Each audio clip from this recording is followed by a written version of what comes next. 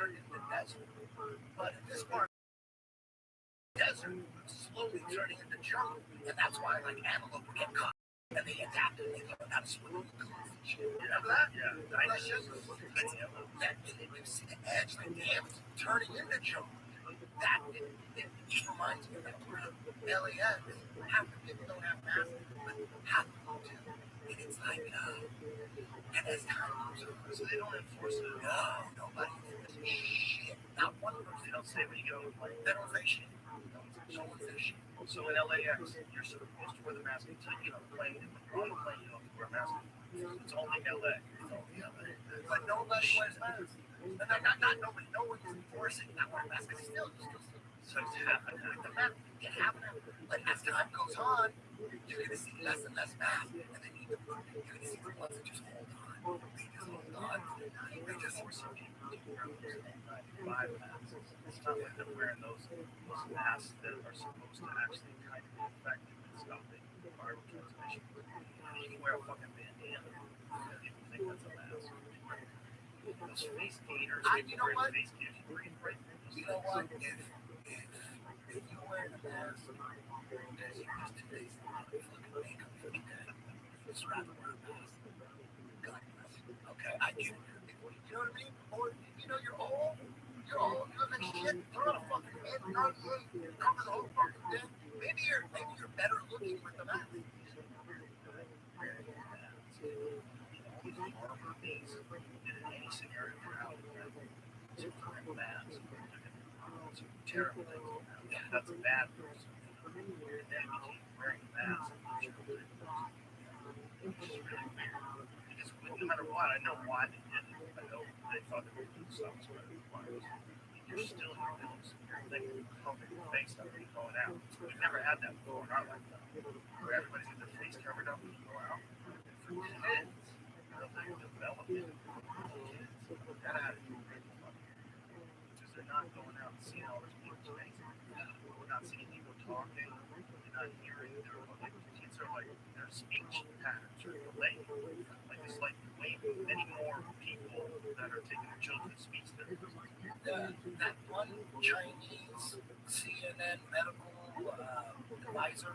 Oh yeah, I don't know that is. There was an article that just got released, and now she's saying that the mask slowly developing on her son. She's saying it. She's saying that shit. Yeah, so I don't know. They've never done that one. There should have been. There should have been some sort of study to try to figure out the impact of this. And it should be also studied to try to figure out whether or not these fucking things actually stop the transmission. You know, it's just we got accustomed to putting fucking masks on. Just China is not weird for them. They do it all the time. They have pandemics all the time. They do it all the time. They got that shit on lock. They go every 6 months. Hey, guess what? They're in fucking masks on. They got that shit on lock. They're like, you guys are just throwing masks. They're doing this shit forever. That's all they gotta do. Hey, guess what? Variants.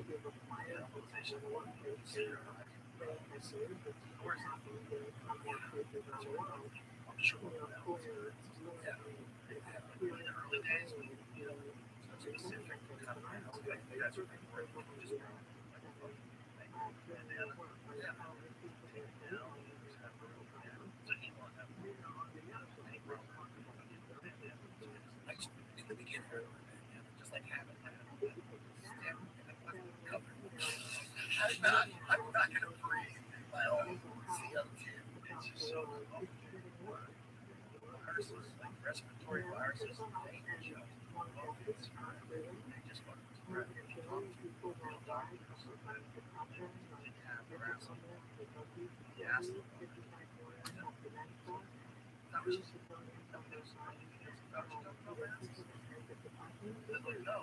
where he says, don't take care of your health, lose weight. And then he says, you know what? I only said that because I didn't want to run out of masks. We need them for the doctors. Like, shit. The problem with a person like that is they're normalizing that thing. So they're lying for your own. So he's normalizing one of the most dangerous lies. And misinformation. We talk about scientific misinformation. That's a dangerous lie because it goes massively into repetitive. If you lie and told people you don't have to wear a mask, they heard that. They never heard you correct it. They never heard anything else. They're going to always go back to that thing and say, I don't need it. So if it really did work and you lied to them, you had a bunch of people out there who need that. Didn't wear masks. How many people you got sick because of that? That's true. See, that's why they're full of shit. That's why that makes what they actually said about lose weight. Yeah. Don't drink so much, don't smoke cigarettes, and take care of yourself. Right. That's all real. Everybody knows that. And it turns out that's one of the big factors in having to do that work. How long do you take care of your body? That should have been mandatory for the gyms. Yeah. If it was really about our health, you were shutting down the world for our health. Yeah. You're shutting down the world, and it wasn't our health, it's for all people. Remember, they shifted. It turns out when they had those initial data, average age that was 81 before go home in and more minutes. Yeah. Okay, let's make it.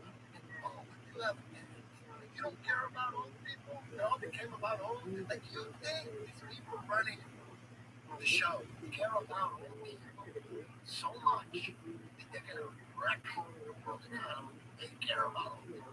They're really going to shut everything down. They just kill everything. Destroy the economy. Destroy businesses. Destroy people's lives. Take away their beach. Go to the beach. Can't go to the beach.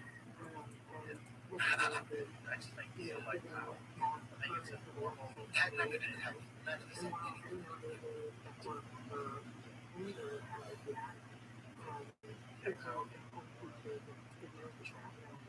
And then when you say something initially, it turns out to not be true. They want to cover that as long as they can. Keep that bullshit going on for as long as they can. They don't want everyone to fall. That happens with every society where someone's running things. People are running things, they make mistakes. They try to make a mistake, they double down, triple down, they try to keep people scared, they try to keep people in control, they try to keep them, if they admit they have fault, and that's bad because it empowers the political opponent, so they never do. If someone comes out and says, that's on me, I fucked up. I caused 75% of Los Angeles restaurants to go under this my decision, and it didn't have to be that way. All those businesses could have been open for the same amount of people they have died.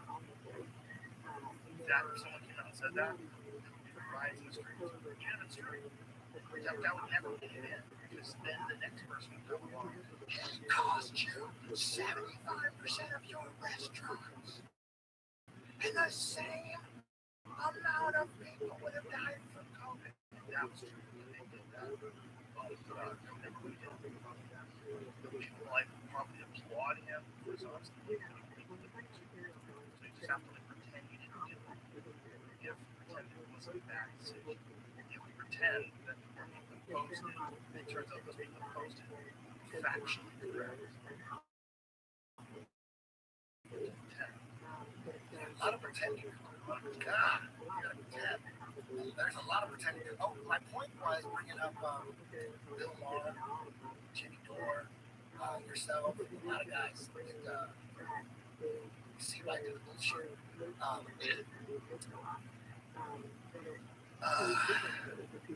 You have to think like you're seeing how you realize like a lot of them. You see it more now than ever. It's way more clear now than ever. And there's a lot of people. They're starting to see that there's just nothing what we do that got like so much agenda. They don't care about us. They just care about the government. That's all this shit is, right? It's obvious. It's so obvious. It's so obvious. I know it. You felt it. You're like, damn. So now you probably trust mainstream media way less than ever. Well, I understand.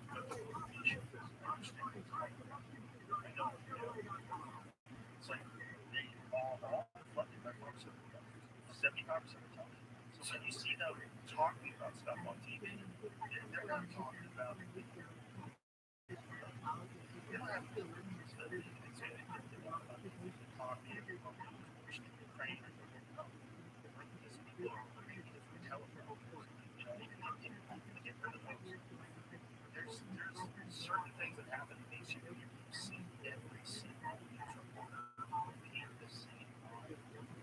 Oh, yeah. Hell yeah. Totally. Yes. Because you realize, like, what is going on? They all get the script. People read the same script all over the country. All over the country. Right?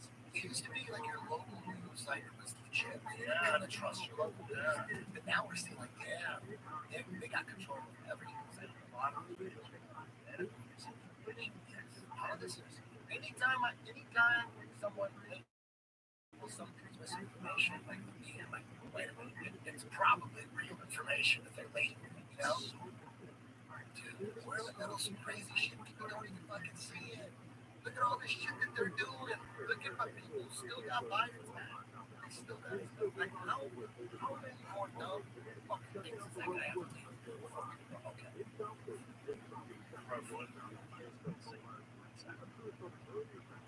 always worse than I've ever seen. Yeah, poor guy. That poor guy. No bullshit. Like, that was my dad. Like, yeah, this is not.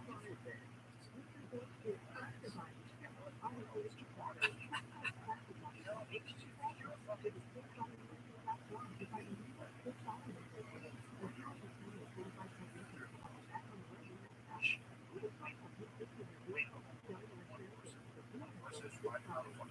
Truck, leaving people and fucking stump speeches and all these lights on your campus. Fuck that. Fuck that. That is set.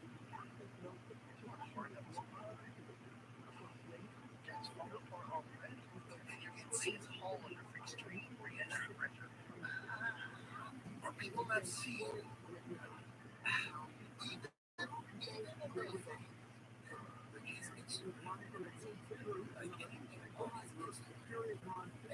speeches and edit the shit out of their constant changing cameras? That's why they made him wear glasses. Alcohol and sunglasses on. See, and they go from different cameras so they can edit. Dude, there's a video left and right. When he got COVID like a month ago, there's a video where he's like standing like on the porch like house. And right when it goes, he's got, as soon as they start the video, he's so happy that he got jabbed. And he's feeling fine. Thank God that I got jabbed. I'm feeling fine. Right when they start the video, he's got shades on. So they go, ready, go. And then he takes off the shit. He goes, listen, no, I got COVID. I'm doing great. I'm so happy I got vaccinated. Dude, right when they start to take the shit, it's fucking I said so funny. That was like so staged. Yeah. It's like, no, you're taking them off to keep them on. And when I say go, ready, go. You know, the craziest stage thing was they made Chris Cuomo. Yeah, they filmed him coming up. They made, all right, Chris, now you're coming out for the first time. All right, so you're very excited, and let's go. Action. Like, takes the minute. The guy has to go upstairs. This is his first time upstairs in the house. Meanwhile, there's like, he got in an argument with someone on a bike. Some guy that was like overlooking his property, his building.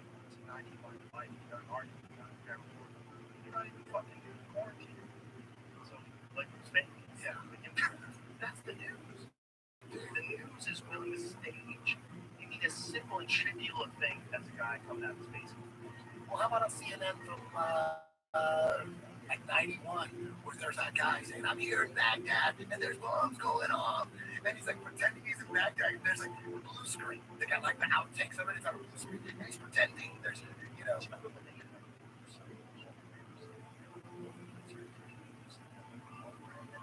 Yeah. Oh shit. We're like getting a glimpse of what the future's gonna be like. You could be in London, but you'd be standing there, and I could look at you know, like fucking Princess Leia coming out of Argentina. You know what I mean? That's what it's like. They have, you remember those? Yeah, they did it. Obama and Oprah during the beginning of this pandemic. They did like a show. It looks like we're doing an interview in the same room, but I'm actually. Yeah, see? I have no information. I wasn't even trying to be on that. I wasn't even trying to do it, Bravo. Not bad.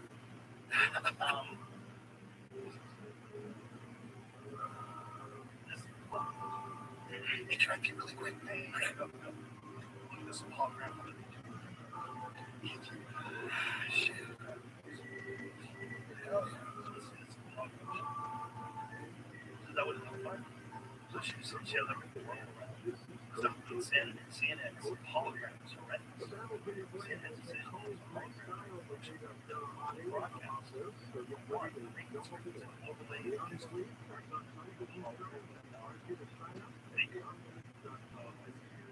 So they pretend they have a hologram.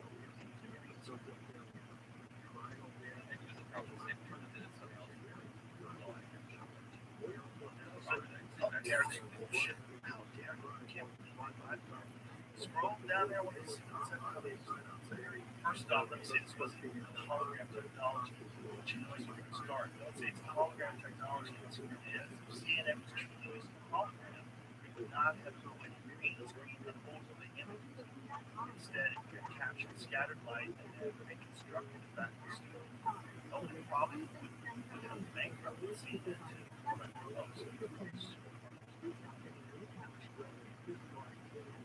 That's the future. AR,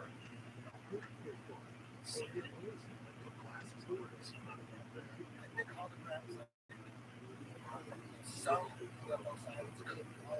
they can make holograms.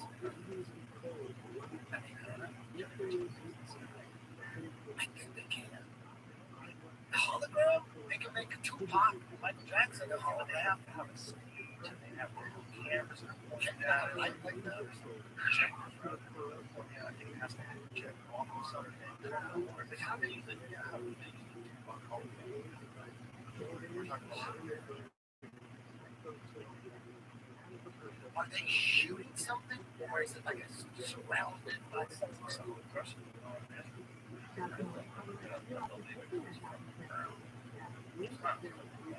So is it something above it, like that reflects? They also, like, I don't know, I'm going to check. I know for a while they had like a screen. They could just sort of project something on the screen and gave it depth. Were they calling it a hologram? Tupac was called a hologram. What's the Tupac? Yes.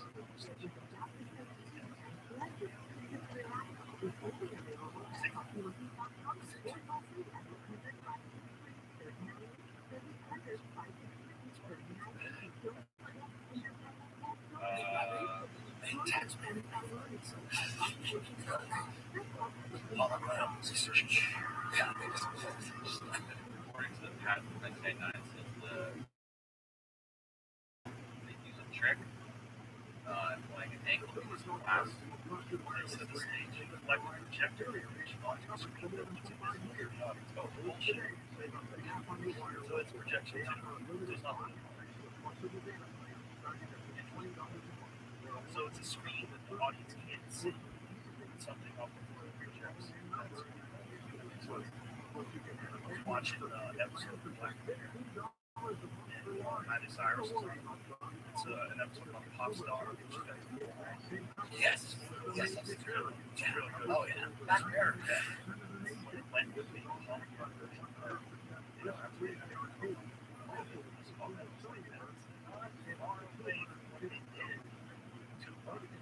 Can you imagine they could sell? I guess they'd have a good band something, right? Concert tours of the hologram. Maybe they'll see that just a concert tour.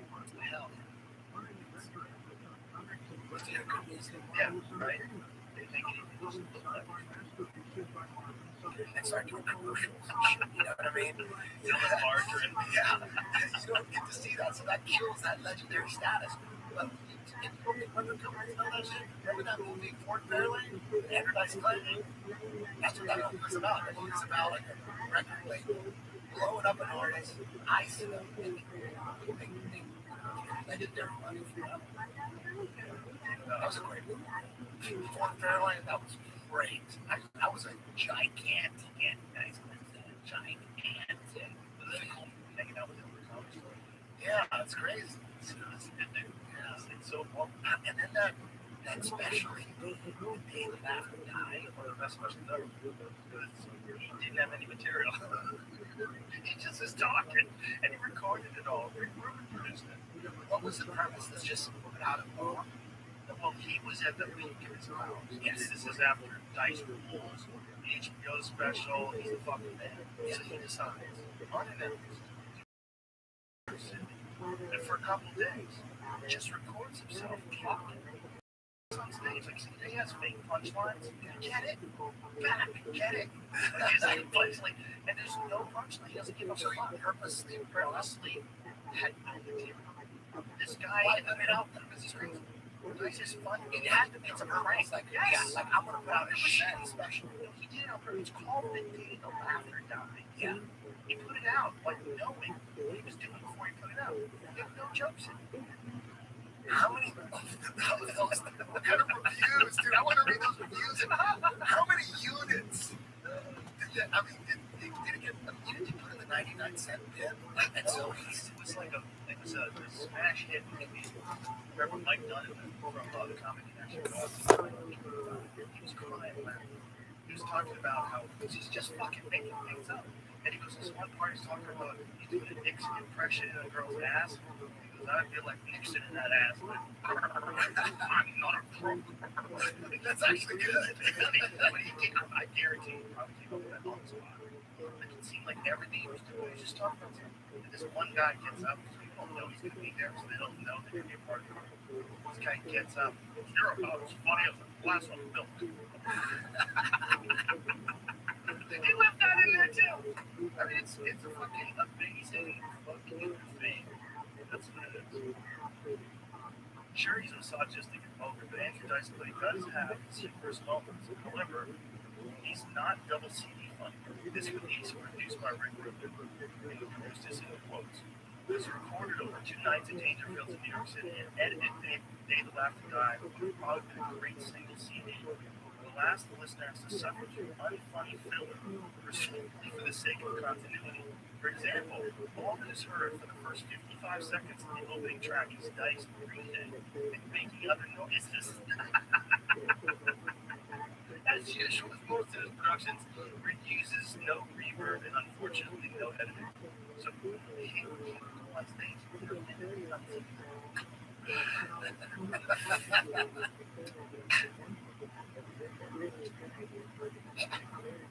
It's like he would practice in the OR.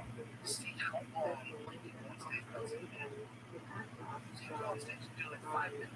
Not say a fucking word. It's just like a test of will. Because there's this thing where people enjoy their time. I've never been able to come in here, a famous person, Dice Clay. Everybody's like, oh my god, Dice is here. This is going to be great. It's not great at all. He fucks me. Let's hear that. I think he's better. Yeah. No, he had, what was it called? Part of the face.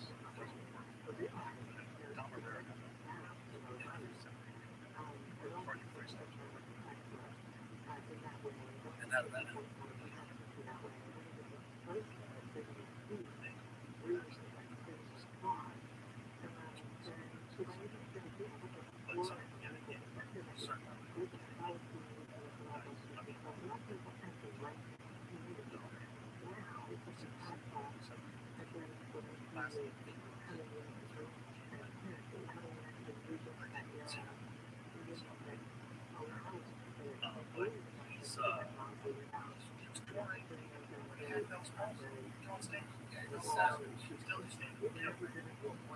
Went to see him at Riviera was me and Jim Morton and Anthony in his prime. No, it was like recently. Recently, within the last decade. And it was like whenever they closed the Riviera, it was like one of the last. They left.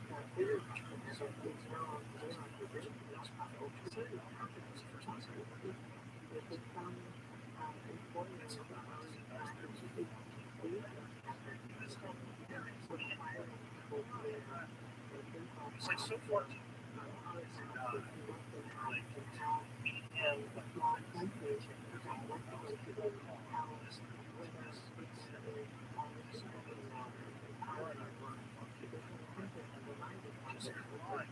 This muffin said on her phone. I loved all that. I listened to that over and over. But it was different.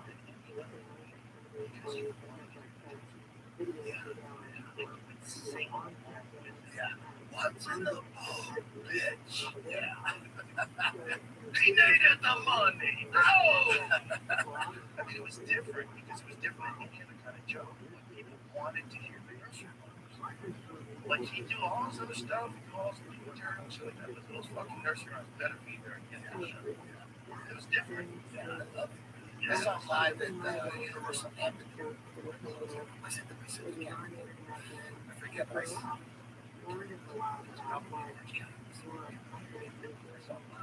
This was like 1989 or something. Like at he was at his peak, and then I didn't see him at his peak. Like, he was still big. It was the first time.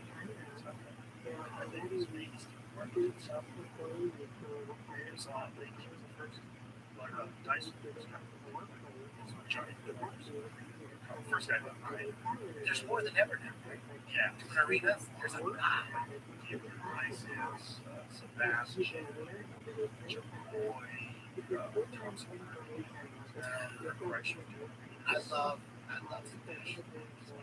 So many guys from the comedy store 2000, 2001, 2002 when I used to go just to hang out with you.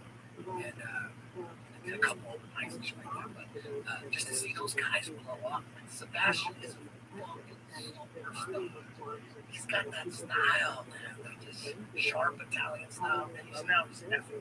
He's got a voice that comes effortless. Yeah. And it's clean. It's super clean. Oh, yeah. Yeah. It doesn't matter. Yeah. You can go on after someone talks about something. It doesn't matter. It's so fun. It's just really interesting to watch it. Because, like, he was trying to find that thing. And one time, I remember I was in a hotel room in Vegas. And I just looked at the shows. It showed us. Oh, shit, this is really good. It was really funny. It was like a dance. Killer killed me. Recently in the comedy store.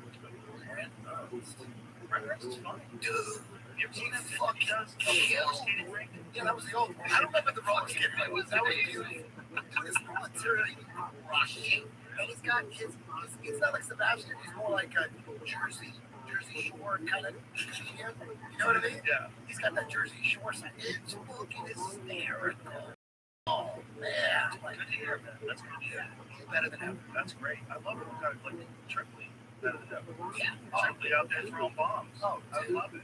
Every night he crushes. When he's in front of a tinfoil hat comedy crowd, he crushes. And when he's in front of like me too. That's the reason we did the tinfoil hat comedy show is because I just want you go play a comedy show. 99.999% of your audience is a fan of yours. They pay good money to see you. So you got a whole fucking arena of people that love you.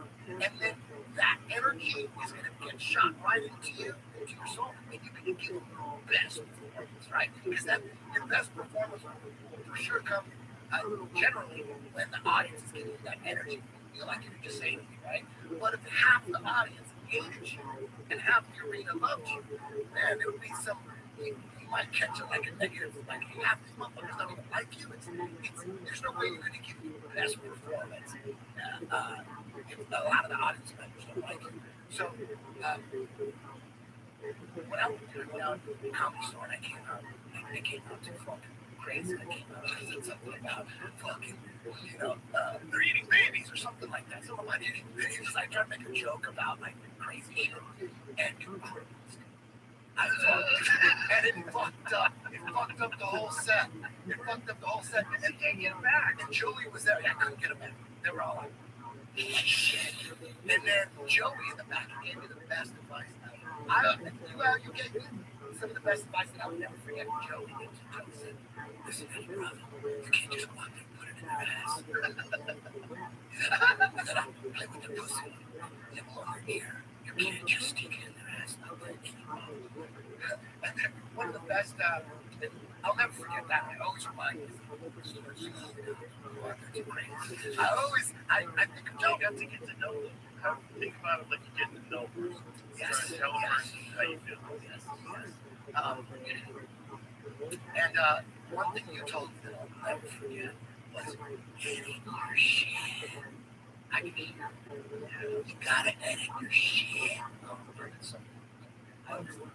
Very important. Yeah, when you're writing, you want to be able to be funny without using a lot of extra words or necessary. So when I go back and I listen to my shit, I'm always thinking about it. I don't edit this Economy shit. of words. Exactly. Yeah. But then you also build on stuff too. There's like two different things that go on simultaneously. Sometimes the premise they haven't told things over, and you should write more about it. Like you should add more to the bit. Yeah. But at each point in those bits, you gotta add those words. Yeah, and that's what comics is oftentimes they do. They say it one way, and it kind of works, and they keep saying that forever. They don't fuck. You gotta fuck. You gotta try to figure out that sometimes they do shit. I fucked with the killer bits before. Or like a killer bit didn't work that way. I tried to do it a different way, and it just didn't. I was trying to go slower and talk about the subject didn't too hard. But I went down that road. I got back down the bit songs. I learned recently that I like crowd work. You know that show Stand Up on the Spot? Yeah. It's all crowd work. Yeah. So the premise of the show, Jeremiah Watkins, he does it in the belly thing. The premise of the show is, you can't come up there and use material before that's really good. You gotta go up there. Well, the audience puts their hand up. Yeah. And when they put their hand up or call them out, they have a premise. Yeah, but it's really easy if you can find the premise and then attach it to one of your bits. Right. So you're not supposed to do that if you did a bit before on stage. You're not supposed to do it, whatever. So I thought, shit, this is gonna be challenging. I did it like 2 years ago when we first started doing it, and I kind of had like a big mixed feeling about it. I don't know. I was like, damn, I don't know. Like, that was hard going up to the military. Fuck, odds of bombing. That was like 50%. You know what I mean? At least. So the last time I did it, like a month ago, God, because I generally don't go on stage. Exactly. But I don't go on stage. Yeah, but that's a different gig. Yes, totally. So I was about to go up, and something had a jam. As he was introducing me, and I got high, and I walked up. Man, I had so much fun. It was just fun. Oh, hell yeah. Do you still get high when you go on stage? I mean, every time. Most times. Sometimes you don't. Occasionally you don't. And you're still crushing. Yeah, that's still the same thing to do. It's just like what I like about mine is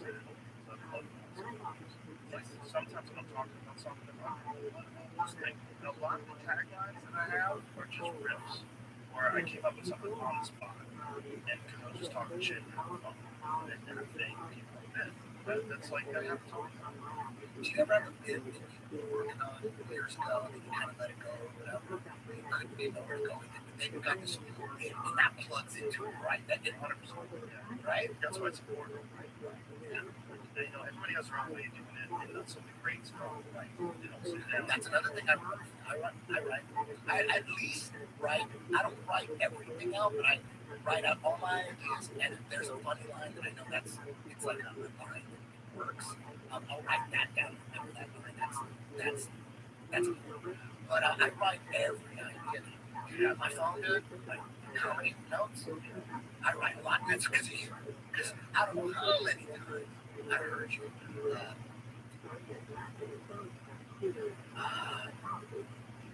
Tell other comedians, like, dude, you gotta write new shit. You gotta write new shit. I take out the road, and I would do an hour, right? Do 20 minutes, and then I'd come back to town 2 years later because I special that much. A whole new hour. These motherfuckers are in the same 20 minutes. And I'd be like, hey man, you are never going to get out of this spot with the same 20 minutes for 5, 6, 7, 8, 9, 10 years. You can't do that. You gotta fucking put out a special, and you gotta abandon all this shit and start from scratch. You have to. Oh, yeah. I've heard you say that many times. I remember that shit. But that's just like the guys who just, they got stuck in this old way of doing things. They just tried to help. It's a bunch of guys that came out from Hollywood, and all they really are is The time get a 20-minute, 30-minute set. you just get yourself cast in a sitcom, and Sitcoms are fucking all over. I mean, they're totally, right? Doesn't it seem like do they even exist? definitely exist. I have a friend. It's not great. I have a producer friend in Hollywood, and he's down with me. Like, he's in production. And like, you go to movie theaters, like, there's the movies. Like, where the movies at? Every weekend, I'm at like 3, 4, 5 movies. Every weekend, there's like all these. Everyone going this guy, he's telling me that he thinks that like whatever's running, like whatever's pushing the government narrative, they at some point they figure out, okay,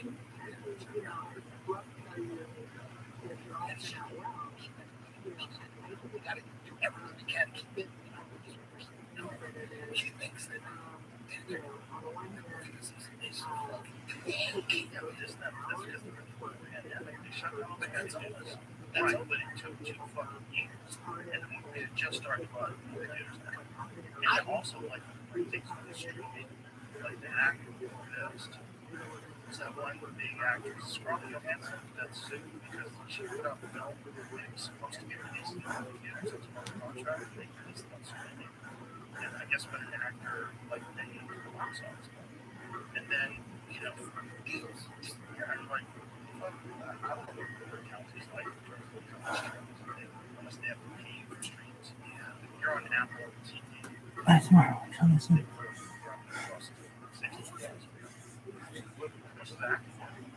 Just like box office is like a ticket thing. It's the same amount of money. Like, how much do they get? Because that's where the money comes. Like, you see the big box office ratings, right? So, oh my God, Terminator 3 numbers. And everybody sees the numbers like, whoa, number one, the box office, Terminator 3. Whoa, but everybody hears about it. It's like one piece of business that seems to be like everybody's public opinion. Everybody wants to know because everything's public information. That's what how much money that it's all about how much money. How much money is Sylvester Stallone get for that? Isn't that crazy? Isn't that crazy? The money's very Matt Damon praised for his perfect explanation of why movies are like they used to. The DVD is a big part of the business. So that's part of the ticket. Sure, right? There's no DVDs. It's like what it says. What do you already said?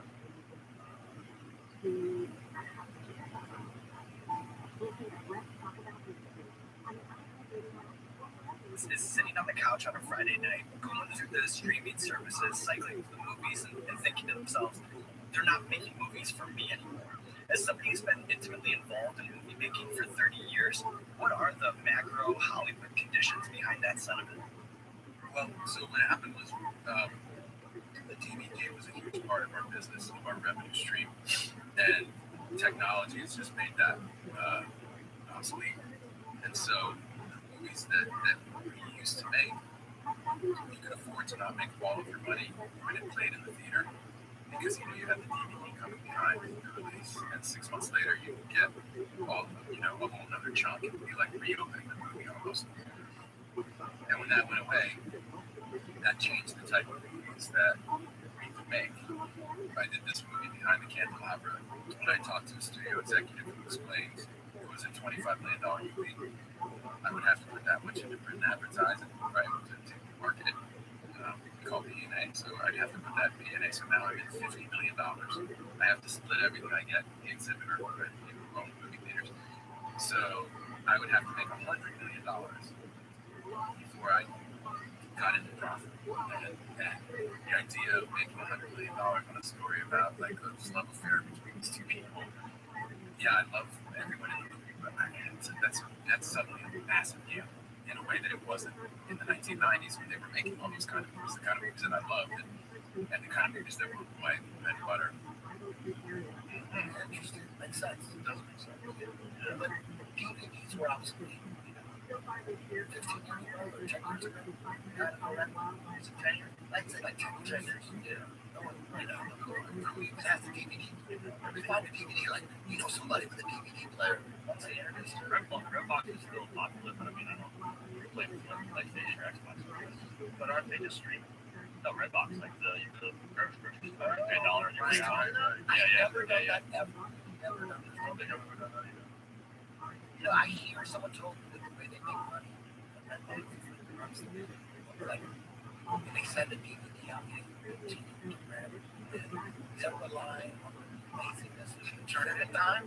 So they're relying on those late fees. That's what they're really making. They're like, keep it breaking. Sure, do whatever you want with it, lose it. We're gonna charge your credit card. Remember that used to be Netflix. Yeah. They want to lose it so they can charge your credit card. It's not wild, but then that's what it is.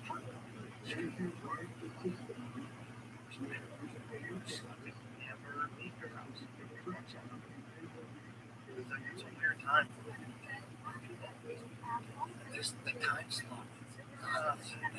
That's nothing.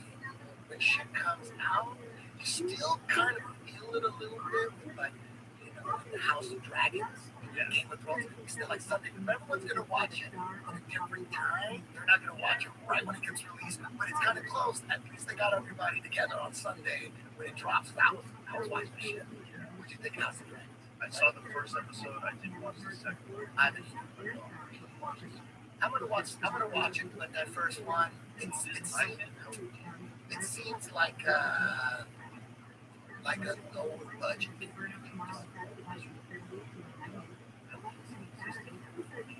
But in the fucking House of the Dragon. Whoa. Okay. I loved it. I thought it was fucking great. I'm excited. They set it up good. I thought they set it up good. I did like that they, because generally in movies, like we have a scene where someone's getting burned in, the mother or the baby is gonna die, whatever, dramatic scene like that. Usually one lives. Oh, sorry. Did you not mention like that? Okay. That's a dramatic one. Okay. But I like the one. Wow.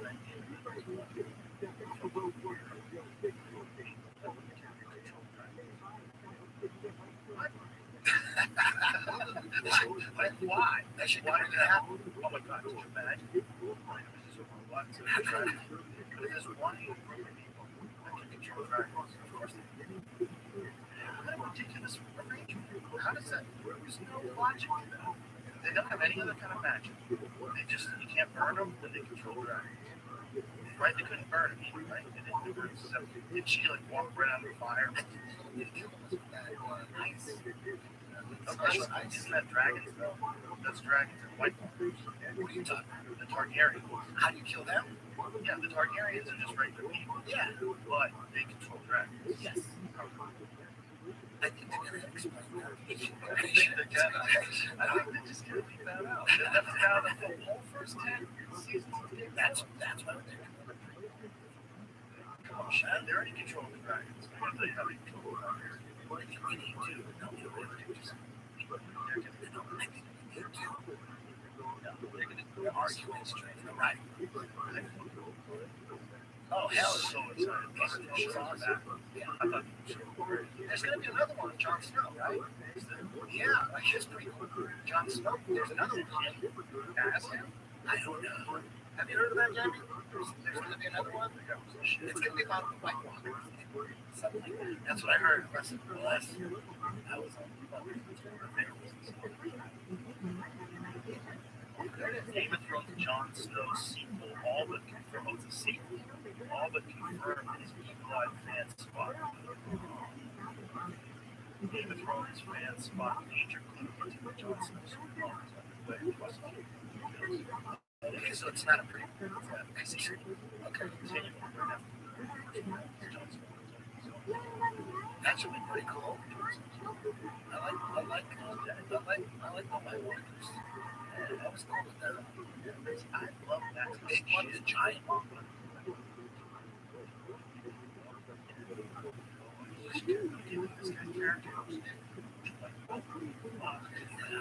Yeah, that first episode. I didn't start watching Game of Thrones till like 10 seasons in. I refused, and I just refused until you finally see me trust watching it. Because I'm passionate about something. I'm legitimate, right? You just fucking watch one episode. Why don't I recommend on the fence shit to you? Yeah, you just come with the good shit. So, and I know that. So I watched the first episode, and that's the one where brother's fucking sister, and then the dude fuck, and then they push the little kid out the window. I'm like, dude, this is gangster. Yeah. They chop the fucking kids. You gotta come strong with that first episode. You gotta, you can take a couple episodes off. Sometimes they take a couple episodes off. They're like, dude, I didn't see nobody die. I want to see someone fucking have their head chopped off or something. Some kind of massacre.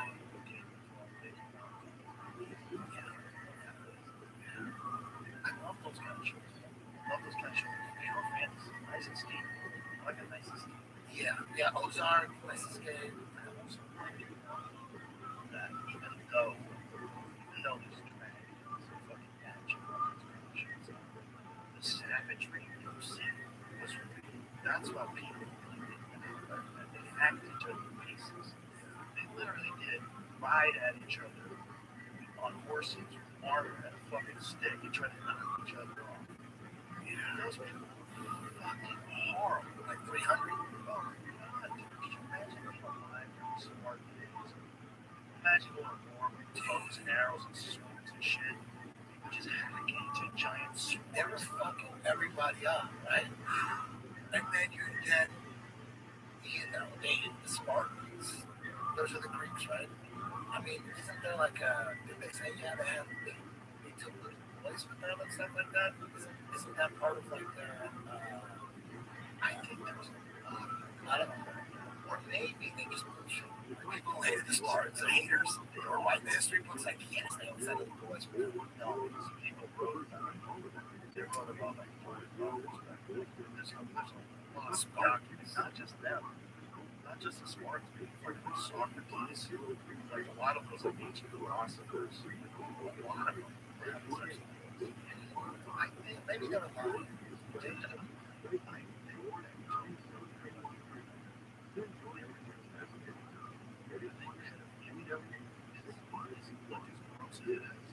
You go and look at chimpanzees.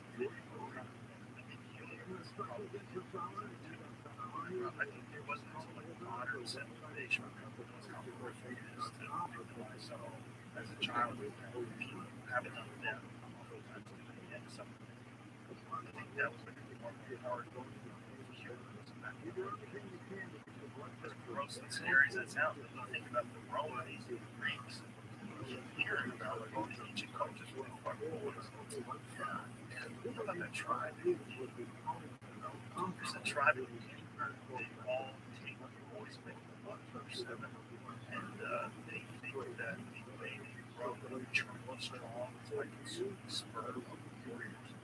So the warriors have anal and oral sex with them, and they're like, This about the Spartans, isn't that almost what this says right here? yeah, the state of Sparta being homosexuality relationships mandatory.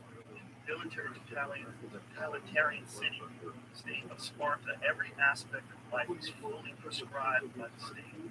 All Spartan males underwent full military training from the age of 7 years. At the age of 12 or 13, is included taking an Orestes from among the older men. The older lover was seen as much as a mentor and a role model for Spartan boy. As a lover, the performance of the battle was not the responsibility of his mentor. Thus, it was an educational as much as a sexual one. To that. There's no doubt that some relationships between Spartan men and their proteges no longer sexual. They have to be. There's well-known sources of our knowledge about Sparta, Tartan, and Xenophon stress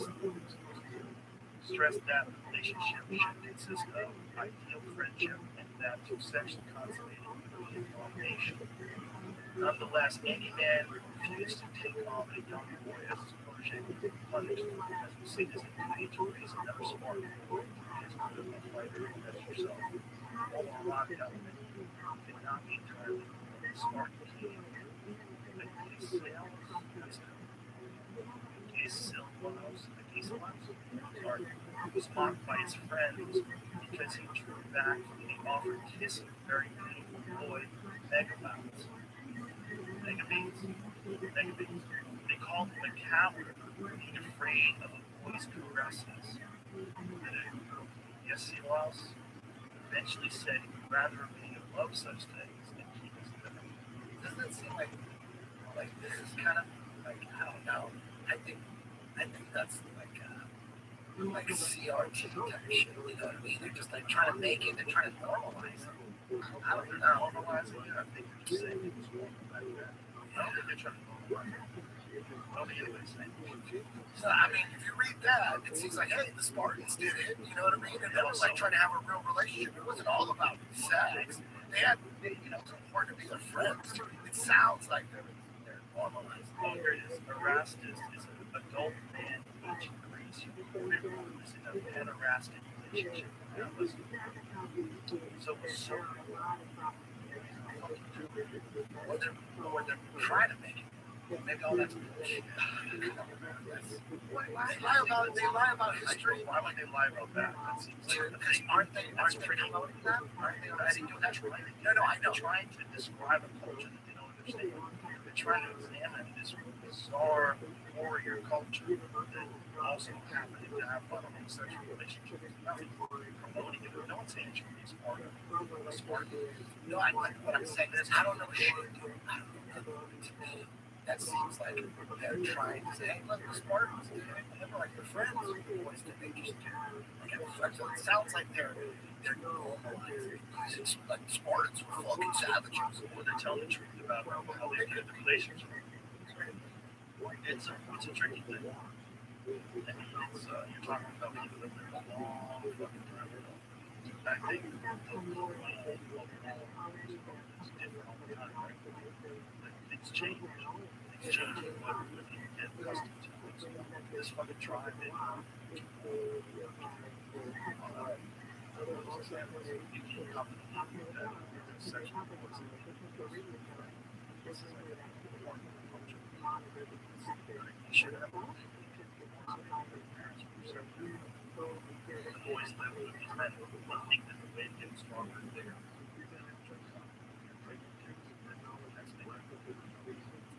That's how, that how monkeypox started? You know what I mean? Like, what is it about a male asshole? What's in a male asshole that's not a female asshole? Gives you monkeypox. How come a girl's asshole will be the monkeypox? I think a girl could get it, but she has to have sex with a guy who's not. So a guy has to have sex with a guy who's not. It's coming mostly to projecting gay sex for no reason. But that doesn't mean okay. Some people have gotten it. It's like 2%. There's like 98% guys having sex with guys. I don't think. To me, my conspiracy mind tells me that that's how they get you to believe it. They can present something that's nothing to do with you, not gay, nothing to do about it's the gay people. They're like, damn, shit, they got them not gay, they're getting all these fucking listeners all over the god damn. But don't worry, it's just the gays. You don't have to worry about it. You go on by your daily life, and then all of a sudden, you hear it's spreading to assholes too. And everyone's gonna get it. They're like, oh, that's how AIDS was. AIDS was just gay disease. That's what they said. Then all of a sudden, like, chicks now do like, what jobs I guess? Like, oh, have you ever seen that video of like a guy? He's like running on the sidewalk and goes around a curve and he's running, and then there's a raptor behind him. Yeah, you see that? Yeah. And then the raptor comes around and everyone just fucking loses their shit, right? Why was that guy necessary? The guy running? Because at first they're running like that guy. Why are they trying to trick me? This guy's running. I have nothing to do with this. I'm just running. I have nothing to do with it. I'm just running by. So they believe whatever he's running. So they see the raptor. Oh, they believe it. Right? But if the guy ran around the block and went because there's a raptor after me, please help me. And then the raptor comes to be like, what is this shit? You know, but since the victim wasn't involved in The victim wasn't involved. That's how you prank people. Have them hearing shit, but it has nothing to do with it. That's how you sell it first. And then after they sell it, because why would you rely on him? Because he's not even involved in it. Then boom, they focus on him and that's like look at Poe. Look at everything that involved the victim or not involved the victim have to be things. So that's what I think. That's what I think is probably gonna happen. It's gonna be if they don't pull the plug on it, they might just pull the plug on it. But if they continue to go with it, it's going to be a disease. It's not going to be just a gay disease. Everyone's going to be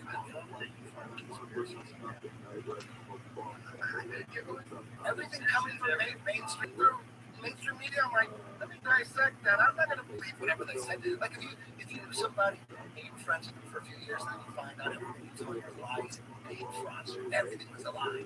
Anything he would tell you from that point on, a smart person would, a dumb person would go, yeah, just because he lied about his whole life, it doesn't mean he's lying about that. I'm going to give him the benefit of the doubt on that. No, a smart person would go, I don't believe shit he said until you show me irrefutable evidence. And otherwise, I don't know what you're saying. Here's my take.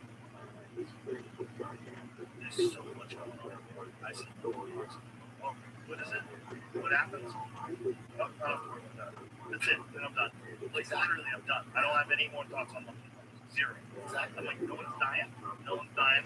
They have a vaccine for it. And you're not gay. And we're good. We're good. I don't have to think about it. So I don't think about monkeypox even a little bit. It's out of my mind. So I see it on the news. It's like when I scroll through Instagram with some shit that I'm not interested in. I just keep scrolling. I'm not paying attention to it. But I've gotten better at that. Like when I was younger, I would start thinking, like, this and I started digging deep into it, and now I'm like, there's too much shit to pay attention to. Monkeypox doesn't seem to be yet. You have zero theories on monkeypox. But there was this crazy series of photos that Dave Star put up like that he was like having this great gangbang, and then the next post he has monkeypox. You know, monkeypox all over his face. His ass. Because you got monkeypox everywhere. You should have stuck to the team. You would have got credit for it.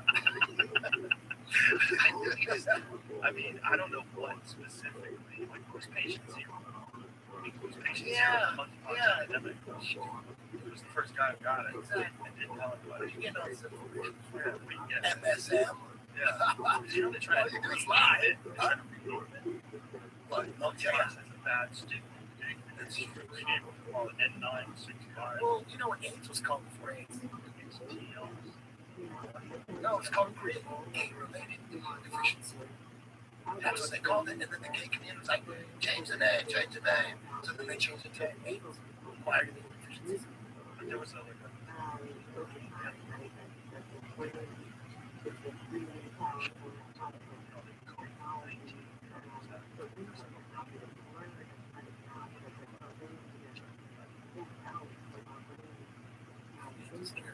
I had AIDS a couple times. I got a couple tests. It was cool that wouldn't have sex with you unless you had AIDS. Do you remember those days? everybody was scared. Yeah, everybody. Just for sex. They thought people were dying. Everybody thought people were dying from sex. That's crazy, right? Yeah, they got people good.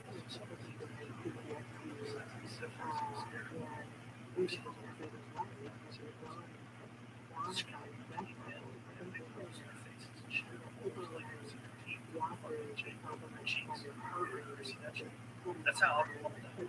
That's it.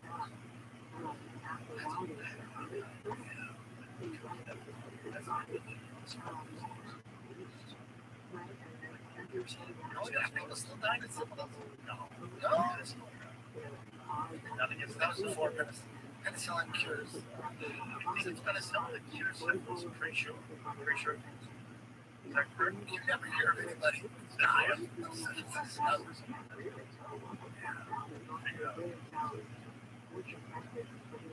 Single injection of long-acting benzathine penicillin G to cure the early stages of syphilis. Primary, secondary, and latent syphilis. CDC recommends 3 doses of long-acting benzathine penicillin G at weekly interviews. Latent syphilis or latent syphilis. Yeah, that's a horrible one. You know, that's where the term big wig came from. Sorry to bring this up. These brothers were spoiled. They had settlers. Raw patches of fucking meat on your head.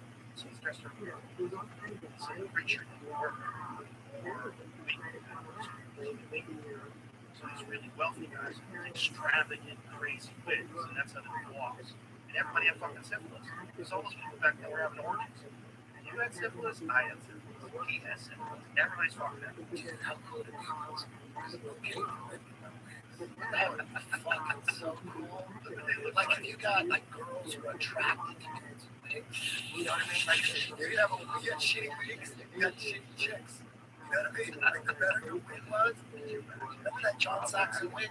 Remember Enter the Dragon, John Saxon? Yeah. Talking about the Well, there was some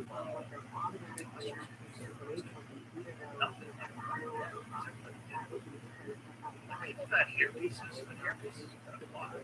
And it's tattoo so like this clever. But that's not a lot. Everybody knows. Everybody knew that everybody else walked right to it. It's clear to all the wigs. First weeks in the school, because it's like right. Persona, there's a lot of like, sketch comedy. Like, he pulled it off, and it went right, and he was cool with wigs. God, bring wigs back. That'd be so fucking Find fun. some image. Oh my god. What was the time period we're talking about? I would get an Edgar. Those Edgar cuts. That's what we're wearing. Hell yeah. They look like later. Yeah, exactly. That's why look at how old his friends are syphilis. These people have holes in their faces. And the images of people dying of syphilis. Images of people dying. Bring back wigs. The images of these fucking people that have like that kind of mustache.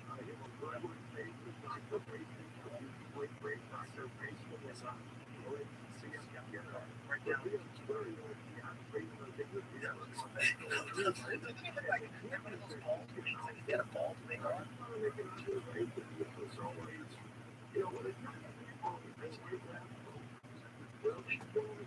Jesus Christ, that lady's hard.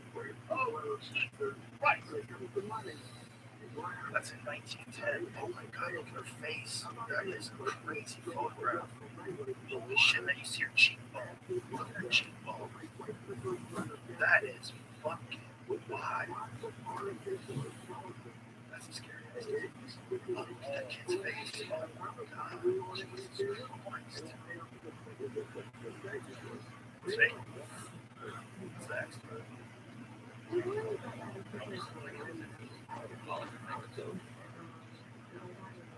my god, but that child is fucking. Oh my god, that's horrific. What if it was like some kind of medical experiment where they shot people up and they just blanked it on pussy? Dude, I don't trust shit, dude. I look at anything, any old history, and I'm like, is that fake? Is that real? I don't know. Well, maybe it's a real disease, but maybe the government caused it, and they're blaming it on us. Where do they think syphilis came from? I don't just talk some shit. I don't know nothing. What are the first hit? Let's find out what's the first ever case of syphilis. If you had a guess, the diagnosis of syphilis. 1892. Well, they had it way earlier than that because those people, big wigs, that was in 87. Further down. Yeah, that article said that ravaged Europe. Worst, or was like the next worst thing after Black Death. Everybody got killed. That's terrible. What do you imagine?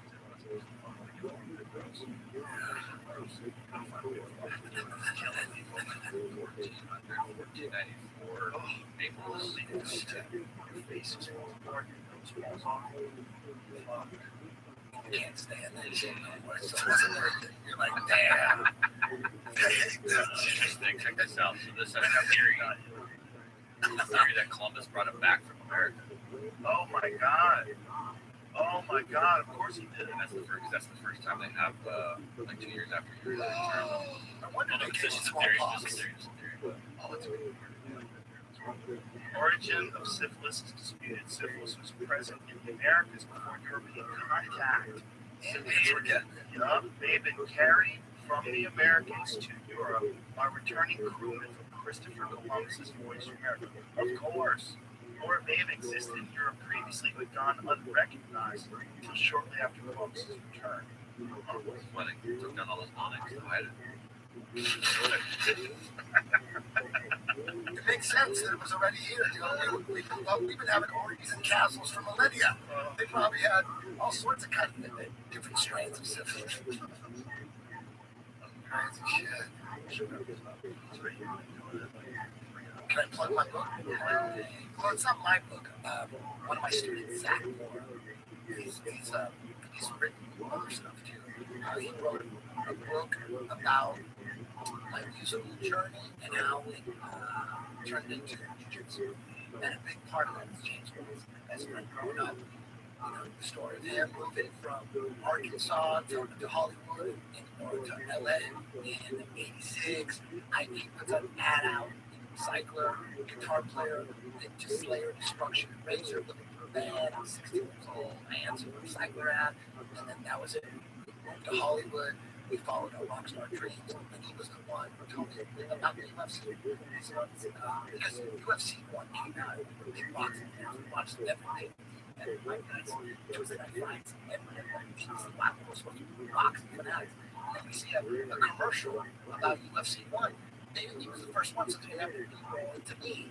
I looked at that like this is probably going to be like WWF. It's going to be like the rest of the same thing. Like the first commercial of the UFC, dude. It's like a high school production. Yeah. And so we missed UFC 1, and then he comes up, we're living together, he shows up, he says, dude, I was at Guitar Center, someone said that Ultimate Challenge shit. It was real. I go, it was real? He goes, yeah, it was a bunch of different styles, they all fought each other. I'm like, what? And I was doing karate at the time. I go, was there a karate guy? He said, yeah, but they all lost in this one. It's like me.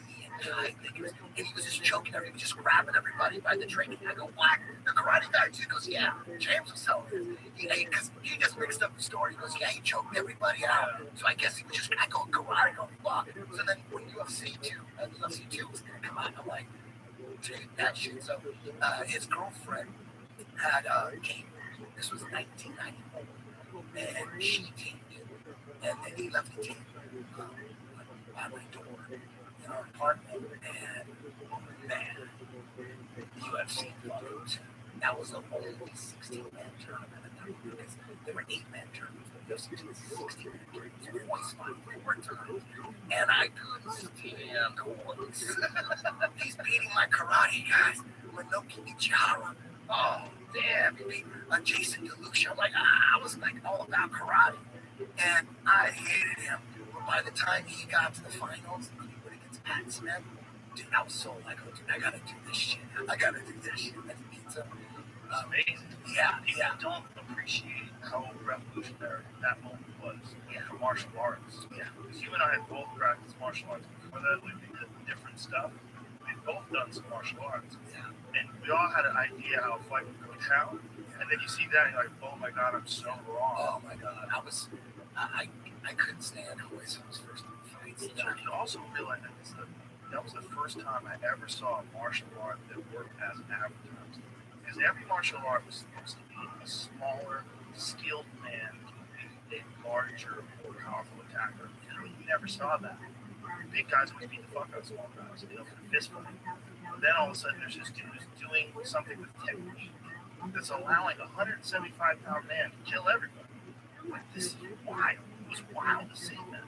Revolutionary for us. Yeah, so James was a big part of like my evolution in the sport of jiu-jitsu. So the book is called Mastering the Metal. It's available for pre-order now on Amazon, and it actually comes out probably February. But it's pretty much done. And I got a new podcast on Rockfin called Look Into It. On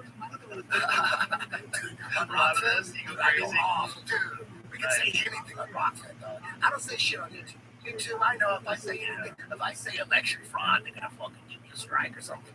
So I keep YouTube clean. It's all business. It's all kind of jujitsu. We just keep it all business. But Rockfin, dude, everybody at the top of Rockfin, fucking awesome people, fully red pill, and not red pill like Republican, red pill like Matrix, Awake. All the guys at the top, they, I can say they never told me not to say shit. They never censor me. So it's a beautiful thing. So that's on Rockfin, and you're on Instagram. That's what you're supposed to do.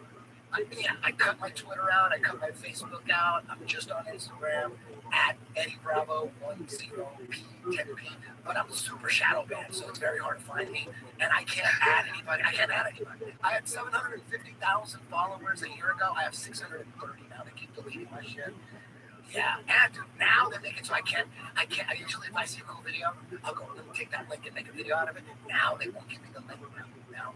Yeah, they got me in some chat though. And everyone tells me all the time, dude, I can't find you. I never see your feed. They always say, I never see your feed. So I'll probably get deleted from Instagram pretty soon. They'll probably just cut me loose.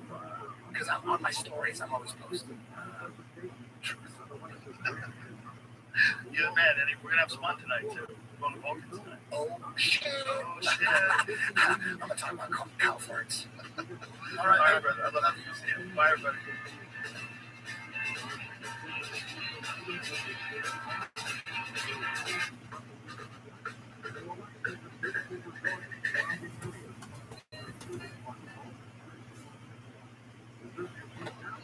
This episode is brought to you by 511 Tactical. Have you ever driven down the road and spotted one of those signs that say 511 and wondered, what the heck is that? Well, if you're in the know, then you know. But if not, here's a quick introduction to the world of 511. 511 stores are your one-stop shop for some of the world's most innovative technical apparel, footwear, and gear. They have incredible backpacks, purpose-built boots, functional fitness gear, and, of course, their legendary tactical pants. So the next time you see one of those 511 signs, make a good stop and explore the world of 511. Or if you can't wait, visit them online at 511tactical.com.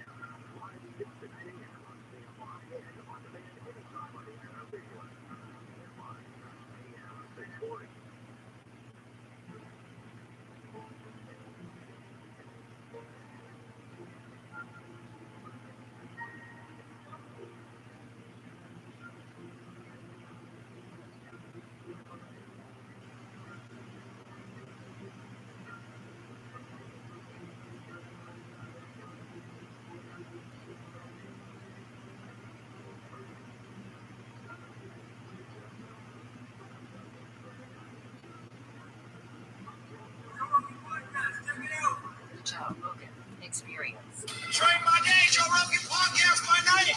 All day.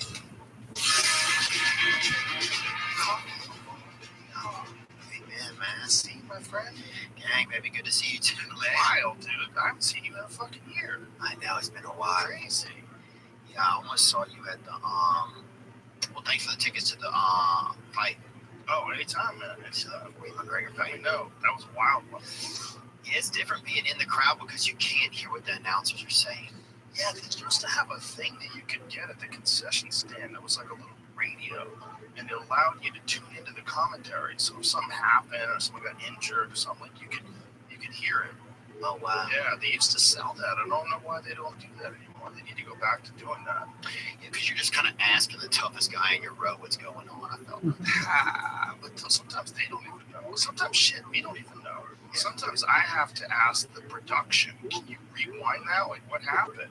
So if you're seeing some guy moving around and like he looks like he's in agony and the referee doesn't say anything, you're like, Oh yeah, that's a good point. I guess if the action's far on the other side of the cage, then you guys are kind of a little bit in the dark, huh? sometimes when a guy's back is turned to you, you don't see if he got kicked in the nuts or poked in the eye. Yeah, miss a lot of stuff. Like that's the beautiful thing about having that button.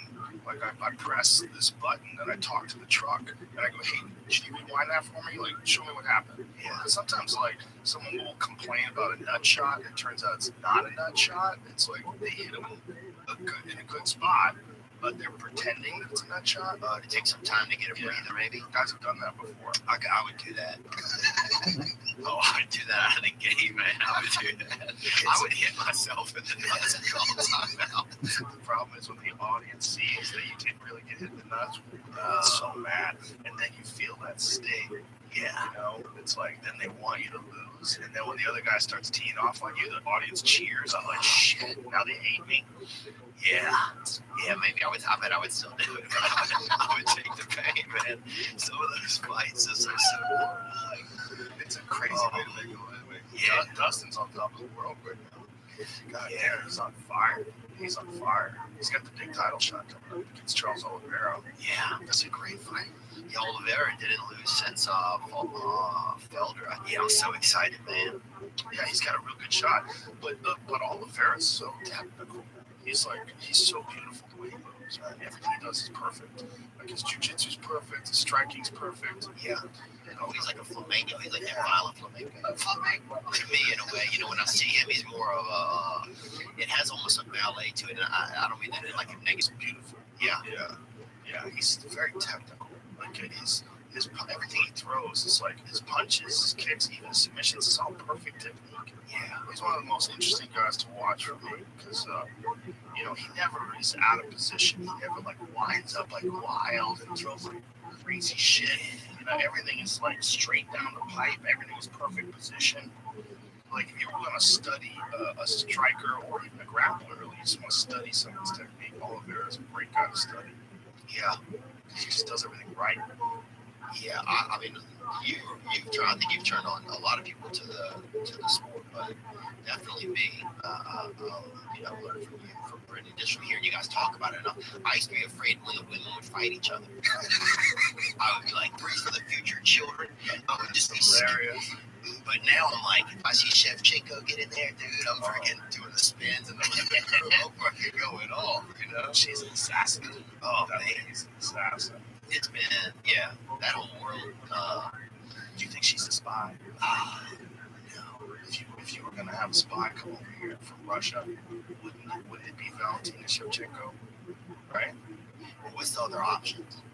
Well, she's just a straight up assassin. Like if it was a James Bond movie, tell me she wouldn't be the greatest spy of all time. She fucks up everybody. Yeah, and they're looking for a new James Bond. I think she would be great. Bro, she's got a gun tattoo. She's got a gun tattoo. Where? Right here. See if you can find Valentina Shevchenko's gun tattoo. She's a serious competitive shooter, too. Like, oh, really? Like a serious markswoman. Like, have you seen her? Do you see markswoman? I've never said that before. Marksman or I was going to say marksman.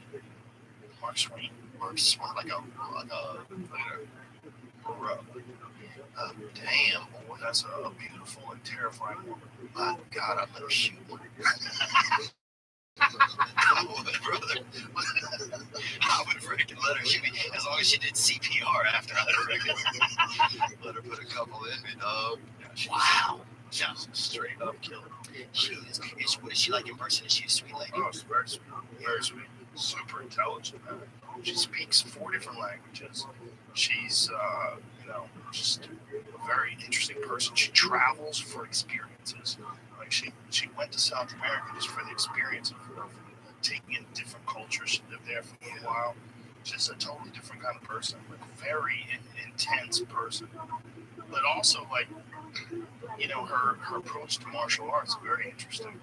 You know, she's like when you watch her fight, she's another one. Like you talk about Oliveira, everything she does is perfect. Yeah, the way she fires shots off, the way she holds her hands up, she never lets her heels touch the ground. She's always bouncing around and moving. She's an amazing example to watch if you were a person and wanted to learn martial arts. Like, who should I mimic? Like, look at her, look how she moves. Yeah, amazing. Yeah, that whole World's fascinating, man. Yeah, I'm excited for Dustin, man. I'm excited. It's exciting. Yeah, being able to kind of get to know him over the years has been cool. And yeah, just that whole universe, man. Seeing all these, like, it's just so. Because I was always afraid to fight when I was a kid. You know, I was always like, it was like that would be the hardest thing. You know, and it's scary. So seeing people do it and like, you know, and that's their way to express themselves, kind of, and make a living. That's how Dustin makes his money, which is crazy. Yeah. Imagine all the money to pay for food and your house, all really kind of crazy. Yeah, I would sneak around and do it. I don't know if I would do it like, I wouldn't do it like sanctioned. It's just such a nerve-wracking way to make a living. Because also, like, you know, Dustin had to get surgery on his hip. You know, he's had stem cells and shit. Guys are always breaking their hands. Like, your body is also what you need to make a living, and bodies are vulnerable. They break. And Louisiana stem cells, and bitches probably had shrimp in them, you know what I'm saying? Like, you know what I'm saying? Like, that thing probably had a bouillabaisse in it or something. I bet he went out of state. I bet he has rice in his hip right now. Some filler. Oh, they definitely put a little extra something in there. I bet he went out of state for those stem cells. Yeah, but that whole world's so exciting, man. I'll tune into all the fights, man. I'll watch it even. I've even illegally streamed it, if I'm real honest, man. I know. Why would you do that? You have all that money? I don't know, man. I haven't done it a lot, but just tempting. Yeah, I think it was just, I was at a different place. I probably wouldn't do it real well, you know. I just illegally. Yeah, just, you know, yeah, I didn't have the thing. Or now you go to different cities, you can't get your thing in a certain zone, or like you're not in this state, you can't do it, or whatever. Well, ESPN Plus works everywhere. I don't know what the fuck you're talking about. He just called me out on that one. But I've also paid for a lot of it.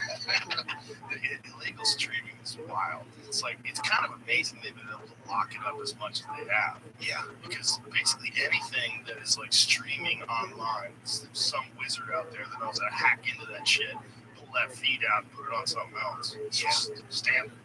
You know? Yeah, I mean, obviously, if you pay for it, you get the real. You're more guaranteed to hear what's going on. You get the full deal. Yeah, I like that. Sometimes when I watch fights, I watch it in Spanish just because I don't want to listen to commentary. I watch the fight. And I like listening to the music in other languages because I don't know what the fuck they're saying. Well, I like that. Yeah, I like listening to people talk in other languages because I don't have to know anything. That's hard. In the sound. Like, what do you mean? Like the Gypsy Kids. Like sometimes I like listening to songs that are in a language that I don't understand. So I just like to hear the sound of them. And the way that, like, I don't know what they're saying, but it sounds beautiful. You know? Yeah, let me think what I've heard. I've listened to some tribal music. Oh, okay. You know, I went through a period, I was watching like funerals, like Middle Eastern kind of funerals online that were, and they're like 5 hours long, some of them, and it's all like these chants and the people coming in different robes and stuff. Wow. And that, you know, that's like a nice filler. I'll use the Calm app, I guess, sometimes. Calm. It's just like an app where people calm. Yeah. I thought you were saying the Calm app. No, the Calm app. Calm app. No, yeah, Calm app. Calm's good. Is that Yeah. Yeah, I think peace is becoming at a premium, I think. Getting some separation from stuff. When you moved to Nashville, huh? Yeah, I did. Did that give you peace? It's definitely different. Like, better? What caused the move? Like, what made you want to move? Well, I didn't know if Los Angeles was ever going to be the same again. It's not. Apparently, they realized Virginia, because of the elections, Virginia just went Republican, and Los Angeles just passed some sweeping legislation about homelessness. They're going to clean up all those tents and shit, apparently. Where's they going to put them? Exactly. They let it get too big. And there's literally 100,000 people on the streets. Oh, the park by my apartment, there's freaking Joe Biden's aquarium out there, dude. It's a bunch of people just playing with. I mean, there's a guy at a femur the other day in the park. They found like a human femur, you know. He'd written like, there's people out. I mean, there's some dicey stuff. One guy got in a hold of a high school drum kit, right? This is the toughest part. So this guy in the park, he's out there playing you know what a high school drum. The shiny drum. Yes, dude. I mean, all night, all hours, off hours. Like, Some people are trying to sleep. oh, And he's in the park. Like, they're annoyed that these people are in the park. Anyway. yeah. And then they get this, you know, I don't know how they get the equipment. And the guy's playing like Uptown, but I even felt like the sheet music that they use at high schools. He's playing like Carly Rae Jepsen, like call me, here's my number, call me, man. Like he's just like, it was horrible. So when did you move? What month did you move? Let me see, a year ago I started looking for places. Yeah. So you gave it 6-8 months with the pandemic, and then you're like, fuck this is not opening back up. Yeah, I just didn't know. And I still don't know exactly what things will be like. And also, I mean, there's tax savings. Like, I definitely save money by living in Tennessee. What's Tennessee have lower state taxes? Yeah, there's no state tax. Oh, like Texas. Like Texas, yeah. So that obviously is nice, you know, to save a little bit of money. Imagine going from this to California.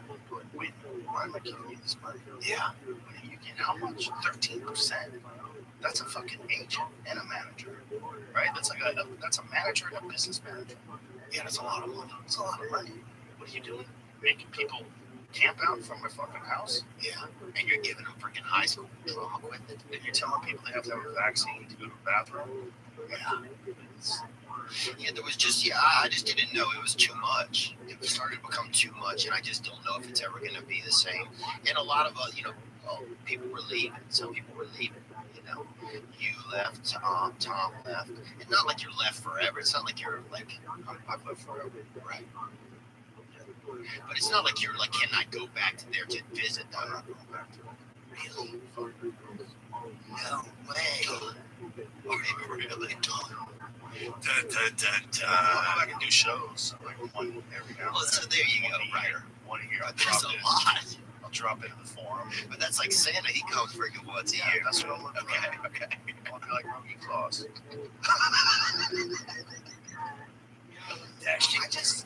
I despise the government. I despise it. I despise their smugness. The way they feel it's okay to close down restaurants and businesses. The way they feel it's okay to just tell people you have no choice. Yeah, they felt like I don't know. I didn't feel as much like a person there. I feel more like a human being, I think, in Tennessee. Nashville's the shit, man. We were just there. Dating over there like 3 weeks ago, 2 weeks ago. Not even. Last week. Yeah, last week. It was awesome. Yeah, it's nice, man. It's really nice. I mean, it's like you forget what a regular city's kind of like when you leave. Like Los Angeles, you're in like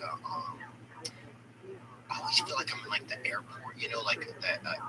Los Angeles, the whole thing feels like an airport to me. Like everyone's transient. Yeah, like even when you leave your place, you're still, it's all an airport. It's like a layover. Right, a layover. That's a good way to put it. The whole existence there feels like a layover. Yeah, it doesn't feel like people are completely invested in it. Right? They're all there for a reason. They're all there to get a job, get a gig, it's so showbiz related. Whether people want to admit it or not, it's showbiz related, and now it's become oddly like internet showbiz related. Like there's all these TikTok stars that show up at these restaurants and fill restaurants up. Yeah, it's like a mobbing or something, or TikTok like takeout or something. I think there's like different things. Yeah, like a lot of there's a lot of these high-end restaurants. Like I went to Craig's, and you know Craig from Craig's there was this woman over there. She was taking pictures with her phone. He was letting me know she's a big TikTok star. And I'm like, okay. Meanwhile, what is she a star for? She's just being herself. She's just her. Yeah, and she's got a lot of TikTok followers, so she has to like TikTok star. Like she's a Grammy winner. Yeah, it's weird. Yeah, it did.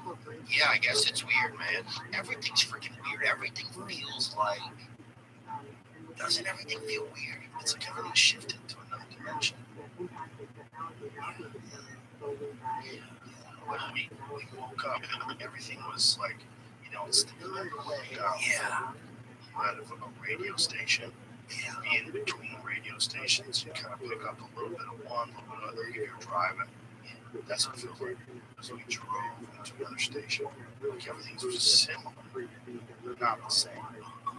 And you see people, they almost don't like. one thing I think some people I feel like are just disappearing. How so? Well, because like there's no workers anymore. They say, okay, so you go in, it's like we're hiring, but people are everywhere. It's like where is everybody? I feel like sometimes people are just disappearing. Like I knew a dude. He's a bartender, and he was coming back from work. He's a very regular guy.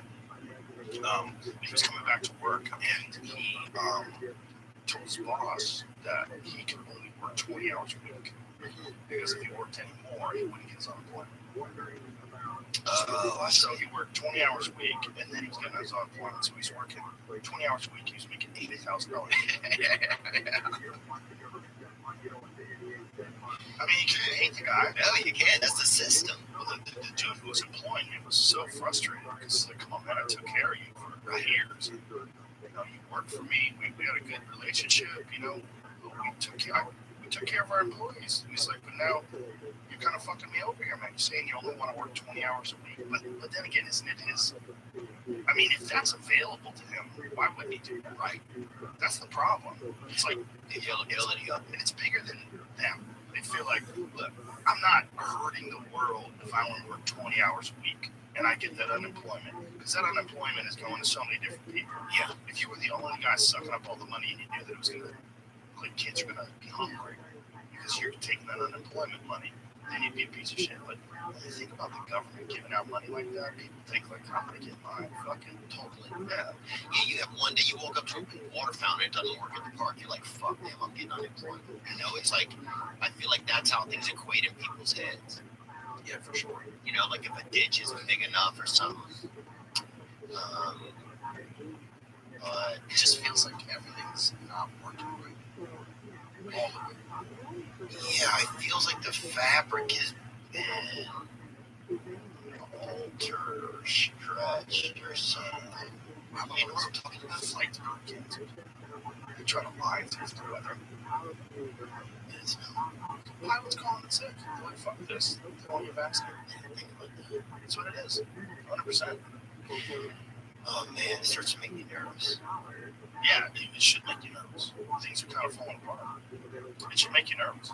Because it's not good. It's not good when things fall apart. The good thing is that it's forcing people to wake up and look at all these systems that are in place and sort of reconsider whether or not this one works or that one works, what is wrong, what is right. And it also makes people think like you thought you were going to have this like very steady occupation. Maybe say you're a bartender or a waiter and you're making good money every year. And then also they took the restaurants away. Like you got to go, oh shit, can't be dependent on this one individual source of income. Maybe I have to diversify. Maybe I have to think about doing something else for a living. Maybe I have to take matters into my own hands and maybe start my own business or something. Yeah, grow yard crops or do like bees or something. People are doing all kinds of stuff. There's a lot of small businesses starting up too. Yeah, I was reading about this lady who makes honey. She's got this big business making honey, just handling bees. Yeah, my brother's, not his girlfriend, his wife's friend makes bee. They make bee stuff. Yeah, I was supposed to do this the other day, but we didn't. Bee candles. I had a party, I had a podcast. It was kind of a party. Shane Gillis, Mark Norman, I listened to Shafir this morning. And once you open that bag, it's gnarly. oh, Jesus. Yeah. Smelling salts. You're not supposed to open your eyes and waft it. Don't sniff it. Bro, just that. That's why we kept it and took it out of the house. It's like, just open up the bag. This is the idea, okay? There's a gentleman on the podcast the other day, he's a powerlifter, Rob Kieran, and Rob told us we were talking about smelling salts. The gay powerlifter guy? Yeah, he's the world's strongest gay sister, right? And he was telling us about, God, it's fucking nasty. He was telling us about smelling salts. We're talking about smelling salts and about, like, it's a big deal. He has actually a smelling salt sponsor. So Jamie went out and got some smelling salts, all right, and just sealed. But if you just open up the bag, you'll smell how fucking rank that shit is. It also has the emblem from the Saw movies on it, which is way dicey. Get away from it. Wow. That's a sealed bottle. We're live. It's fully plastic sealed. I feel like we should Smell it more than a couple times a day. So like, okay, listen, the smell, like folks, I just want you to know, we're freaking out about the smell and the plastic. You hear that? That's Theo taking the plastic off the bottle. So that bitch was sealed up. I'll do a couple of these bitches. I'm in for something. Okay, get a whiff.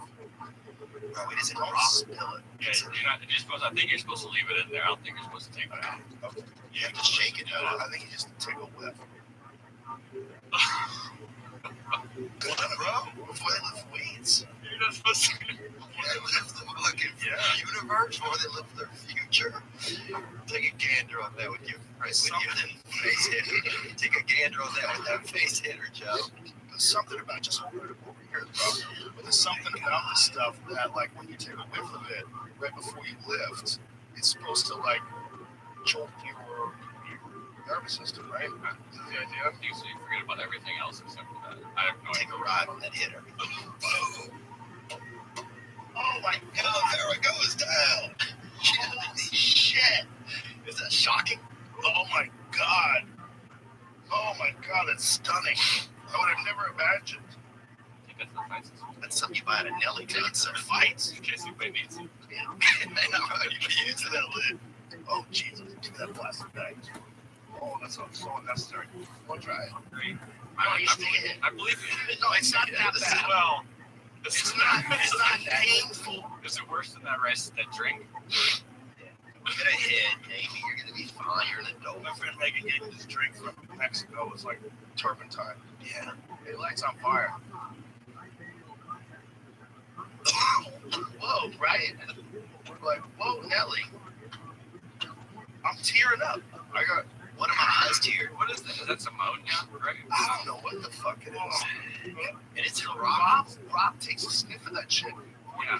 I feel like I've smelled that when a kid pukes in elementary school. That's what they used to like clean it up first. No, I think that's different. That's in rock form. I think that's much more potent. You okay? Oh, yeah, that's sad, huh? Oh, boy. Man, I can't handle that smoke, baby. So Rob, like, will take a sniff of those before he, like, lifts a 450-pound log over his head. I could see that. I definitely feel more clear. I feel like it's a whole bag of Native American right there, baby. Do you think you should take a sniff of that before you go on stage, maybe? I don't know. It almost gets you too separate from your thoughts. Right, it's so wild. Yeah. It's so jolting. It's good, man. Thank you for that. I think all those power just use it, though. No, I think all of them do. But yeah, mostly. It's a big deal. I've seen those guys. They do it, and sometimes they get smacked in the face. Like, their girlfriend will smack them. There's a bunch of these videos where this one dude Toughen their cheeks up. Makes you up for being knocked out, right? It's the same like when they break the little thing and they like. Yeah, I think that's exactly the same. Yes. Yeah. Oh, that would wake me up. I'd be dead. That'd bring me back at least for a few minutes. Wow. Jesus Christ. And we are back, And man. we're back. Whoa. My nose is still infected with it. Like when I take a deep breath, I still smell it. Imagine how small those particles are, and they're just inside your nose. Also, we didn't even get any of the dust out. Like, that's in a rock. People don't understand. I think also, do you see it's in a Yeah. I didn't even look in. like a crystal or I'll something? just trust you. Oh, I didn't look in there. But I just went like that. I didn't have more than like 5 inches from my Smells nose. like it's still in. yeah. Wide open. Exactly. I like it's in your nose. Yeah. Oh, God. I'm ready. I mean, I like that. I'll hit a marker sometime. I'll hit markers. I'll go 3 hits on Duster, dude. Not enough to fucking damage myself, but I will take a risk with it, you know? Something about magic markers. Delicious. Yeah, I think even Those up. oh, That's a nice smell. and then smile at somebody after that is my favorite thing to do. Do you like gasoline? When you pump your gas? We had a guy drank gasoline on Halloween one time. This kid Todd had to get his stomach. Why did you do that? I don't know. When Katie Dukakis, when Mike Dukakis was running for president, his wife apparently had like an alcohol problem. And she was trying to get off of it, but then snapped one day and drank a bunch of like aftershave. Remember that? I remember Michael Dukakis running. Didn't Jesse Jackson run against him? Also, Harrisburg. She drank hairspray. Jesus Christ. You want it, you know? Hairspray's rough. Okay, decoct strength hairspray. Wow. Aftershave hairspray and other household products to induce oblivion and fight depression before seeking treatment. This was like 1988. So if it's 1988, like nail polish remover, Also good. yeah, like what kind of antidepressants did they have in 1988? Nothing goes. They just kicked you. Well, they had you trying to find anything that you could to get better. Did they have antidepressants back then? Tickling each other, I guess. I mean, what did they have? What did they do when people were depressed in 1988? Right? Like, when was SSRIs? When did those get introduced? I mean, Prozac didn't come in until probably mid-90s, something. Even with the rich people, yeah. I wonder. Let's find out. Like, what was the first antidepressant? The first SSRI for marketing in the U.S. lasted 1982. March 1982. Okay, so it was before. Wow. 1987 maybe. It was selective serotonin reuptake were introduced to the market in 1987 with the introduction of Fluoxetine. You know, fluvoxamine, I think that's how you say it. Fluvoxamine is, they're finding it works for treating COVID. Doctors are using fluvoxamine, which is an antidepressant. Dr. Drew was telling me about it. Dr. Drew was he was in New Orleans when we were doing our show out there, and he was explaining how fluvoxamine, how it works. There was a bunch of articles that I just read recently. Yeah, I took antidepressants. I just got off. Did you have COVID antibodies? You didn't even know you had COVID. Yeah, I didn't even know. You had it beat it. Just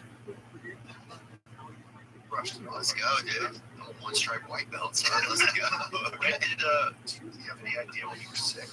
No, I didn't have any. I didn't know until just now today that I had any inkling of it. You know, I think I felt for a little bit like I couldn't smell something, but I don't know if that's real or if I just was too busy to smell that hard. You know what I'm saying? No, I don't know what you're saying. Especially, I wonder. That is interesting. If we get somebody who's got no sense of smell and run that shit over, right? You think you got no sense of smell? Take a gander. I wouldn't have, well, I did taste test of a lot of stuff. I couldn't taste anything. I would have loved to bust a cap on that bad boy. That's like Mr. Clean busting a nut in your nose, son. That shit is strong. Back. That might bring your smell back. This episode is brought to you by ZipRecruiter. If you're going to start your own business, what would you do? Food truck, martial arts studio, a nonprofit. The possibilities are endless. And whether you're starting a new business or growing one, if you want to be successful, you need the most talented people on your team. That's where ZipRecruiter comes in. And right now, you can try for free at ZipRecruiter.com/Rogan. Let ZipRecruiter fill all your roles with the right candidates. 4 out of 5 employers who post on ZipRecruiter get a quality candidate within the first day. See for yourself. Go to this exclusive web address to try ZipRecruiter for free at ZipRecruiter.com/Rogan. Once again, that's ZipRecruiter.com/Rogan. ZipRecruiter, the smartest way to hire. Tap the banner or visit this episode's page to learn more. This episode is brought to you by AG1. I love AG1, and you've probably heard so many of my guests rave about it too. It's easy to drink, tastes great. I have sustained energy, improved focus, and know that I'm covering my nutritional basis no matter where I am in the world.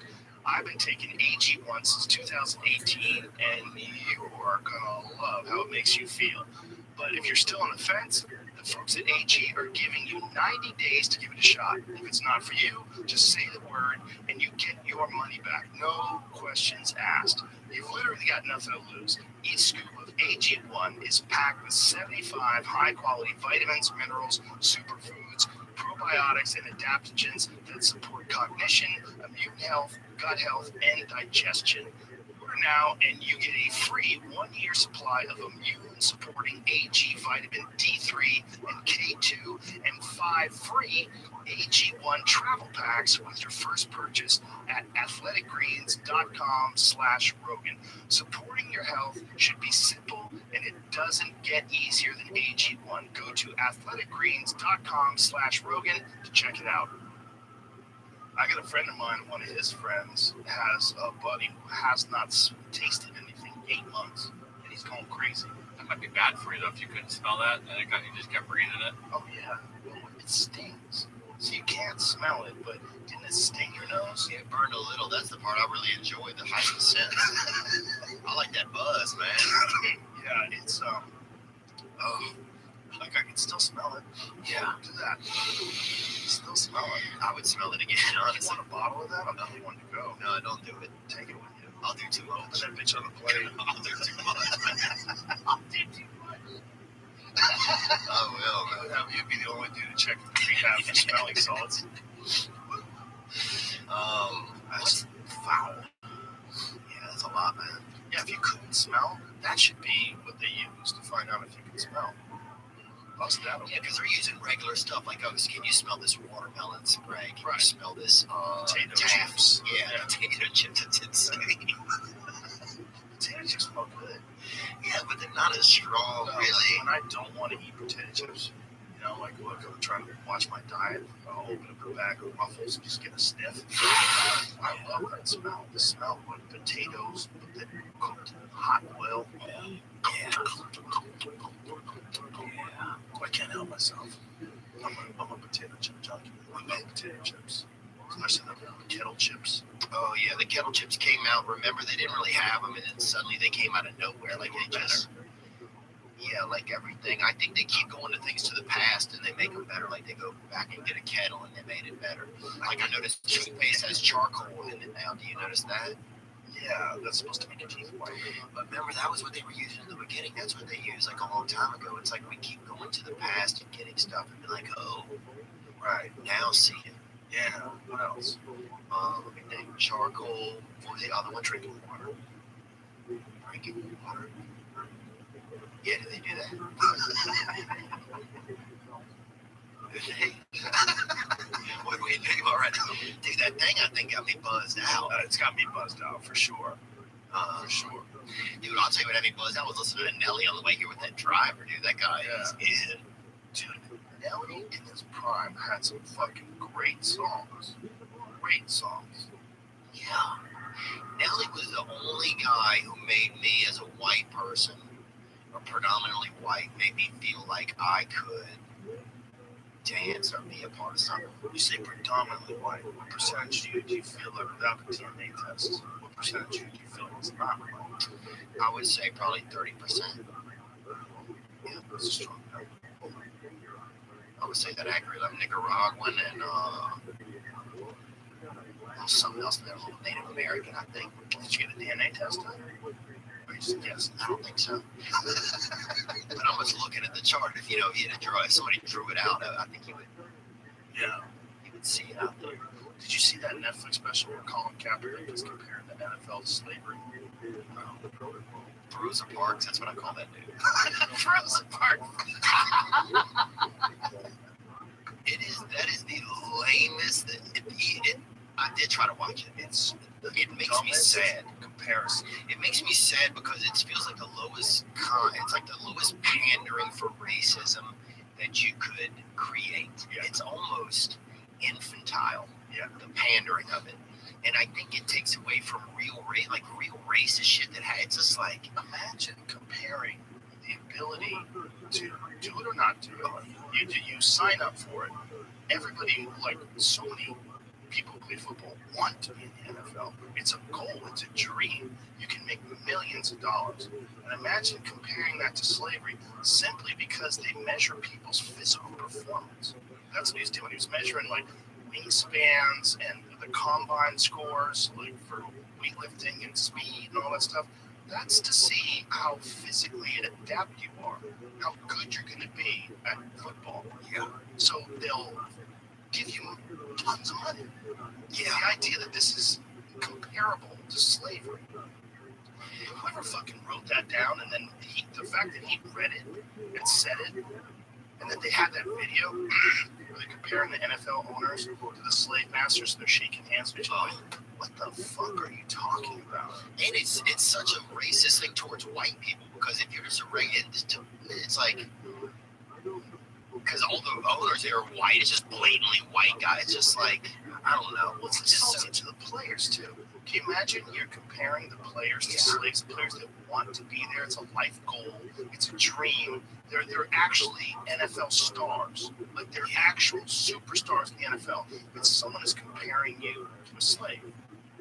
Right? You're making millions. And someone's comparing you to a slave. Yeah, it diminishes what the work you've done. It's just absurd. Right, but also it diminishes all your hard work. And now you're going to say, oh, that I'm a slave? Like, it's just a cheap way to look at, I don't know. It just felt like reaching so hard. Just so hard. Like, no one watched that. Like, yeah. If they did, they need to go to a doctor. Yeah. Someone just talked to them. I've seen the coach. Okay. Hit it with the salts. Wake up. Wake up. Rosa Parks, ladies and gentlemen. I hate to repeat my own jokes, but It's a great joke. it's a good joke. That's a great joke. With Rosa Parks. And it's just what he's become. It's like, get out of here, man. You know how comics like There's real racism out there going on in all facets, and just to beat that's the drum they continue to beat. That's what it's like you could shine there's so many other avenues of racism going on in the world, and you continue to beat this black, white. This thing is just getting a little bit. That's a bit much. exactly. The darkest thing I think that's going on in this country is the ignoring of these horrible neighborhoods that have never gotten better, and not doing anything to make them better. Not putting any money into like when you look at like South Side Chicago, it's just traditionally been riddled with gangs and drugs and crime. The fact that that hasn't been looked at is like, we have to fix this. Like, we have to go in there and dump a ton of resources, a ton of money. We got to fix this. And you have all these people that are growing up in this area that start off in life fucked. Yeah. And the fact that if you looked at all those people that are fucked in this neighborhood, and just imagine that those same people now, imagine they're born in a place where there is no gang violence, there is no like constant history of people being incarcerated and drugs. Imagine they have this chance at education and pursuing their dreams, and imagine how many winners are going to come out of that environment and contribute to society and invent things and start businesses and employ people and do well for their family and for everybody else around them. Like that is the biggest tragedy in this country, that they're ignoring these horrible communities, and then it happens year after year after year, decade after decade. It doesn't change. But don't you think? I mean, they probably tried to help them, right? I don't think they have.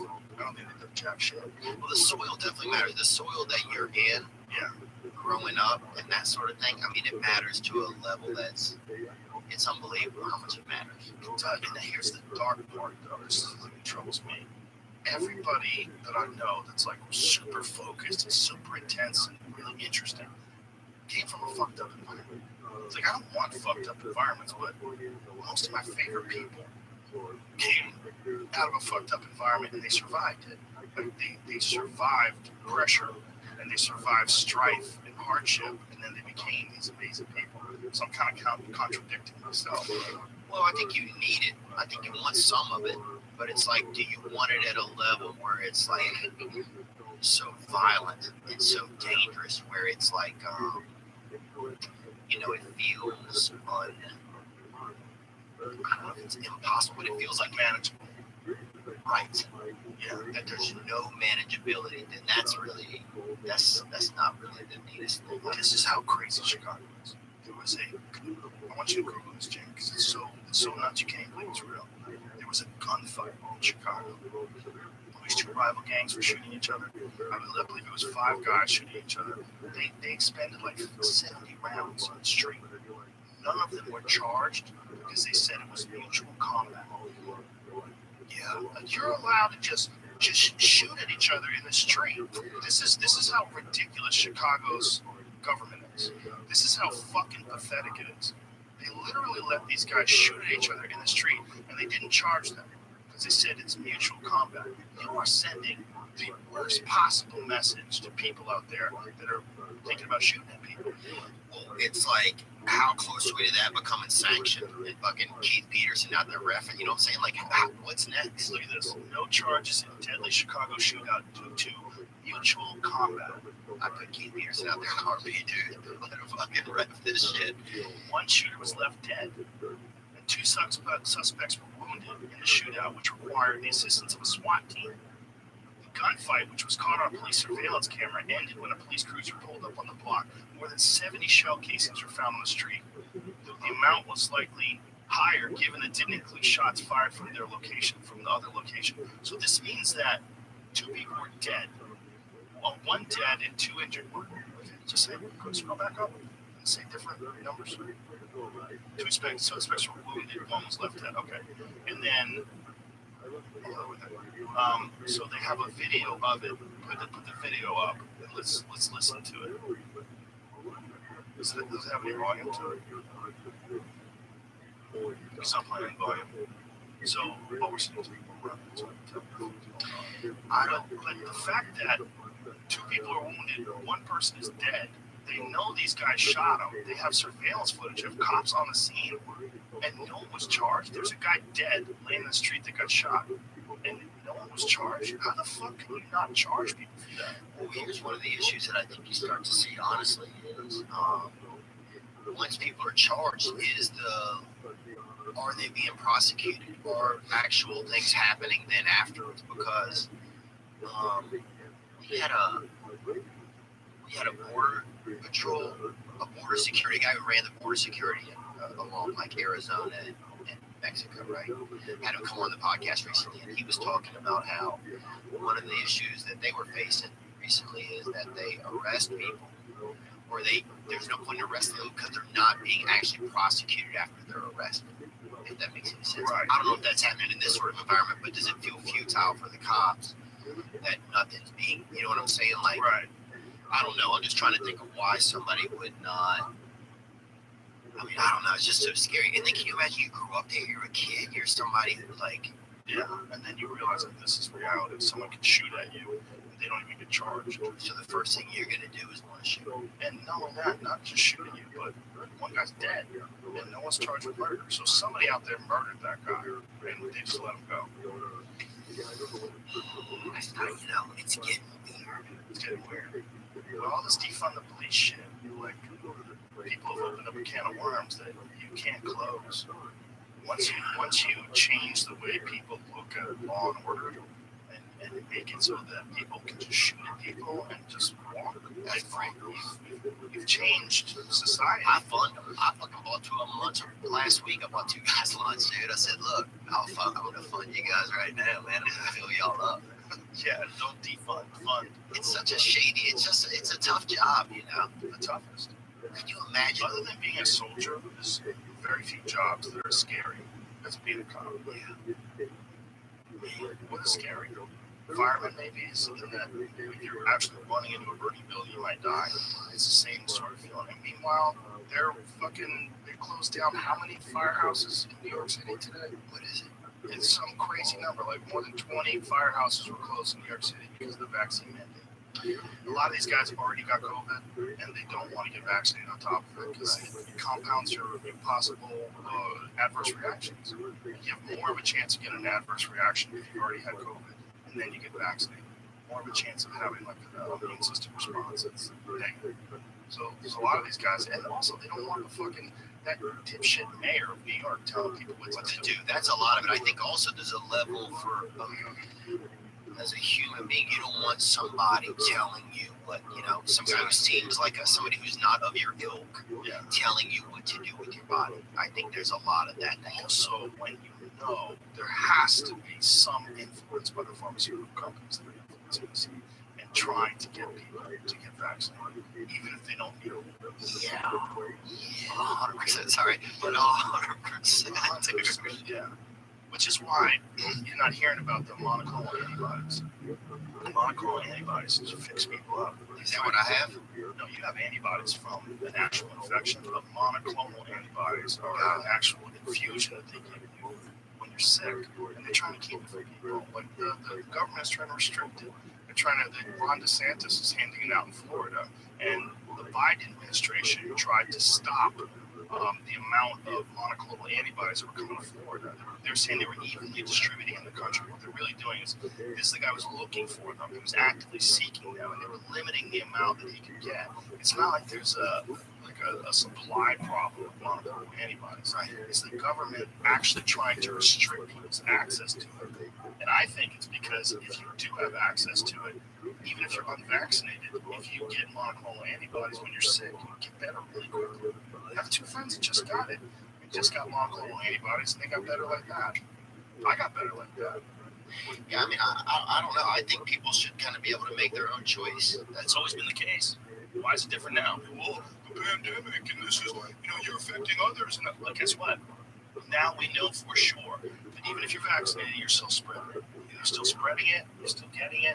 It's like once the time has passed, unless we're going to keep shooting people up with booster shots to the end of time, there's going to come a point in time where we realize you've got to revert back to what it used to be, letting people have autonomy about their own bodies and let them have their own personal choices about what to do and what not to do.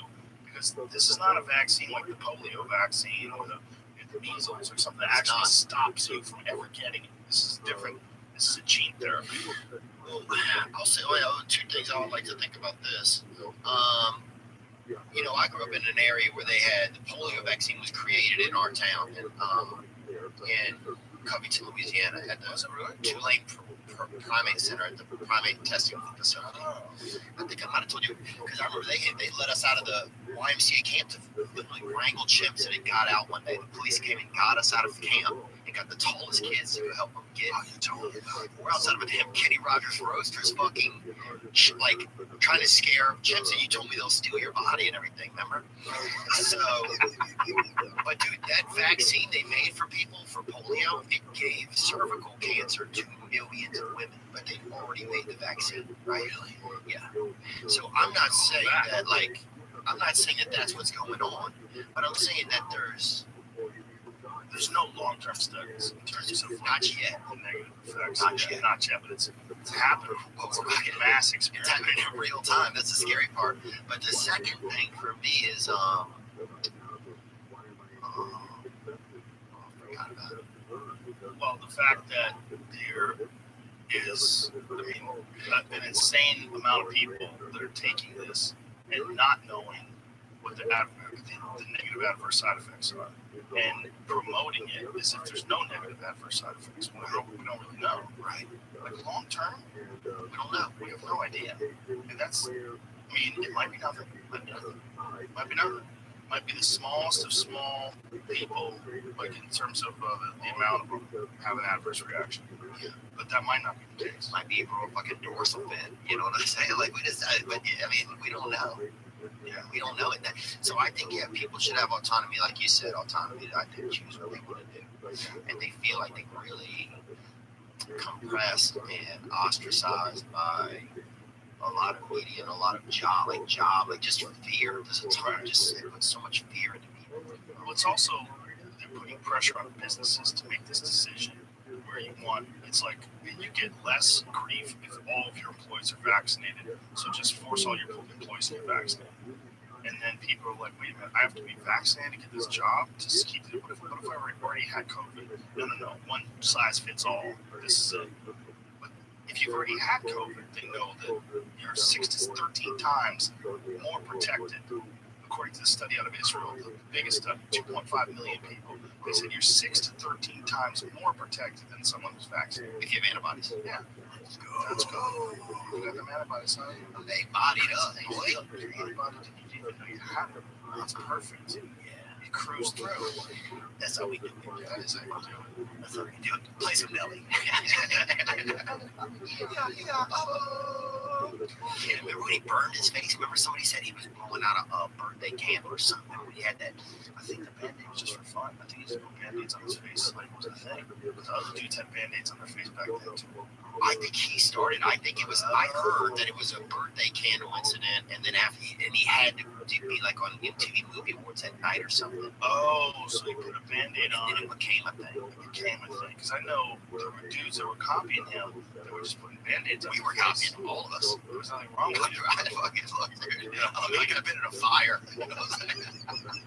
I'm like, yo, straight in the rain, with the fucking shit.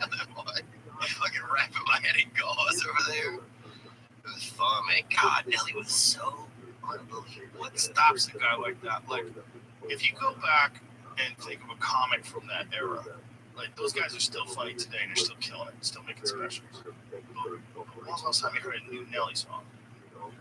So what happens? Is it because they have to work with all these different producers and musicians and like there's all sorts of other moving parts that they can't control? The beats, you know? I think for some stars, there's just I mean, that album was so good. I don't think it's called Country Grammar. I think it was Country Grammar. Yeah. Yeah, but that's the album. It was that. But there's 7, I think, number ones, smashes. The same happened to 50 Cent, though. Like he said, other songs. Well, also, 50 Cent had a big stake in Vitamin Water. He made like $500 million from Vitamin Water. Something like 10 TV shows. Yeah, he got into producing. He's had a lot of things happen. He's been in movies. But I think the big thing was that Vitamin Water. He got that Vitamin Water. He's like, oh. It's over, bitch. I got $500 million. It's over. I think he's filling all his bullet holes and vitamin water on his body, drinking it out of it with a straw. I mean, what a lucky break. There's a few of those dudes that like got in early companies and just fucking scored. Yeah. I was reading about another one recently where someone got in with a few $1,000s off of something that made more than $100 million. Damn. God, what was that? I'm trying to remember what that was. But it's, you know, you're lucky, you know, buying the Uber in the early days or something, you know. What's it? What did Nas have? I mean, he's a billionaire because of his investments. Nas is a billionaire? No, not Lil Nas, the real Nas. He's on his way. Greatest lyricist in all of hip hop. He kind of not disappeared, but no. Yes, he did produce it. His new fucking CD is the shit. His new album is very good. It's classic Nas. He's the best lyricist. His lyrics are amazing. We're close to it. I might have like bumped him up a little bit. Jimmy just fucked him up. Now people are gonna be hitting him up for more. Yeah, I don't think I'm he's not looking. I'm with DM right here. Rapper Nas adds cigars to his expansive investment portfolio. He's a smart motherfucker. What's a product you think you would come out with, Joe? What's your product, you think? Well, I mean, I was already one of the original guys on it. Came out with a bunch of products. Right, all a bunch of stuff like this, like Alpha Brain, stuff that I really use. Yeah. Like, and then all the strength and conditioning equipment that I really use, so kettlebells. Has there been something kind of obtuse, you know, something that's really, or just, you know, like that I would come out with? Yeah, maybe a seasoning or maybe it would be like archery related. Maybe I would come out with a broadhead or work in conjunction with some archery related company for something for bow hunting. I'd be into doing something like that. Because that's, I mean, if I have like passions, things that I do all the time, you know, I'm really into, that's like, I look forward to September. That's my Christmas. September is my bow hunting month. That's when I go elk hunt. That's when the rut happens. You go out in the mountains. And the animals are doing sex out there. They're doing sex. And when it's September, They're also doing violence. are they really? Smashing heads into each other. Yeah. That's wild. It's wild here. You're out in the mountains and you hear them screaming and you hear crack, crack, crack, crack. When they're smashing antlers against each other. Oh, dude, they're all bone. Those antlers are they're eating animals. Oh my god, when they're horny. What's crazy is they're all mean to each other for like a month. And then the rest of the year, they're like, cool, just hang. Like, you know, Because it starts in their body and makes them mean. you want to keep everybody away from the bitches. Yeah, I want that. You ever want to keep them? Yeah. Could you imagine if that's how it was when people really fucked once a year? And right before that time, you started having horns in your head, and we stabbed each other with our heads. Herb D and Herb D. Imagine if that's how people bred like animals. If we had to like physically battle each other for the right to I think we can use it because one of the toughest things about being a society is people can just fuck and then just you can make any. There's no like there's this open end to society where it's just like any idiot can have a kid and then abuse that kid. And then that kid grows up all fucked up, and then that kid becomes a problem in society because they were raised by shitty young people. So no matter how much work you do up here in the top and the middle, and even at some of the lower levels, there's just this revolving like nut at the bottom that's just coming out, just ejaculating ignorance if it wants to. There's this loose piece kind of. There is one problem that's real that exists in nature, right? In nature, the weak get cold. Like the weak animals, they don't breed, they don't survive, right? But in our world, weak is not physical anymore. It's like we've made it so that weak physical people are sometimes the strongest, most powerful people.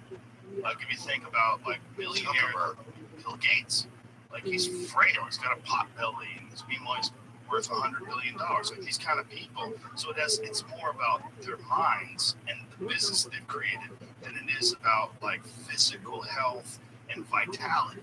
Right? The strong and powerful are no longer like physically strong and powerful, which is probably wise, because otherwise you'd have like the biggest, like the mountain from the Game of Thrones be the king of the world, right? Because it can fuck everybody up.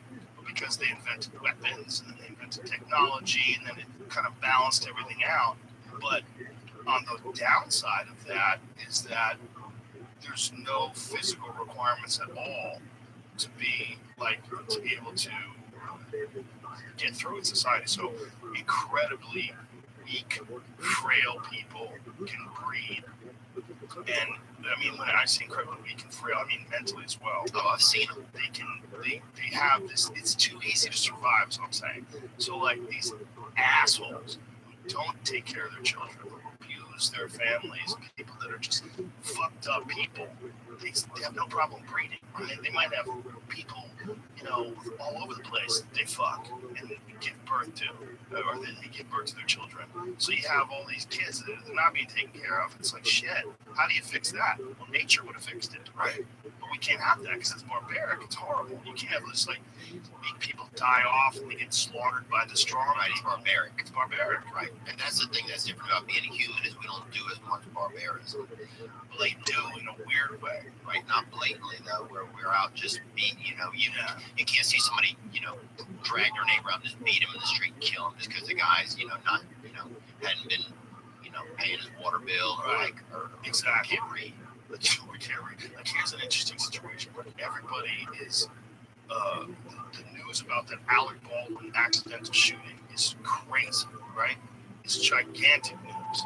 He killed a woman on the set. Director of photography shot the director. It's a crazy fucked up story. But the Biden administration, they droned a family in Afghanistan. I mean, I think it was 7 kids, like 10 people dead. That's random, dude. It's crazy. It's crazy. But you don't hear a peep about it. Yeah, you really don't hear a peep about it. It's like, whoops. And then occasionally someone brings it up on Twitter and it gets no steam. Doesn't catch any momentum. Well, the presidents now are. I was thinking the other day that America, it feels like this shell corporation. It used to feel like this real thing to me when I was growing up, and it was like a part of America. And we're all doing our best, and everybody's trying to help out the person that's struggling. And I like to romanticize stuff. I like that. And so, but then now sort of I feel like, man, I think that's part of the thing that feels disconnected these days is I don't know. The more they pledge loyalty to corporations, the more it feels like right. And it feels like it's about us. Yes, and it feels like a shit. Like America's like just an LLC now for this Here goes like this bigger thing that's happening. You're 100% right. Afghan family says errant U.S. missile killed 10. 7 children, relative friends and colleagues of, I don't know fuck this person's name up, Zamari Ahmadi, angrily dismissed any suggestion that he had ties to ISIS. Oh, damn. The U.S. military is investigating, so they droned an innocent family. To ISIS-K, I guess there's is that like a subgroup, I guess? It's like LGBTK. Yeah. They keep adding, it's like, yeah, they do that with ISIS. Yeah. There should be gay ISIS, but there has to be a gay ISIS, right? You can't be gay and be an ISIS. It's like being a black white supremacist. But actually, that's possible now. They're saying that Oh yeah, Anytime a black person says anything that like doesn't go with the Democratic narrative, they said that person. That lady that was the new lieutenant governor of Virginia, that is a black woman who she's sponsored by the NRA. I mean, I don't know what all of her accolades are, but an incredibly articulate lady, powerful woman. They're saying that her becoming the lieutenant governor is a victory for white supremacy. I read that. and she's a black woman. It's a black woman. When Larry Elder was running for governor of California, they said he's the black face of white supremacy. What? What are you saying? What the fuck are you saying? Like, you can disagree with the man's politics, but that white supremacy is like a stamp they like to put on as many things as they can, like 15% off. Yeah. It's like, oh, dude, I'm sick of like. There's been this thing against white people, like, I don't know. Damn, Shorty out here curling characters. Well, it's not the messaging, folks. This country simply loves white supremacy, and this is because of the victory in Virginia by the Republican Party. But the fucking governor of Virginia was doing a shitty job. The people voted. They didn't like him. The school system was handling certain issues. Oh, yeah. Yeah, so Winsome Sears, and what is her background? It's kind of fucked that she's holding a gun and she doesn't have her finger in the proper position. Actually, I'm. What does it say? I'm glad she was. It was trigger with. Oh, she was. Jamaican in the Marines, so she said. She said, a Marine Corps veteran said in her speech. She won Youngkin. Yeah. Youngkin is the man, and she is the lieutenant governor, so she's like it's like the vice president. I love this. Amazing. And of an anti-Marxist that people who come from communist countries. You want to hear someone who's a fucking anti-Marxist, anti-communist, talk to someone who's been from Russia. Those fucking people, anybody who's been from the Eastern Europe, they don't want to hear none of that bullshit. They hate it. And they see these college kids talk about Marxism has never been done correctly. They're like, fuck you. Our country lost millions of people because of this shit. Yeah, I think it's definitely things that we're getting into this softer kind of world. We're getting into this, like, Soft people are fucking things up. Yeah, but do you think, though, this is a neat question for you, Joe. I mean, I think we'll see. Do you think, though, that we're heading more towards, like, they're not going to need any muscle, we're not going to need any... I think so. Like, when you see aliens, like, I remember one time we talked about aliens, and somehow I think aliens are just people that just came back here. It's just us. It could be. Because the heads are big, the bodies are nothing. They're just whittled away to nothing. We've talked about this before. If you go back, remember you and I had this conversation. You go back and I say this all the time too. You go back and look at like early man, like Neanderthals. Neanderthals were like 5'7". They were like 200 pounds, basically like me. Like Uriah Faber. Yeah, Uriah Faber. Yeah. And no shade either. Uriah Faber, he's got the heaviest hand. You shake his hand, you can't stop shaking it. It follows you home. That thing will fucking be, dude. That thing will be holding on to your wife and just, and dude got a never-ending hand. And that hand and that arm is an expert in strangling people. Yeah. He's one of the best guillotines of all time. Is he really? Oh, Uriah Faber is famous for his guillotine. He gets all that next on, he got real problems. He's a guillotine master. There's certain moves that like some guys are just known for. Uriah Faber is known for that guillotine. His whole team is. And a lot of it is because of Uriah. Wow. That Team Alpha Male from up Northern California, they're known for their guillotines. And I think a lot of it is because of Uriah. I won't even shake his fucking hand without putting a bit and all that. I need though. Super good dude. Real solid guy, very smart. He's got some beautiful children too. Yeah. But anyway, the point is that if you go back and look at primitive man, they had all these muscles, they had smaller brains. And then as people have become more and more intelligent, their bodies are not necessary anymore in terms of like the ability to move things around. And our heads have gotten big. Yeah. So if you look at Bill Gates, right? He's another example. He's got like this body that's basically like a water balloon. Like there's no density to it. You could stab him with your finger. You could just fuck you. You could probably kill him with a finger. If you really want, if you really doubled up 2 fingers and taped him, I am very confident I could kill him with 2 fingers. You can at least make his heart skip. If I just had time, you can just remix him. Just remix him to death. I think I could kill him with a thumb 100%. Yeah. I really think I could kill him with 2 fingers. Because a thumb, I'm most confident jabbing something with a thumb. Yeah, your thumb has more of a base, and so like, it's going to put the pressure wider. 2 fingers is harder. But I think if I taped him up, I think I could fuck him up with 2 fingers. If he took his fucking pulse hard enough, he could put him down. Yes. But the point is that I think with a big head and this tiny body, and then what's fucking us up more than anything? Well, war, murder, rape, the theft, the strong taking over and doing terrible things to the weaker, right? That's what we're really scared of when it comes to like barbarians and history. You think about all the like the Vikings. We think of like physical things taking over rocks. Yeah, that's a little different. But my point is, what would be the best way to solve that? Well, no sex. What if they reproduce without sex? Aliens, that's one thing they say, they have no genitals, right? What if they genetically engineer a human being to the point where they no longer need genitals? So now we don't have any of those fucked up instincts and emotions that have clouded our judgment and ruined society. Yeah, and maybe your head's giant, you can read each other's minds. So now there's no more confusion, so there's no naughty words and good words. There's no words that some people can say and some people can't, right? Because you were all reading thoughts. So it's just pure intent. I know exactly what you're thinking, you know exactly what I'm thinking, and we can relay information back and forth. So your mouth's not necessary, so you develop this little tiny ass fucking hole for a mouth. Basically no nose. All your body is just basically like a thing that like moves your head around.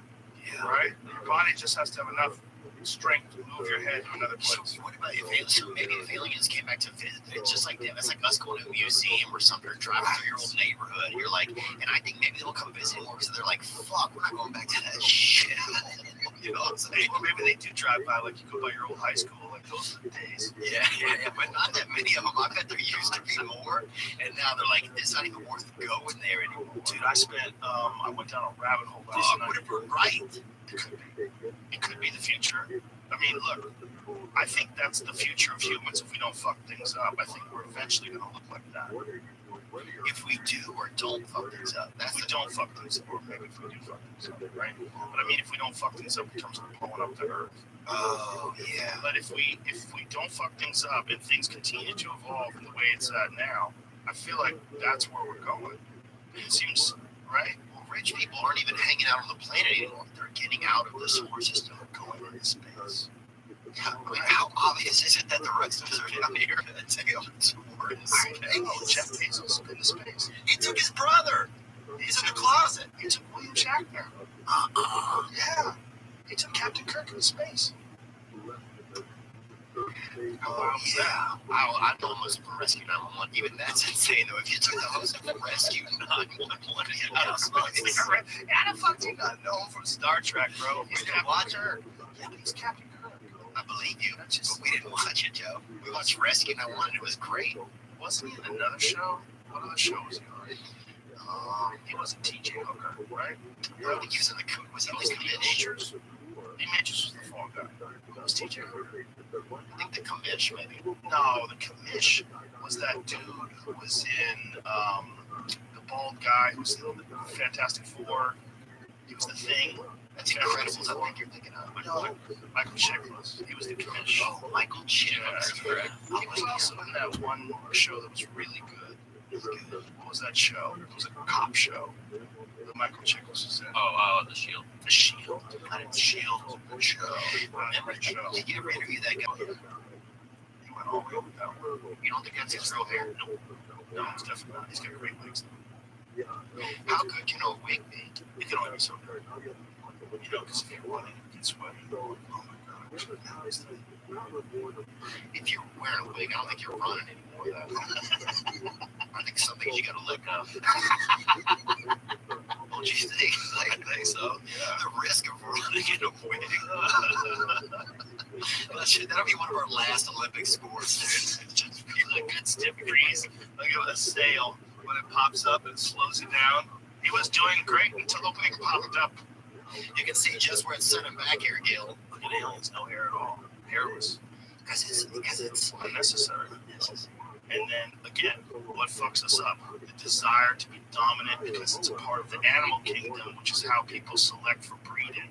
Well, if we eliminate that totally, we don't have any need for genitals and everybody looks the same. We also eliminate racism because everybody looks exactly the same. Beige power, dude. Right? There's no racism when you're gray. No, I think looking back on it, you can't really be racist now. Like, look at Ben Simmons. You can't even decide. You're like, why don't I like him? You know, you're like, it's like everybody's so mixed now. Like, I feel like unless you have like a chart or you're willing to really graph something out, you can't really even fucking be racist anymore. There's still people out hanging in there. There's still people who into the habitual racism. Yeah, there's still a few. Especially down south. But how many though? Maybe a couple hundred. Not as many as it used to be, but when they come out, man, boy, they make a big deal out of it. Oh, with those tiki torch guys and everything. You were really fucking idiots. I did that all day. That was the thing that was going on during this Youngkin election. They had like a fake tiki torch thing. They did it as like a joke, and one of them was a black guy that came with the tiki torches, and they were all pointing to those people saying, see, these are the people that are supporting Youngkin. And then everyone was like, you fucking idiots, you just got trolled. Right? Like, this is fake.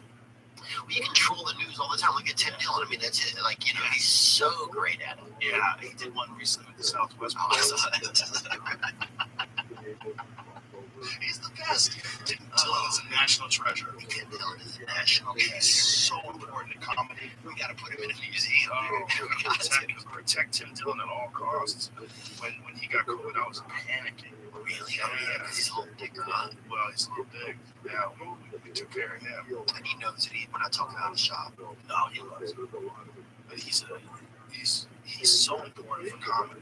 Because he's just like, he's the best, in my opinion, at just fucking flat out ranting about the news. Just ranting. You know, because he has Ben, his producer, who sits next to me, is like a one-person audience. Yeah. So he just rants. You know, and it's like his take on things is so absurd. Yours is too. You got a pretty absurd take on things too. But you're doing your shit solo. You think maybe you need to bring in a producer or someone crack up sitting next to you. Yeah, I would like some help. But they might get annoying. Yeah, I think maybe that's tough. I had a little Vietnamese fella for a little while, but it wasn't a good fit. I think I gotta. I think about the war. No, I mean, you know, he loved the review you're on, but he didn't chime up about that. He never masturbated. This guy was born again Christian or double reborn or whatever. I don't know what it is. I have a hard time believing that. Did he fuck pillows? Oh, you can look in his eyes and see nothing ever come out of him. Nothing, never.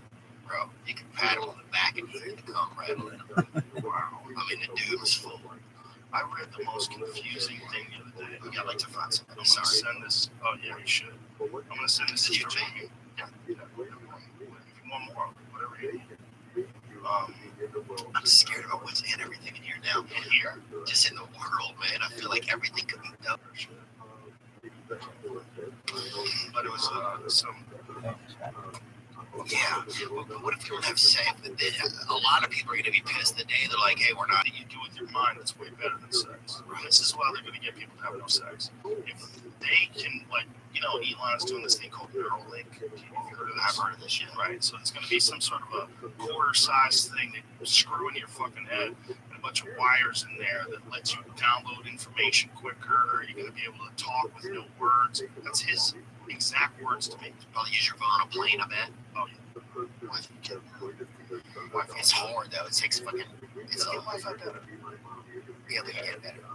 You're right. What was my point? Sorry, go ahead. So, Neuralink, you said? What did I say before that? You said, so they're going to have no sex. We don't have to have any sex. So, if they get this Neuralink, it evolves, it gets better and better. Instead of just being able to talk with no words, you'll be able to, like, combine souls. You'll be able to, like, reach into someone's mind and embrace them. You'll be able to have orgasms on command anytime you want. You'll be able to be in a state of bliss and love constantly, where you never have anger and frustration. You never have road rage. You never pissed off at people for something that happened 10 years ago. There's none of that. You just bliss and enlightenment all the time. Who wouldn't take that? Why do you want to live in struggle? You want to be angry? You want to be filled with anxiety all the time? Be holdouts. I would, for a couple months, I'd be a holdout. I would wait. Yeah. I'd be a late adopter. Sort of like I'm waiting for the vaccine. And you're like, I don't know. We'll see. Let's see how it shakes Down out. this road before. But you mean you could be at a party and just your wife's just ejaculating, you don't know who did it in the room, like that kind of thing? Well, no one's gonna touch her, so Right, but still, it would be almost like a game of Guess Who. would you be upset if you were married and your wife had a mind meld with another person? Well, you say, yeah, if it was a man. What if it was a woman? What if nobody has a dick? What if there are no dicks? See what I'm saying? I see, so there's no physical actual thing. She's just having some No experience. one has genitals. It's just built into you. Yeah, if you look at the aliens, no one has genitals. Fuck. Maybe that's our future. No tits, no dicks. Yeah. Somebody else. Somebody told me black people and aliens don't get along. I remember hearing that, dude. Like 7 years ago, somebody told me that. Two black dudes at a freaking Deadly Casino. One of the first ever alien abduction cases was a black man and his wife.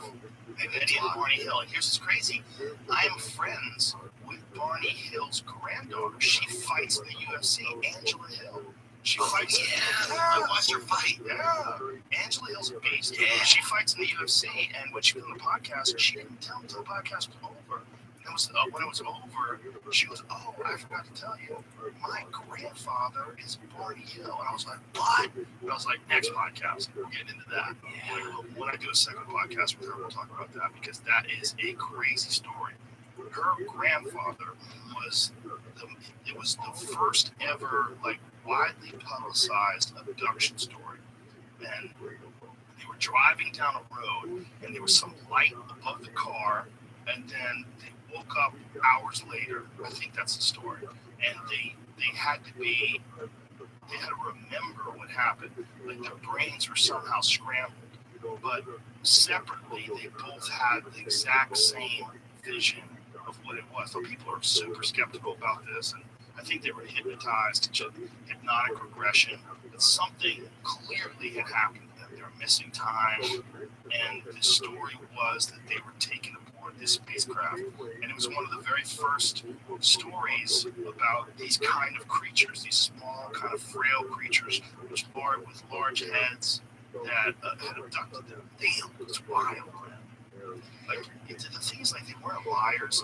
It's not like if you talk to some person and and I also saw Bigfoot, and I know where the Loch Ness monster sleeps, but that's not the case. These were, like, respectable, like, members of society. They weren't liars, they weren't criminals, and they had this story. And this is only one story they had their whole life, and they never changed the way they talked about it. So when people have that, it doesn't mean necessarily that that's what really happened to them. Man, it's hard to ignore when you've had so many people that have the same kind of story.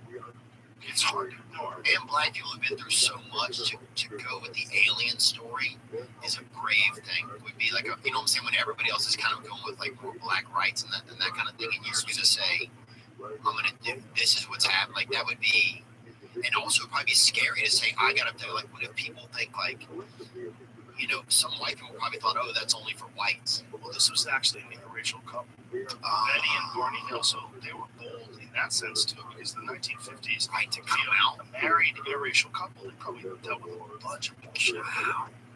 But it's a wild story. And Angela Hill was her grandfather. That's crazy. I don't know how much she talked to him about it or how much she knows about it. That's crazy, man. Damn, yeah, I wonder if he wrote a book or anything, did he? Well, he definitely gave a lot of interviews about it and talked about it. Like, see if you can find something on it. It's pretty interesting. See if you can find a video of Barney Hill talking about his case. When he talks about it, man, you know, it's so hard to tell when you watch a video because some people are just real good at lying. Yeah, you can say, oh, I can tell, man, he's telling the truth, but I don't think you can. I think some people, they're just real crazy. They're good at lying. I'll probably miss getting off the bet. You think you'll have one last, it'll be like a book burner where everybody shows up and busts out. Yeah, for old time's sake. I think it'll be our great-great-grandchildren that have no genitals. I don't think it'll be us. No, not us. It'll be more of a, they do it at birth. Yeah. But there'll be like a countdown, like on New Year's, everybody does one last freaking hurrah off the cliff or something. 2, 1. Or ejaculator now. Wow. I don't think I remember the first time I ever ejaculated.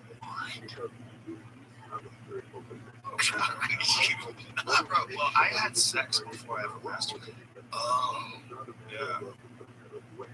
I started masturbating after that sex. no way, man. I don't know if that happens to a lot of people. That doesn't. It's pretty rare. Oh my God, dude. And then after I had a girlfriend and started fooling around, then I realized like how dependent on her I was for that feeling for sex. Because you know when you're 15, 16 years old, like you are so horny, like all the time. It's like you're aching. It's horrific. Do you remember those days? Yeah, Get those steel bubbles. Just control your life like a compass due north. a boner just hot beating sideways in a freaking the biggest of you well. Put your hand on the wall and bend towards it like you're fucking, and then try to hold yourself up with one hand and push your boner down with your other hand. Yeah, like push it down. Like you're trying to force a trunk out of a bar. Dude, I remember when I could first ejaculate. I remember they had this lady. I'd go outside in the morning, so I would golf outside, and they had this lady that would walk these two dogs, right? And so, because I remember seeing on Nature Channel where like there's urine or animals seem like some animals, it's like territory, right? So I remember she'd walk these two dogs, and I would do it in like different spots to see if they like what they would do, like a reaction. And the little one would go over there, and the big one would never even. Yeah, it was like the little one, I guess, almost felt like Cuck. Yeah, the little one's like, oh, yeah. I'm gonna go with the sniff your loads. But the big one didn't want that smoke. He didn't want it, dude. But I remember that, dude. Yeah, it was so exciting. I remember, here's one thing I do really recollect emotionally was that I had this thing that made me feel good. I could feel good whenever I wanted to. And that was a huge thing for me. Yeah.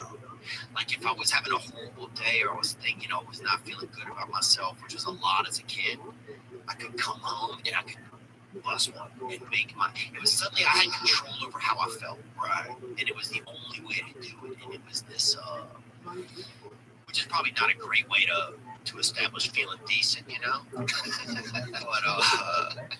But suddenly I had that little decent stick on me. You know what I used it for? A sleeping pill.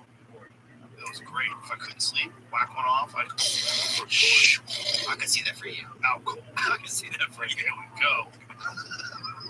Like if I need to take a nap, and I know I only have like an hour, I'm like, well, 15 minutes, maybe off. I'll definitely get that 45 in. Otherwise, I'm laying there for fucking 35 minutes going, and if I go to sleep now, I get 15 minutes. Shit, if I go to sleep now, I can sleep for 10 minutes. Yeah. Bust a nut, and I'm going to sleep right away. No ifs, ands, or buts. I'm snoring. Sucking on the tongue and that amount, yeah. I remember that shit was fun, dude. It was fun being just the bus were just like, beautiful. I remember when I was 16 years old, it was like one of the first times a girl ever gave me a blowjob. Most girls didn't give me a blowjob. Inside? Outside on a porch at nighttime. Girls did it. And I came so hard my ears rang. The only time in my life it was like, I was lightheaded. I was like, Jesus. Because those were like 16-year-old cum shots. That's a different thing. When you've been just storing it up for a few weeks. It was like watching the Olympics. Guys would go up that thing on the Olympics. It was like, dude, just skiers. Yeah. Oh man, that was fun, dude. You know what's really crazy is that you think about the difference between being 11, 14, 15, 16 in just 5 years. Your desire, like what you want to do with the world, changes 100%. All of a sudden, you got all these crazy hormones in your system. You're confused. You're hard all the time. Like you get boners in class all the time. I have to pull out my shirt. Like if you sat down too long, you would get a boner. You have to walk up to the board backwards and shit, Oh, like just my weird God. shit. Or you would tuck it into like the top. Yeah. It's almost like Wear a big shirt. your underwear. Wear a Lamaze shirt from your stepmom. If you have a hard on, it's like this. You got a problem. take it, put it like that, Lock it in. with that rubber from the underwear band. And it's like he's poking out the top, and put the clothes over it, like nothing to see. Put it in that hard scarf, baby. You know what I'm saying? That's your next invention. Rogan's teenage boner lock underwear. Do you know Elvis had a boner in a movie? There's a movie, I believe it's some movie with women. I forget what it's called. Women are in the title. But there's a scene where Elvis is with this girl, and she's pretty fucking hot. And Elvis is like dancing with her, and he's got a full rod, like it's poking out of his pants, and they left it in there. Damn, they didn't even cut around it. So when I get real excited, even still, I'll grab my penis and squeeze it here and that. When it's hard or soft? When it's soft. You just grab it? Yeah, like it Like a bitch. No, it's just like saying. Yeah. I don't like the squeeze when it's soft. Yeah, here it is. Kind of fire. So Elvis in this scene, yeah. The walls have ears. Look at that. Watch this right there. Bro. He's got a boner. That's an 11-pound test. He's got Look how she backs her, her vagina back. Like, yes. She realizes something's going on there. Immediately, bro. Women were different back then. No one worked out. Oh, well, it's like if you go to like Europe now, it's almost like they don't have a lot of gyms and stuff. Really? Yeah. Oh, Italy, I noticed that. Yeah, you go to Italy, you're like, their gyms are bullshit. Where the fuck are your weights? it's like a pizzeria. Every gym they're just serving pizza. There's people eating pizza like, yeah. They had like one of these cable machines. The cables were fucked up. I was trying to get chaps off of it. It just got cable. It was like a direct TV. And you're just watching the shows. They had one treadmill. It's like a nice place. I was That's maybe it's just Italy. I thought it was maybe in France too, but I realized that when I was in Europe one time. I said, damn, they don't really have. They're not as concerned with like the appearance of the fitness. You know? I just don't think it's part of the culture. The culture's about eating and drinking wine, relaxing and having fun. They have a different view on things. I don't know what's better or worse, but they seem to have a more relaxed take on things. Yeah. And their food's better. So maybe they're right. Well, our food is all stressed out. You know, I think even the meat you get is stressed. And I was thinking about this the other day, dude. The other day I had a steak like on a Tuesday or something. Like steak used to be like, remember steak was for, I remember the first time I saw a steak, I think I was 19 or 22 years old. First time I saw a steak, right? Yeah. We didn't have a steak. Right. If we did, it was like bullshit steak. If we did, it was off somebody down the street was fucking slaying something. It could have been fucking part of their wife, dude. Who knows? But now people are having steak on a fucking somebody, somebody like gets an A on a test. They're having it like it used to be steak was for somebody who had done something. Yes, it was a celebratory thing. Yeah, now it's like people would say, I'll treat you to a steak dinner. Yeah, steak dinner was like a big deal. Hey, like I had steak yesterday. We had steak. It just there's no the rewards. It's like the rewards are on Tuesdays now. It's like, yeah, my kids will like steak again. Yeah, this is the best food, the most nutritious food, the most nutrient dense food. Fuck all that propaganda. And that's a diet where people only eat steak. Oh yeah, Jordan Peterson was on it, wasn't he? Still on it. Still on it. I don't know. I've tried it. Diet. I don't know. Maybe I haven't tried that. Well, that's what it is. It's all steak diet. They're just eating steak. Jordan just has steak and salt and water. That's it. Damn. If he gets blood work done, it's okay. Apparently it's okay. Yeah, I just got on some probiotics. Oh. And that's really been helping me. Yeah. Dude, I got like about a year and a half ago, I got so angry. Maybe 2 years ago, I got so angry. Maybe it was during the pandemic. I don't know what it was. It was like I was dealing with all this stress and anger. I couldn't deal with it.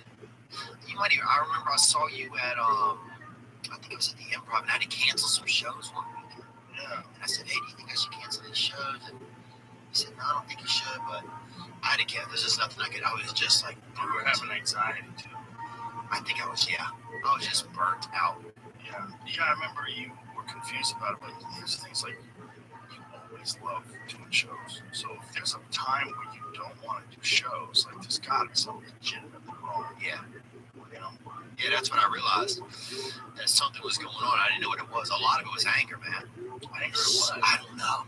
No, nothing, no specific reason. I tried like I've just done a ton of yoga. Yeah, Isn't that amazing? That's For been like helpful. relieving anger. Oh, It's so peaceful after you get out of there. yoga, just meditation. I tried the ketamine. No, I did the shoot 'em up. Did you really? Did you do the IV? Yeah, You went to a doctor? success. Bro. Talk to me. There was a moment, no joke, where I thought it was a tonsil. There was a time when I thought it was a tonsil. Tonsil. Maybe you are. Yeah, totally. We're all cells in a tonsil. Because you know how, like, an atom, if you think of an atom, most of it is like empty space, right? Yeah, just like a solar system. Right. Maybe that's like the whole universe is like an atom. Oh, I'm shocked by that. And you really are an atom in a tonsil. But that the reveal on that would be, I need some dark. I need some. So when you thought you were tonsil, tell me what the experience was like. Okay, so they put you in the thing. You're sitting there in the chair, and then suddenly, like, you have your eyes closed, and you're talking with a therapist the whole time during this place. Is he talking too much? No. Is he like me?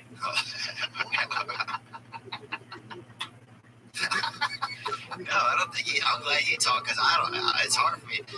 The most I've ever talked to my life is a couple times with you. Like if I'd had even one of the conversations I had with you with my father total, then I'd probably be a different human being. You know what's hilarious? I know, right?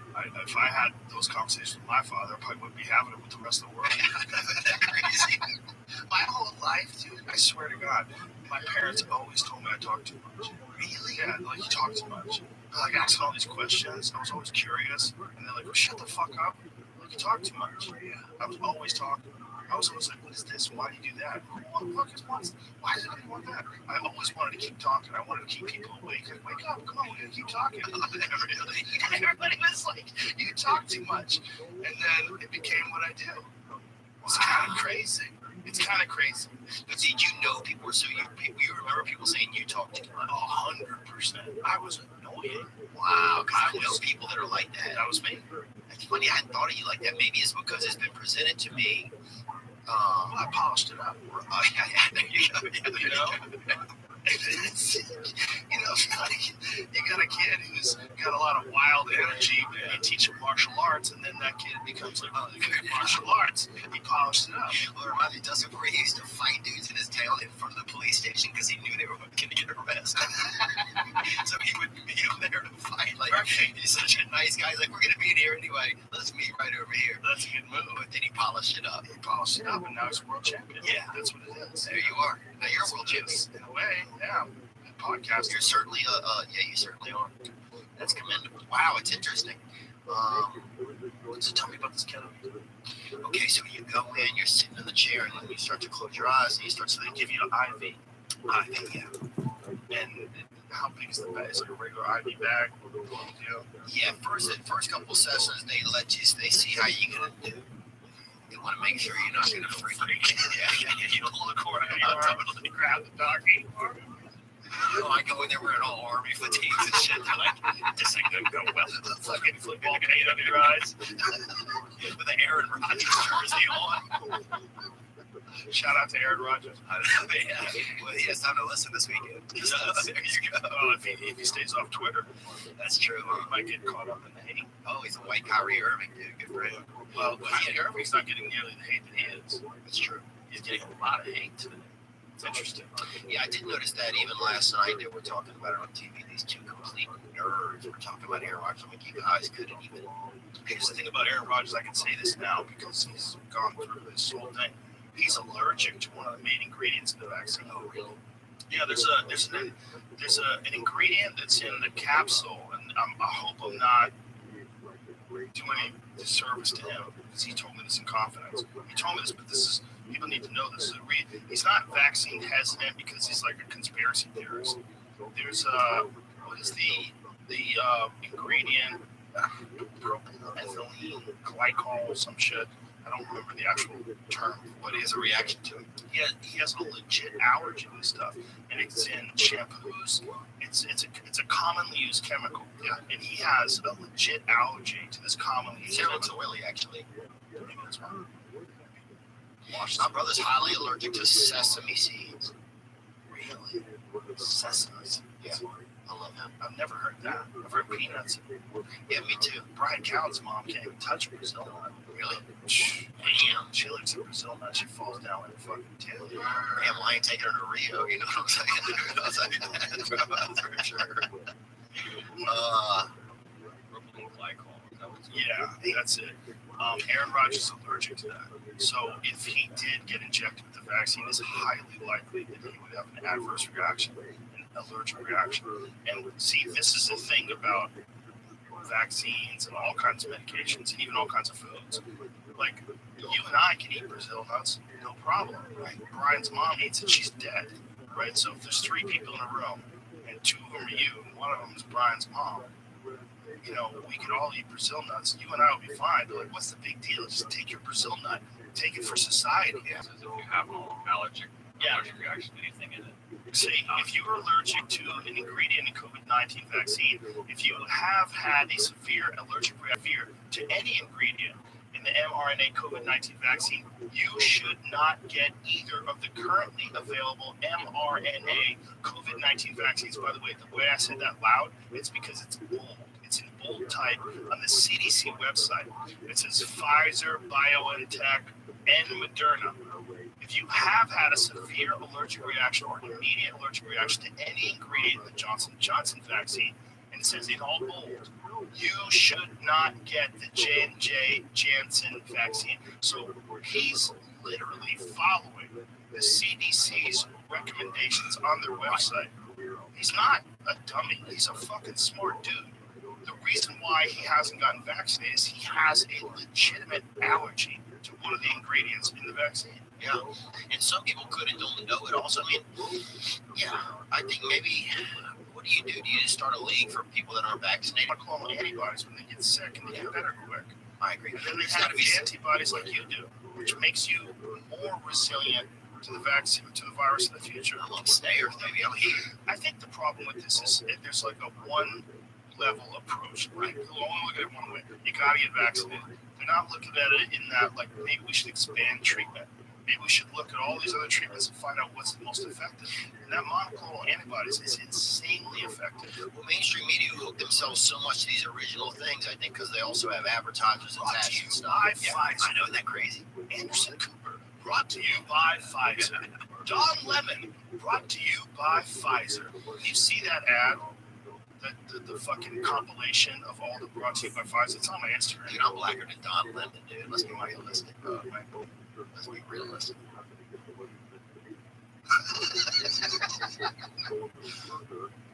Let that hang with us. Dead silence. Let it throw, yeah. Let that feel around. Let me. Definitely more respective on the streets. Huh? Definitely more respective. That's what I'm saying, dude. 100%. That's what I'm saying, bro. I got diddled by a black guy when I was growing up. Congratulations. Thank you. How was it? I didn't have any, it was, we were kids. You know what I'm saying? It was like, it wasn't invasive in the back. It was just front, but it was, so that's different. It's weird when somebody goes into your body. Somebody just touches your penis. Or puts your body into that one. That's different. Yeah, that didn't happen. This man was just doing Odd things. Yeah, he kept picking us up and down trying to pick us up and down by our knees. Like, I'm going to pick you up by your penis, kind of thing. He would just pick his, just like an inch, like it was like a joke. You know what I'm talking about? Right. Yeah. So then in the end, he just let you down, right you up again. So he's just touching your penis. He was trying to find out who gets hard. Yeah, he was. He got hard, like, I got one. And I did. Right. That's like fishing. Yeah. We cast a lot of lines out there. Most of them, you don't get a bite. Every now and then, you get that little something. Yeah, you get some little line. That drag pulling. You remember the guy that took you fishing? Remember that story you told me that time? Oh, yeah. Well, he didn't take me fishing. He actually used to jog around the lake and fish and became friends with us. And then I was 13 years old, 12 or 13. I think I was 13. And he said to me one day, I'll never forget this. He goes, drunk. And we were at a particular part of this pond. There was no one around. There was like this main pond. It's called Jamaica Pond. It's in Jamaica Plain. And New York? No, Boston. And Jamaica Plain is like a part of Boston. And there's this one pond that we would go fishing at all the time. Me and my friend Josh, and this dude used to come by and say hi to us. And he used to be a school teacher. He got fired. He was trying to explain how he got fired. He's like, that people didn't understand him and this and that, but he was fucking kids. He was perving out. And he said to me that he loved me. And I remember thinking, where is this going? And he was drunk too. And did you believe that he loved you or not? I was confused because I was like, something feels wrong. And y'all didn't know each other that well. We knew each other like friendly. Like, Oh, yeah, come you by might and talk. We would hang out. I'd actually been to his house before. Oh, yeah, Which is really kind of scary now that I stop and think about it. It was the wrong dude. I was 13. Maybe 13, you're fucking dumb. And then you're trusting. Exactly. I was trusting because he was a smart guy. He was very smart because he was in the Korean War and he was talking to me about the Korean War and he would tell you about what it was like to serve, and he watched the guy back into a propeller or whatever. His name was Walter. He watched the guy back. The guy He didn't yell or anything? Did someone stop? I don't think it was. The guy fucked up and he backed into a propeller and just got his fucking head obliterated. That was it. Just spray and done. Dead. I'm just reading that book by that guy. Who's the guy that shot Bin Laden? That was part of that crime. I don't know his name, but I know what you're talking about. It's pretty interesting. I never knew so much about like buds and like Navy SEAL program and stuff. But his story like goes. It's interesting. Anyway, go on. So yeah, that was kind of. So he told me he loved me, and I was like real confused. I think I said I like you too, or something like that. He was like, you can't be in love without sex. Get the fuck away from it. I said, leave me alone. He's like, you're reacting to this the wrong way. You're overreacting. I'm like, leave me the fuck alone. And luckily, he left me the fuck alone. Well, luckily. But he was a grown man, and I was a small kid. I could have been. Were you tough though? No, not at all. No, when I was 13, I was tough at all. You were pretty handsome. I remember seeing pictures of. I was a boy kid. But it could have been in a boy band. You could have been in a violent boy band. I became tough because I was scared. I learned how to fight because I was nervous and because we moved around a lot. I moved to a new high school. Like my first year of high school was I was in a new neighborhood. And so I was the kid that got picked on. And I wasn't a big kid. And so they fucking me. And I didn't know how to fight. And so I was like, God damn, I need to learn how to do martial arts. And then I started doing martial arts and I became obsessed. And so I became what I was afraid of. Interesting, man. That's an interesting concept for people to take away, I think. Yeah, to try and hopefully become what you're afraid of. Well, that's what I was afraid of, was someone who actually knew how to fight. Right. So I became that. Yeah. That was the wildest thing. Like, I was always worried about being picked on. I was so leafy. Yeah. I remember who led you into it. Was there a person that first said, hey, yo, key up over here? No, it was me. I knew I needed to learn how to do martial arts. I needed to learn how to fight. Boxing or martial? Was there like a, was it? I started with, I did Kung Fu a little bit when I was a kid, but I didn't really stick with it. But then I did karate when I was 14, and then I went from karate to taekwondo, and I also did wrestling. I wrestled for a season. But I couldn't wrestle and do taekwondo at the same time. And I had like a natural ability at taekwondo. There was something about hitting people that I was good at. Oh, that's cool. Yeah, because I'll go to some classes at the National MMA sometimes, and it makes me feel like part of a group. Yeah. More capable a little bit. A lot of camaraderie. Yes, it's like it feels good. There's an alleviation of pressure when you're done working out. That's like nothing else. Like you feel so good after it's over. You feel so peaceful and relaxed. And even surviving, like just grappling with somebody for like a few minutes and surviving through that, even if nobody beat you, it's like, you're like, yeah, I made it. Wow. Okay, so like I can at least. It just takes some of the little fears away, just a little bit at a time. Yeah, and it's also great at alleviating stress because it's controlled chaos, right? It's like controlled aggression and controlled, like there's a lot of fear because you might get tapped, you might get strangled. So there's like this struggle, but it's controlled struggle. Yeah. And it's after it's over, you're just so peaceful. Like guys who do jujitsu all the time are some of the nicest fucking people I know. Like some of my nicest friends are friends that do jujitsu. Oh yeah, They're so friendly. They're so kind.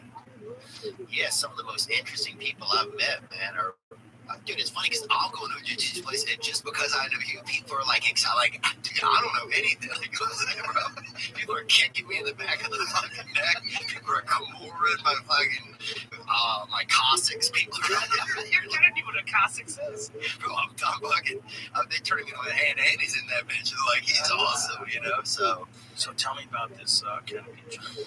So I Getting off track. Yeah, sorry, man. No, don't apologize. It's awesome.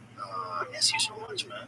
Yeah, miss you too. Thanks for having me. I'm happy that you guys are doing so good down here. I love it down here. It's exciting. Yeah. It's been scary, kind of, I think, being in because I still have my apartment in LA, so I'll go back to work on material and sketching. Well, I did notice one time I got off the plane and everybody is in masks and everybody's scared. Smelling the air. Like them salts. Yeah. Man, I'm gonna take another hit. Look, I'm an addict, bro. Open that bag up again, too. Yeah. Honestly, do get it out. Open that bag. Honestly, he likes it. You hear that, Rob? He likes it. Oh my God. Take a whiff. Just open the bag. You don't need to open the whole thing. Just get a little, remember whiff. Just a little remember whiff.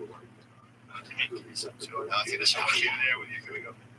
Yeah, but you're not supposed to smell it. You're supposed to want it. But here's the thing, dude. The lid is sealed. This is super sealed.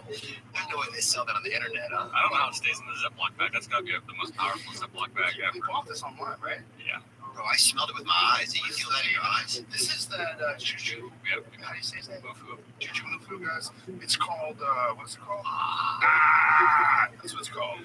Gotta Recalibrate your nuts right there. Everybody the just so everybody knows what it is. You gotta focus. That's what it is. I don't think you should be told that to people, dude. The guy that sells this is fucking jacked. I want to say Joe Vito, a picture of the dude who sells this. Yeah, but he has, yes, I do. But he has yes, I do. He loves it. He hasn't slept in 5 years. He just wakes up and then yeah, I'll get him. That's the dude.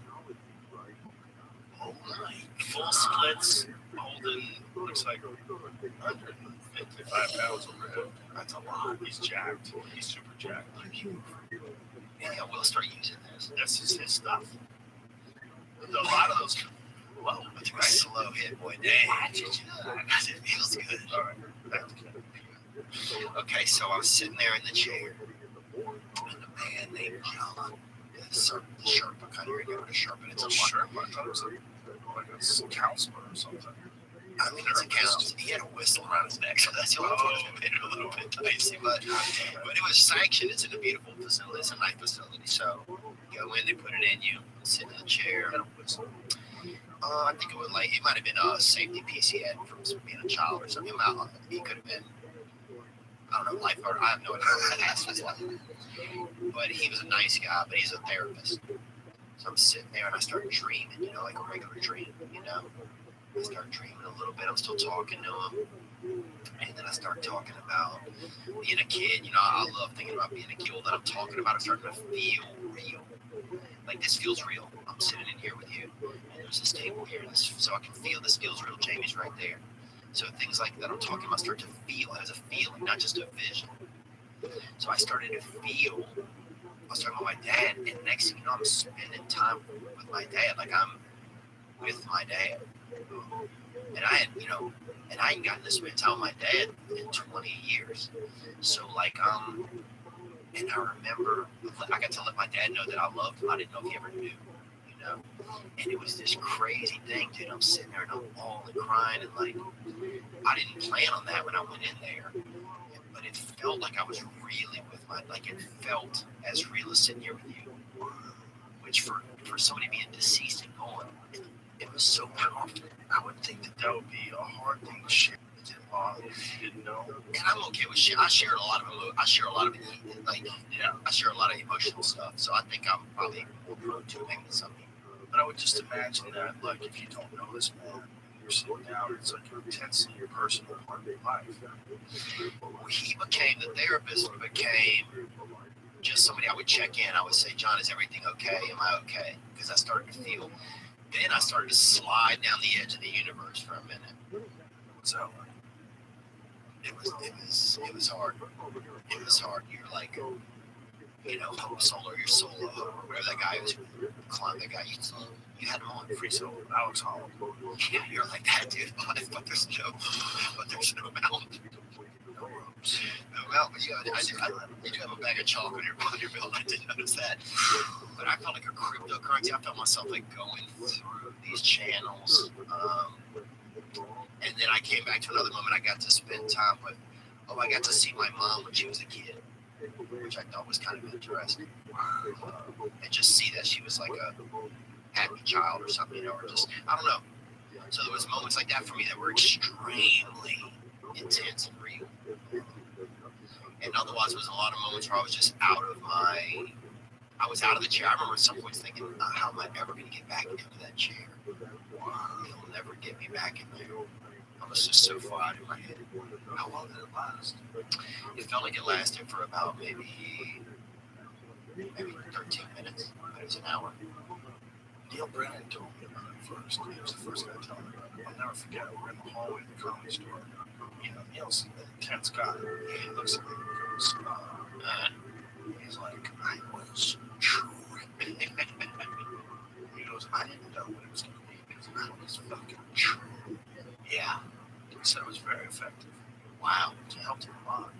I took away from it, if you had like some severe tragedy or something like that, then it would really help.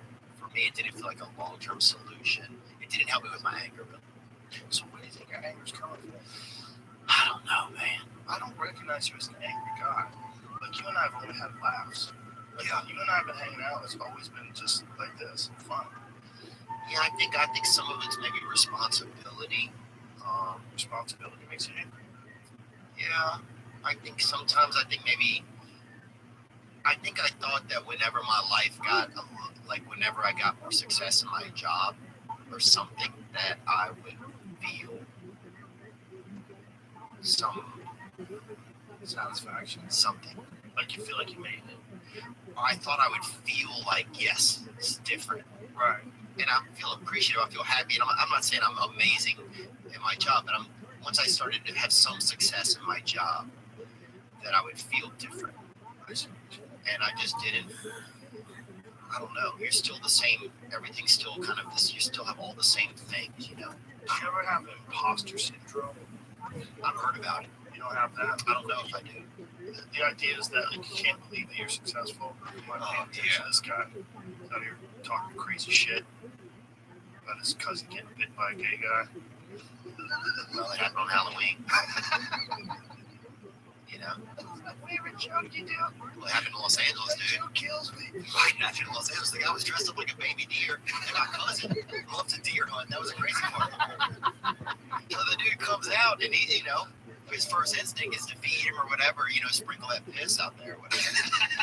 And the fucking dude bit him, man. That's, you know, that's Newsom. The guy biting is it Newsom's fault? I mean, I don't know this right, what's Might happening. be his fault. I'm willing to go with you. Blame Newsom. I don't know. I mean, it's just Halloween, you know. I remember there was a gay man on Halloween dressed up like a mermaid. He kept saying, "Help me up." He was laying on the pavement out in West Hollywood. Oh my I God. thought that was a good trap. I thought, because I even stopped for a second. That's a great trap. Yeah, That's a great trap. That's a great trap. Somehow or another, like, gay traps don't bother me as much. Like, if a guy lays a trap for a woman, that bothers me. But, like, gay traps, like, come on, son. You get tricked by that? You get tricked by that mermaid trap? There was this hot girl one time, she told this guy was hitting on her, and she said, "If you kiss my gay friend, then I'll make out with you." And the dude kissed the friend, and then she said, "Nah."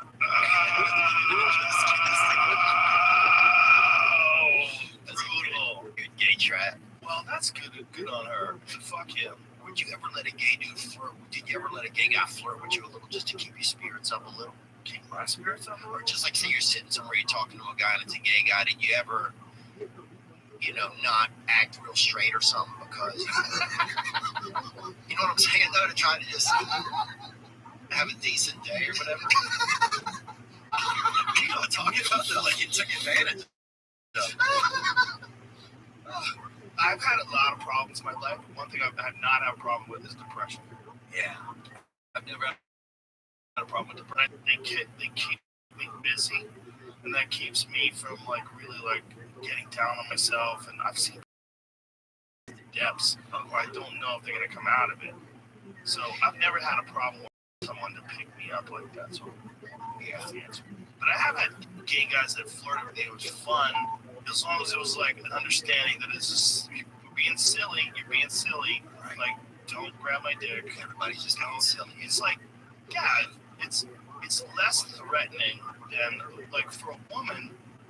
If a guy is hitting on a woman, the girl's not receptive. She's not interested. Right. But the guy's aggressive about it. It gets to a point where it's like, oh Jesus, like am I in trouble here? Am I scared? Like women can be in trouble. Where I was like, don't make me fuck you up. Right. Like, hey, I'm fine. Hey, stop. You know, it wasn't like I was in danger. Yeah. You know, which is the nice thing about knowing how to fight. Right. It's like in situations like that, we're like, hey, stop. Yeah. Relax. Yeah. Leave me alone. Everything, yeah. But I did have to push some guy's arms off me once. I was in Montreal. This fucking dude kept trying to get me to go up to his hotel room. Oh, he's drunk. Canadian gays, maybe he was super aggressive. The grapple, yeah. Yeah, man, I remember one time this dude was kind of flirting. I mean, I kind of let it happen a little bit, but I remember I drew How far? It's a little bit. He just touching? No, sitting at a bar. Like this is head on your shoulder. Doing a crossword together. Sudoku. Imagine the guys. He's like, I just want to lay my head on your shoulder. That's it. All right.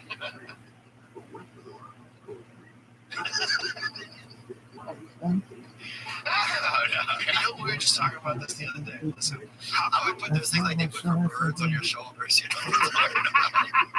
Keep birds from shitting on a roof. To keep them from landing on a good yeah. Sorry to interrupt you. Gene Simmons' costume is all about. Yeah, I'm throwing a Gene Simmons. The spikes. It was. We were just having this conversation the other day. Why is it like every man shakes a man's hand? Yeah. How you doing? Nice to meet you. You can't hold on. Can't hold on man's hand because that's gay. Indian men, I noticed, do it. They'll stay in there longer. Well, it's a big thing with Saudi Arabia. Like there was a video that it was real weird when George Bush W, when he was president, was walking, holding hands with one of the Saudi royals. They were holding hands because in their culture that is a normal thing to do. But it's weird because shake hands. Shaking hands is 100% normal. Right. And not only that, like you have to do it. Firm handshake. Right. Nice to meet you. How are you? Good to see you. Like a nice firm handshake. I like that, man. But hang on to it. Let's hold hands. No.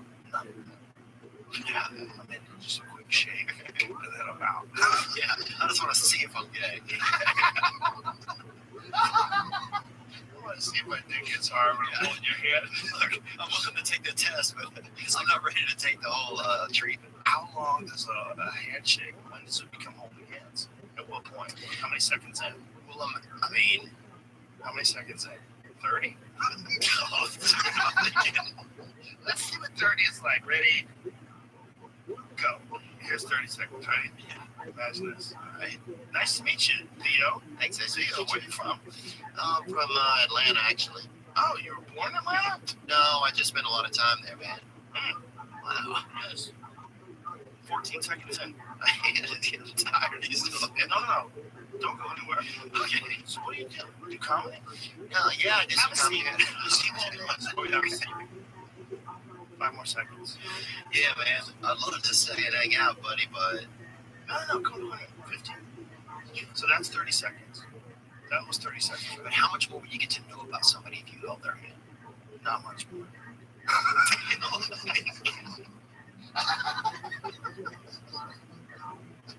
I mean, would you get to know more? Well, that's what I'm wondering. Is there some, like, older tradition where, like, if you're walking with your brother and you're holding your brother's hand, are you able to get some senses and get, like, was there ever, like, some kind of maybe pathology, I don't know if that's the word, but that would say, hey, you know, your brother's having a tough time or he's not telling you something. Could you read something in? Well, you do get that from hugs, right? Like, you ever have a buddy that's going through a hard time, you give him a hug, he starts crying, and then you hug him harder. You know, I'm that buddy. yeah, that's you, bro. I just didn't want to bring your name up. Totally, bro. Oh, the emo all-star team, baby. You know what I'm saying?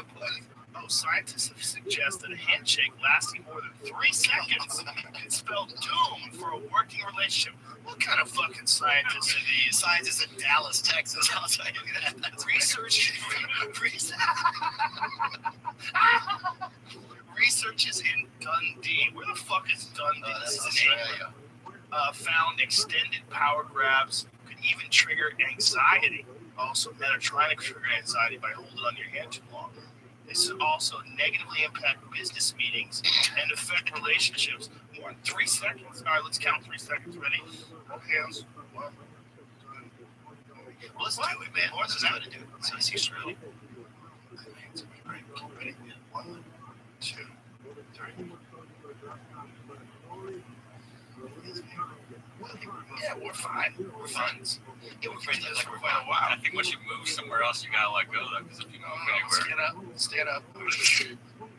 yeah, it's way too much action. It's way too far. I'm okay.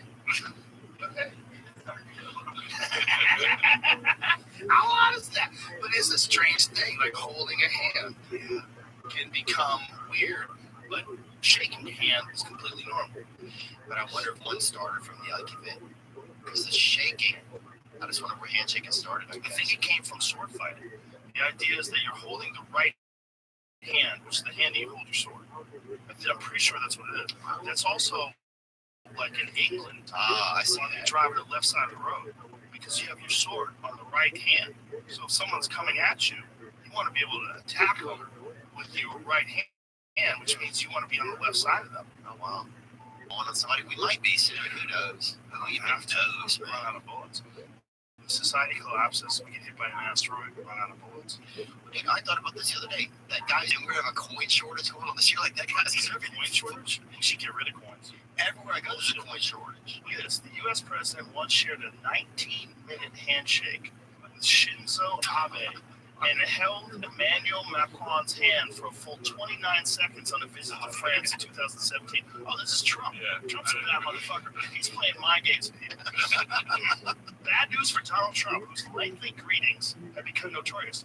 19 minutes is a long time. Wow. He shared a 19-minute handshake.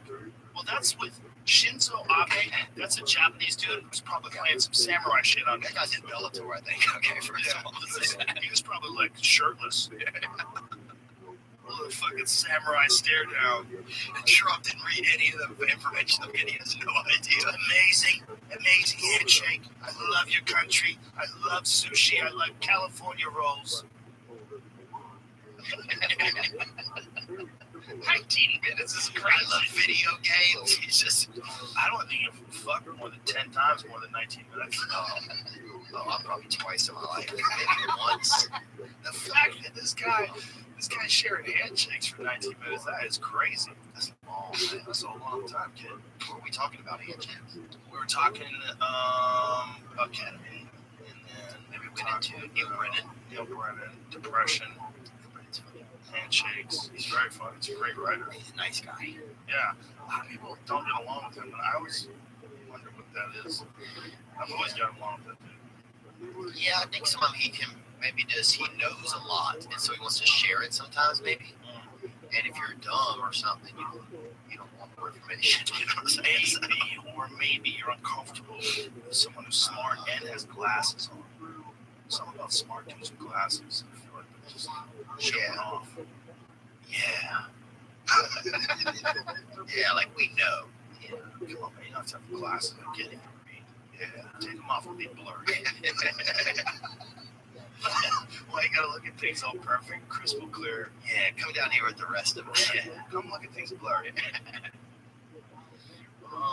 Who do you hang with in Nashville? You got friends out there? Do you know people? I mean, there's let me see. Well, I spend a lot of time up in touring. Yeah. So that's been crazy. It's been keeping me busy. It's like every weekend I've been out on the road. That's great. So that's been awesome. Do you have guys you bring with you?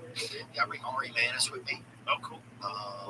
So he's From the store? yeah. And he's always that dude is something else, man. He is something else. And sometimes I'll just pick up random people. So, And is Zany's your own club? yeah, but it's hard. The only night to really be able to get up there is Monday night. So there's not a lot of opportunity to get up and practice. When it's like Tuesday, Wednesday, they have some regular shows there. Yeah, they have other shows. It's so popular. It's a popular club. Yeah, it's a super popular club, and it's nice because great comics come through town, so you get to see them. Yeah, that's a great club. That's one of the all-time great clubs. Yeah, people love it. And Brian Dorfman runs it, and Lucy, and they've been really sweet to me. Yeah. Nick Bargatze lives in town, so I get to see him. I love that dude. Yeah, He's great. he's funny. Yeah, the cough button. It's cool. I didn't have a cough button. The old school people used to get mad. See, this is it, folks. We see my left hand going there. Watch, I can talk. Now I'm talking.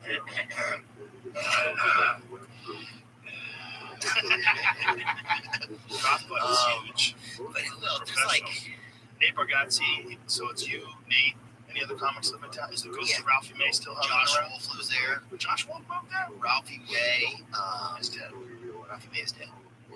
Ghost of Ralphie May. Ghost of Ralphie May still looms. Who else? You don't see. I mean, everybody's just been touring right now since things are open. More open.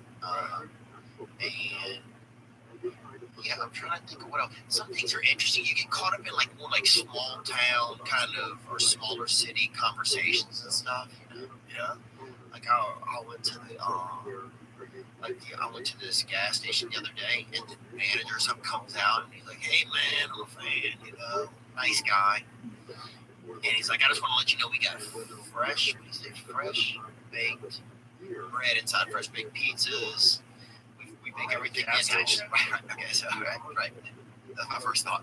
I've just been inside. Okay, there's nothing fresh in this joint. Nothing in there is fresh.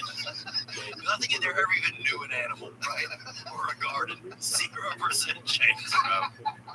This shit is so fake. It's like, I don't know. It's kind of like, anyway. So I have to sit there and just bullshit with the guy like they're baking fresh in there. So now it's like every time I go in and see him, yes, he's like, if you ever want anything fresh, man, just let me know. We'll pull it right out the oven for you. And I'm like, Doesn't that suck when someone's real friendly, but what they're selling is bullshit? it's crazy. So now I have to pretend that I'm smelling like pie and shit when I go. So you just get into small town, smaller city stuff like that. He pulls out Pop-Tarts because he just made them.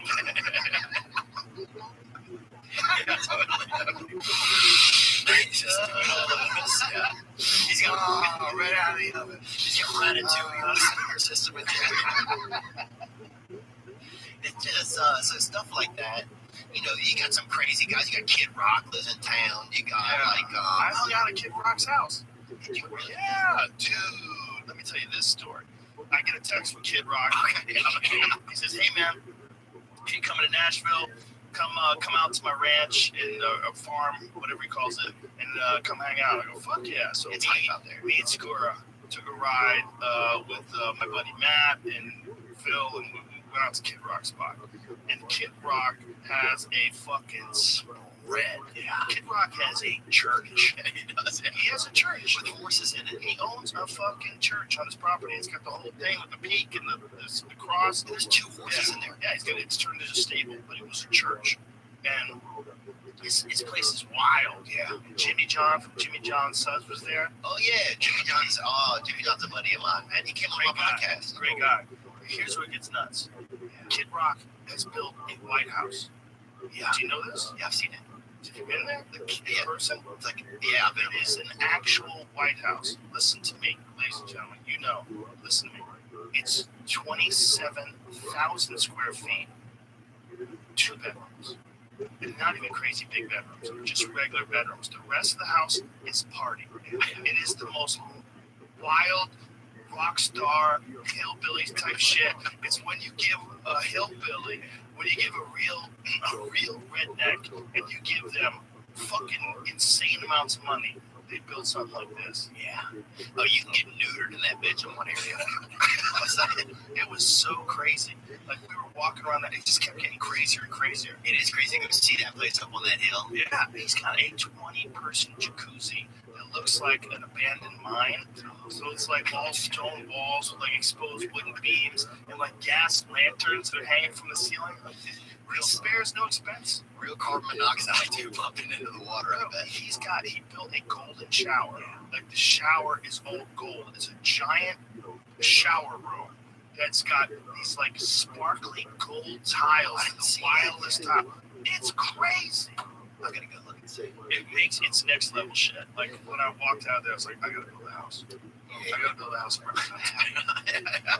so all the houses that I've ever had, they were nice houses. They're for sale. I bought a house.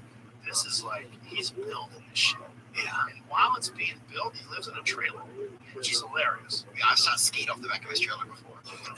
That's hilarious. Yeah, it's nice. Yeah.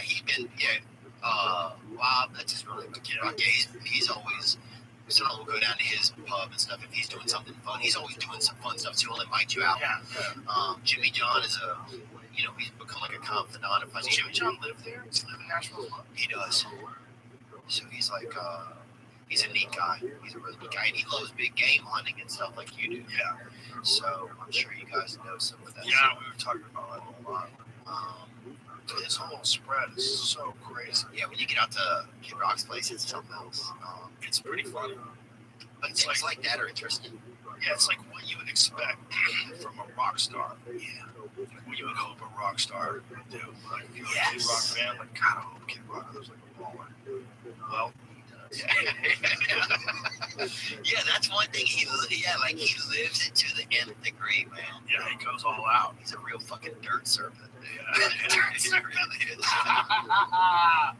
A dirt serpent. That's what David Spade calls him all the time. That's funny. That's pretty funny. That's funny because David Spade, when he played Joe Dirt, is basically playing like a miniature version of Kid Rock with no talent. And Kid Rock was in that movie.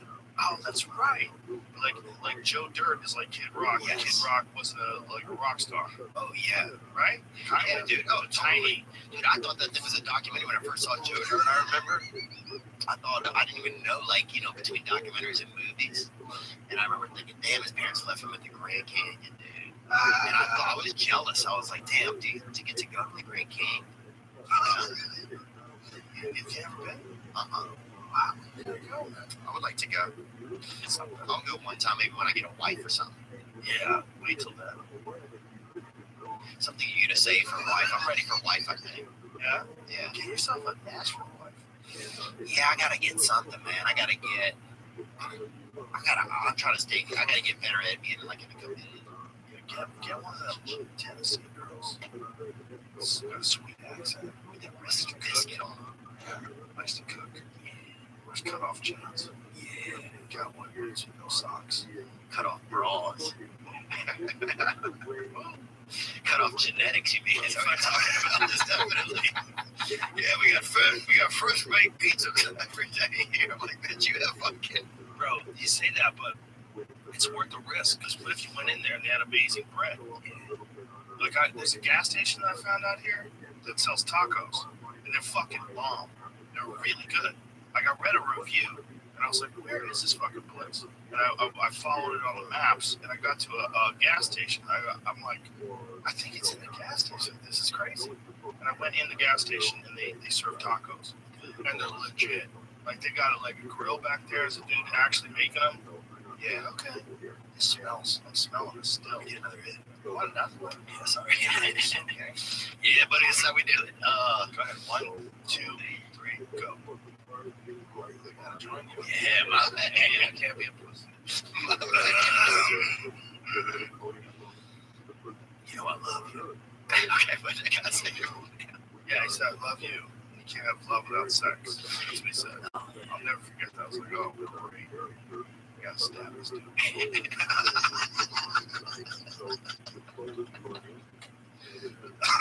Oh, damn, dude.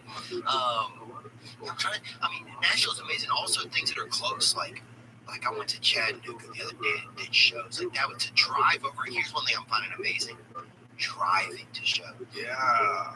Right. Oh, I can sleep on the way. Like we're getting a tour bus for the first time coming up. Shit. I've never done that. I don't know if I'll like it or not. Call Bert. Bert's the master. Oh yeah, He's the tour bus master. he is. He gets his face on the bus. He doesn't even give a fuck if people know it's his bus. He doesn't even hide. His face is all over his bus. Yeah, he goes hard. He does. Yeah. But I'm like, how does he not worry about being stalked by crazy people? Like crazy drugs or what? He says Yeah. the bird. An alcoholic driver hit. That would be my biggest Yeah, concern. that's if they want to go out, right? And if you were hammered, you found birds in the tour bus, like, oh, this is a changing. Bang, bang, head on. Thrill machine. Yeah, It can happen, man. that's probably how it's gonna happen. He's got a movie coming out. I know. Bird Crusher is gonna be gigantic. Have you seen that video of him in Tallahassee on stage where you got the whole audience to put their phones up and he was like having them cheer like fucking Viking shit? I don't know if I've seen any of that. It's wild. Berg is blowing the fuck up. He is on stage and there's thousands of people in this audience with the lights from their cell phone and they're chanting some kind of Tallahassee cheer. Yeah. They only know down there when they wear flip flops all day. It's wild, man. Those sunburned top tops. Yeah, man. It's crazy. Yeah, he's really beloved. Oh my god, so much so. Look at this now. Is that a rib cage? What does he have? It's like an arrow. It's a really dumb arrow. There's just too many feathers on it. It's an arrow from someone who's never killed anything with an arrow. Look at this. Look at that. Look how many people are doing this. There's thousands of people in there. That's comedy, man. People are hyped up. And his shoes match that arrow. That's cool. But he's the tour bus master. He does tours. Bert's his schedule. If you look at his, It scares me. I don't know how he does it, not die. That's what scares me. I feel like I don't know if I can handle it. Maybe it's weak of me saying that. I think it's crazy. I don't think it's sustainable. Did you feel scared? Like sometimes I feel scared, like about moving, not being in Los Angeles like that. I would like things would fall apart. You know, you ever feel like that or have fear about that? No, I look forward to it. I was pumped up in fear. I like risks. I got this weird part because I feel like I could like if you're successful, things are going too well, you can get very stagnant. You can get comfortable being successful. So I like to do dangerous shit. I like to do new things. When I do new things that I suck at, then you have to learn. I think it excites a part of your brain that doesn't exist otherwise. Like for me, to go to a new market, like a new place like Austin, where I've been coming since the 90s. I've been coming here forever. And I love this town. I've always loved it. It's like out of the places that I thought I could live, this is one of them. But when my family was interested in it, when my children really wanted to move here, and my wife was willing, I'm like, we're in. Let's go. I had no hesitation whatsoever. I'm like, I can do comedy anywhere. And I'm like, the podcast had gotten big enough. Yeah, I'm like, I am pretty sure I could do the podcast anywhere. I don't think I have a problem with getting people to come to it because it's beneficial to them. Oh yeah, I was excited to come. I was excited to have you. But I'm like, if I could just fly people out, I don't think, because I was flying people out to LA all the time. Like all those doctors and scientists and scholars that I was talking to on the podcast, I'd fly them out. I flew people out 2-3 times a week sometimes. Wow. So I was like, I'll just fly them to Austin. It's in the center, you know. So if you're coming from New York, it's a quicker flight. If you're coming from LA, it's not that bad. It's like, and if you're traveling 2 places, it's much more convenient. But the thing that gets me when I got here, like right away, I was like, people are so much more friendly. Oh yeah, they're regular people. And it made me more friendly. It made me more relaxed. It's like we were dealing with that crazy showbiz manic energy in LA. Oh yeah. I think it burned me up. Yeah. Oh, my neighbor in Nashville, he's like, he coaches soccer at Lipscomb, you know, at a college. And he's like, the other day, a snake, Bobby Lee sent me a snake in the mail, which is, I feel like it's illegal. Yeah. Is it alive? A living snake that came out of a box into my home. Why did he do that? Like, it's a prank, you know? It was a lot, but, you know, game on. When he said to him, my neighbor that comes over to help me, like people are like wanting to, you know, people are like nice and like it's just funny. Like I felt super accepted over there. Like I get to meet some of my favorite, like I like a lot of country music, you know, like Morgan Wall and Blake Shelton. Like I've got to meet, just some stuff like that. You get to meet like just people you never thought. Like Clay Matthews lives there. He plays football. I don't know. There's just all types of people. I don't know. It's just been interesting, and just everybody there's so nice. They're like happy to have you. Like, hey, what's up, man? I'm glad you're here. Yeah, You're glad I'm somewhere. Like I've never felt like that in my life. Thank you. That's what's been happening to me out here too. The same vibe, and it's just the regular people. I think as comedians, we are connected to aspects of show business that are not good for comedy. I mean, like if you're a comedian and you're trying to get on a sitcom in the 1990s. In the 1990s, that was it was important. You needed to get on a sitcom if you wanted to have like a touring. If you wanted to be able to have a touring presence. If you were on a sitcom, everybody's like, "Oh, there's that guy from that show," and they would come to see you. But now with the internet, I think that is not necessary anymore. And in fact, it gets in the way because these guys that do want to be on those shows, they'll change their act. And because they're worried about saying something controversial or something that might be taken out of context or misconstrued, comedy is about you got to express yourself in the funniest way possible. And you and me and all those guys that were at the store, we're at the store all the time. We're saying wild shit.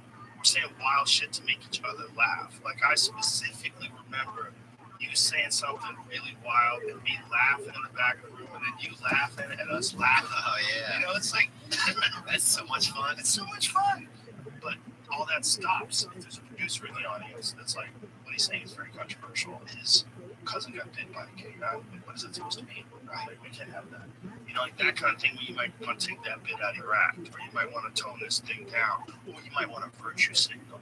You might want to say something about like, how these non-binary people are people too. And these people that don't support that, well, don't come to my show. You might want to take a stand. So those producers listen to you. Like we see that with comedians. We see it with some comedians that get like deeply embedded in the Hollywood community of business. The other day, a girl did a set at my show. She was on the same show as me, right? It was my show, and she was on the show as a comedian, right?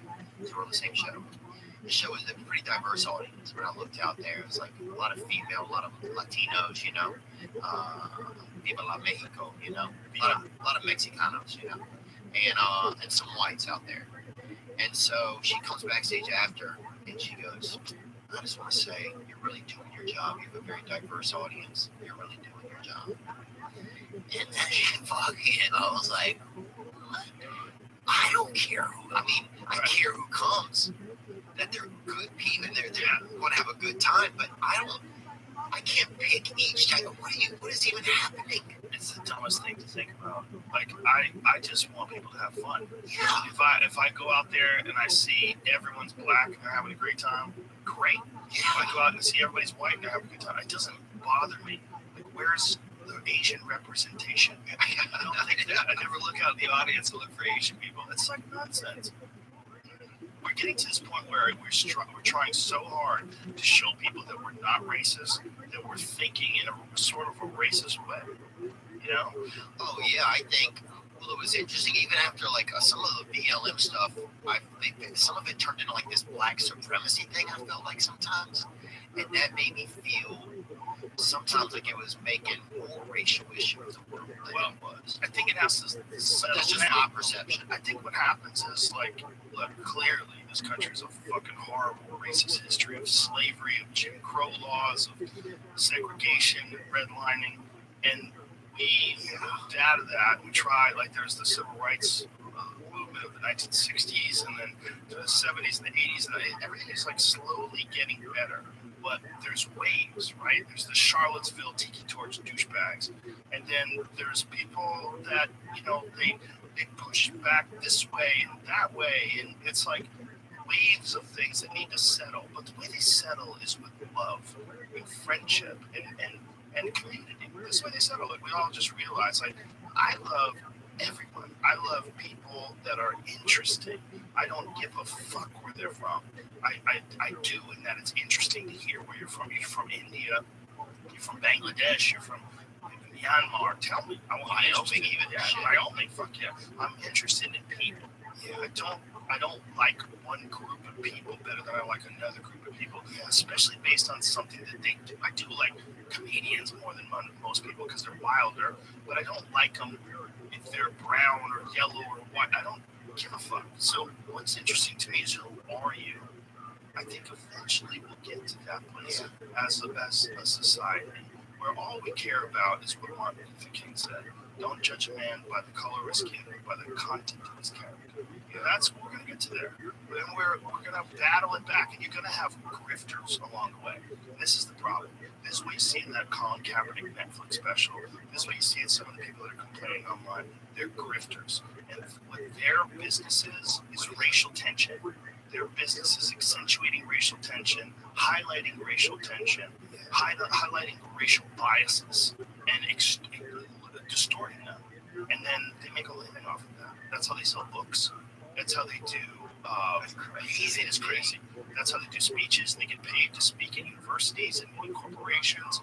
And there's an incentive for them to continue accentuating the strife in this country. Why do people grasp onto that and not try and see a different thing?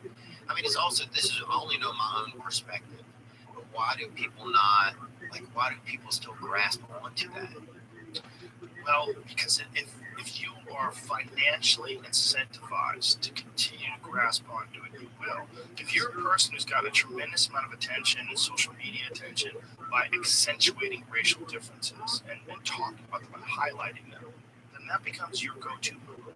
Just like, some comics have like a thing that they do all the time. You might be a redneck, right? That becomes your move. Like, you got to keep doing that, right? There's a thing that people do when it gets a lot of attention, and it like Colin Kaepernick. What's the thing that's got him a lot of attention? Highlighting racism. Yeah. So now he takes it so far that it's ludicrous, right? Yeah. Right? Yeah. It takes it so far that a guy who's made $43 million in this fucking business of pursuing this athletic glory is complaining and saying that athletic glory is akin to slavery. Yeah, slavery was way tougher too than any of these two-a-days. That's crazy. It's insane if you look at that kind of stuff. Those guys are banging hoes and driving rolls. They're driving fucking Bentleys. Yeah, I could barely even make it through Amistad. You know what I'm saying? I could watch Hard Knocks much easier. You know what I'm saying? Joey Diaz was in the longest yard.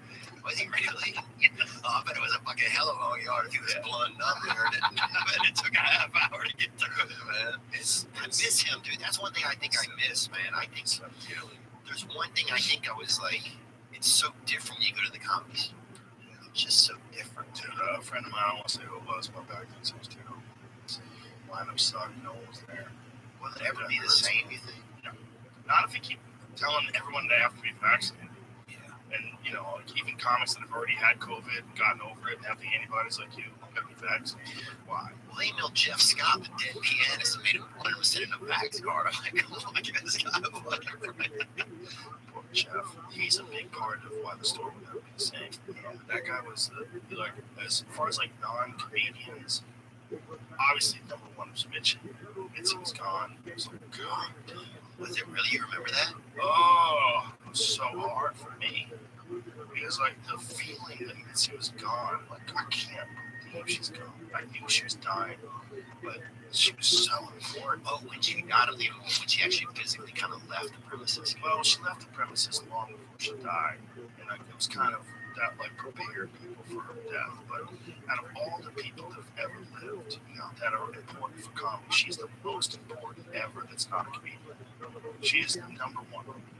Without her, I would never have gotten through comedy. I would never have been who I am. Wow, that would be the case with most of the comedians that came out of the store. She was the godmother. She was the fucking queen. That lady was, she was a wild woman, man. Just supported comedy, hook, line, and sinker.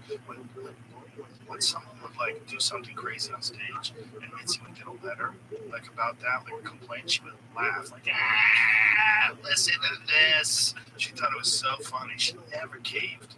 Like all this social media pressure, that wouldn't have done shit to Mitzi. Wow, that lady was bulletproof. She didn't give a fuck. She knew what she wanted. What she wanted was wild comedy. That lady supported wild comedy. If people didn't like each other, she'd put them on next to each other, back to back, make them bring each other up. Yeah, let's go. Put key meters in between them. She wanted chaos. That lady loved chaos. She was amazing. She was I probably know her better.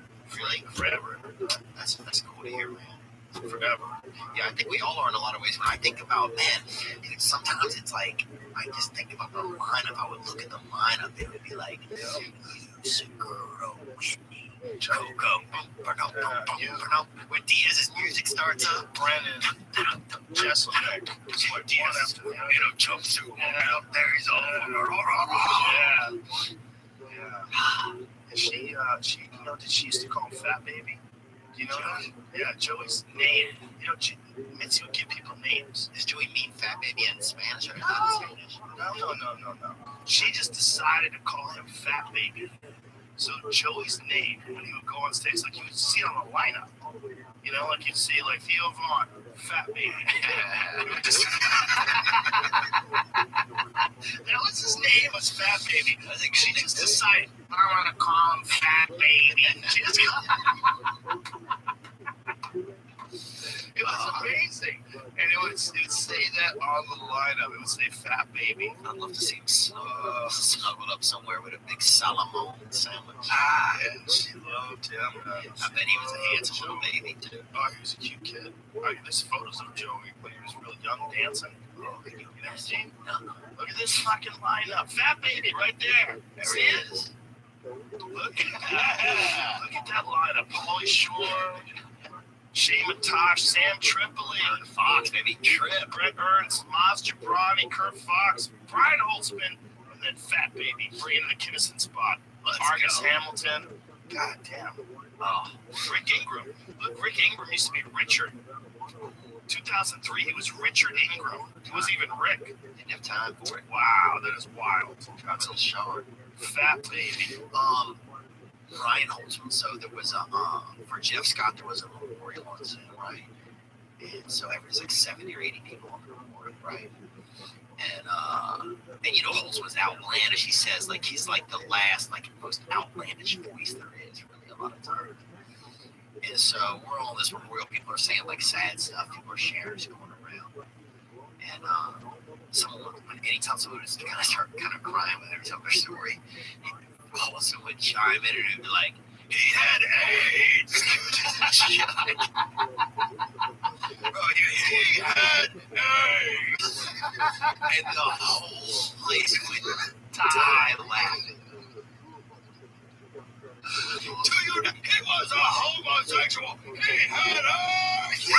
I mean, bro, even Jeff Scott's sister on there, everybody is dying. And it was like, and Jeff was open about that. I'm not trying to out him or anything, and he would tell you this story. Well, he had HIV, but he had taken that medication and he was testing negative. Those protease inhibitors, the medication they have for HIV is amazing. Oh, you can beat everything. Yeah. Now, well, HIV for sure. But that was like telling dude, that was comedy to me when it was like, it was just this safe space. We're all there. Yeah. And you could say whatever you want. You knew that he was saying it for fun and that we would know it and we would understand. If you looked at it in quotes in a newspaper article, it'd be horrific. But in the moment, it was magic, right? Oh, it was totally magic. I'll never forget when, do you remember Susan Smith, the lady who drowned her kids? She drowned her kids and she blamed it on someone else. She said someone took her kids and killed them. Oh. Joey Diaz was on stage like a week later. I heard those were bad kids. I heard they sat that close to the TV. They didn't put away their blocks. They were all spilling their fucking milk. Those kids will not be missed. Those kids will not be missed. And you can see the people in the OR just going, what the fuck? After 9/11, Mitzi would not let Holtzman on stage for 2 weeks. Because she knew it. He's like, no, don't let him up. She knew he wouldn't be able to help himself. He would say something fucked up, so she didn't get many spots for like 2 weeks. Don't let him up. Dude, I miss going to the back and seeing Joey sitting on that freezer. You and Red Band over by that post over there talking. Some crazy UFC fighter was going to come in that night, and everybody was all excited. I remember when Aljamain Sterling came in that night, and people were so excited to see him. I just remember, there was so many little things going on. It was just magic. Well, we want to recreate that here. We want to make our own version of that. Yeah, how at a club. That's what I'll tell you everything when we get off. I'll end this, and I'll tell you everything. But it's very exciting. We've closed on a building. We're in the middle of construction. Everything's happening. Got Adam out here. Curtis is out here. I'm meeting him in a little bit. Eric. You got Eric here. Yeah, we got Eric. Yes. Eric came to help us. Yeah, we got it's awesome. We're very excited, and we've got a lot of things happening. It's the ball's rolling in the perfect direction. And the goal for the clubs is to do it the right way. Just have like a place that 100% supports comedy. Yeah. We're not thinking about it like some business. We're trying to like make the most amount of money off the customers' money. It's just about comedy, because I make my money from other stuff. I'm not trying to make money off that. Right. I'm not thinking of it as a business where I'm trying to get rich. I'm thinking of it as a thing where I'm trying to support this art form that I love. And then hopefully get as many people to move out here as I can. Okay. Well, Hey, Vaughn, fuck Nashville. Okay, come on, man. You're one of my fucking all-stars. You're one of my goals to get here. Well, thank you, sir. It would be, look, I'm honored to be a part of the group. So, listen, I'd love to have you. Let's do it. Once we're up and running, I will send the bat signal. If you want to buy the house, I bought them. Sell it. I'm sure you sell it. I'll buy it. There we go. Now we're talking. All right, now we're talking. All right. Let's wrap this bitch up. I gotta pee. Okay. I love you, man. I love you too, man. I got the new Netflix special. A lot of people can check it out. That's right. And tell everybody what's the name of it. It's just called Regular People. It's on Netflix. And how many Netflix specials do you have right now? I got two. And the first time I was ever on here was when I had my first. So thank you for having me back on. My pleasure. And yeah, we filmed it at the Ryman in Nashville, man. Oh, that's a great fucking place. Oh, that's beautiful. That place is. That's Bill Burr filmed one of the specials there too. Yeah, he did. The Ryman's the shit. That's a great place. Thank you very much. My pleasure, brothers. Thanks, Jamie. Bye, everybody. That was episode 1731. Up next, episode 1847. Joe Rogan Podcast.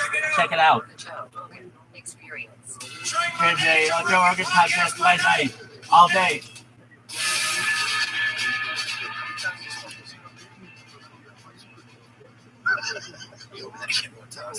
Just pull it down. Yeah, flip the top. There you go. Pull that down. How would you not know whether or not you should want this? Well, I used to work at this business company. I worked at this insurance company. I did paperwork. Not paperwork, but like mailed papers for them. And like mailings, I guess. I guess that's paperwork. Yeah. And the man had a lot of nice cigars in there. You may or may not. I feel like he tried to teach you what time. Oh, I feel the first shot. Yeah, is that always like it is? I don't know. No, your heart is shut. Oh, shit. I think it's the smelling salt. We just tried a new batch of the smelling salts. Last time I did smelling salts, first time was with you, right? And we just got a new batch, and it was way stronger. Because we did one with Red Band, and it was old. It was the old ones, and they get weak after a while. But that one was a fresh one. Like, we pulled the tab off the top and took a hit of it. It just burned all my nostril hairs off. Oh, man. It felt like somebody was fucking playing Legend of Zelda in my lungs. Man, that shit was fucking really. It goes. It doesn't even hit your lungs. I feel like it goes through just into everything else. It, like, It does a lot. yeah, it does a lot. Your hair looks fabulous. Oh, thanks, man. Really? It's fabulous. Thanks, dude. It's just full. Everything. I just got some new hair done out of the back, put in the front. How'd you do that? Were you losing hair? Surgery. Yeah? Were you losing? If I was losing as much as I was, been also getting paranoid and just trying to be preparatory, but I was having a lot of stress too last year. What do you have stress about? Let me think. You want to wear headphones or not? Oh, yeah, from when I didn't see headgears on. Yeah, it is weird, huh? It's like when you put a condom on and then the other person's just still looking at their phone. You're like, oh, this is weird. And the person, I mean, is a woman too. Jesus Christ. Well, I'm gonna say, I just had a crazy. I had a trainer the other day, and it was a gay trainer, right? And he had a purse with him all the time. It just, What's the difference between a purse and a large shoulder bag? okay, this one I would say it had bejewels on it, you know, bejeweled. So it had, yeah, you know, it looked like somebody had, it looked like something you'd find in Egypt, you know, if you were digging. It was bedazzled. If you were digging in a men's locker room, it looked like something you'd find in Egypt, baby. You know what I'm talking about, baby? The purse thing is funny, right? Because it's like purely a woman's accoutrement. And it has always been that way. But like, why? Like backpacks, guys can wear backpacks. Guys can have gym bags. Guys can have all kinds of bags, you know, but not a purse. But meanwhile, guys generally carry more shit than women do, right? At least not women carry makeup and stuff. And guys have their nuts too, which is like a little bag, kind of. You know what I'm saying? Good point. So it's almost like your dick has like a little purse, but or like a hand or some little cum purse. That's where you store jizz. What else? Oh yeah. So I think that's interesting. I guess maybe since women carried more stuff, I'm not sure. I'm trying to Is it out? just take it. Hey, yeah, it's like,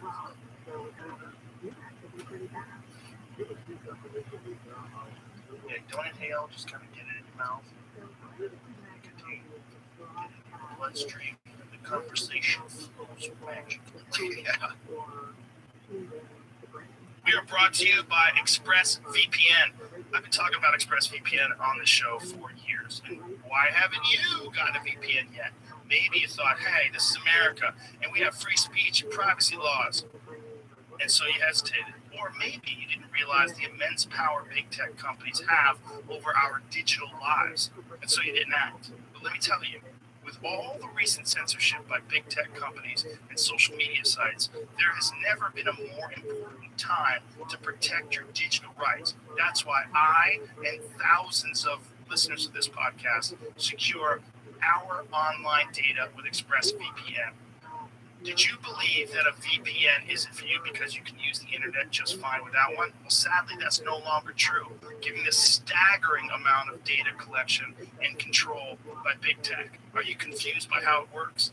So ExpressVPN is an app for computers and smartphones that encrypts your server. That means you can use the internet more anonymously without having your activity tracked. And did you think that VPNs are complex and only for tech experts? Well, take it from me, they're not. With ExpressVPN, you launch the app and tap just one button to protect yourself. It's really that simple. I trust ExpressVPN to protect my online data because they're ranked #1 and they stand for my values. Now it's time for you to take a stance. Take back your privacy at expressvpn.com/Rogan. Again, that's expressvpn.com/Rogan to get an extra 3 months free. Visit expressvpn.com/Rogan right now. Tap the banner or visit this episode's page to learn more.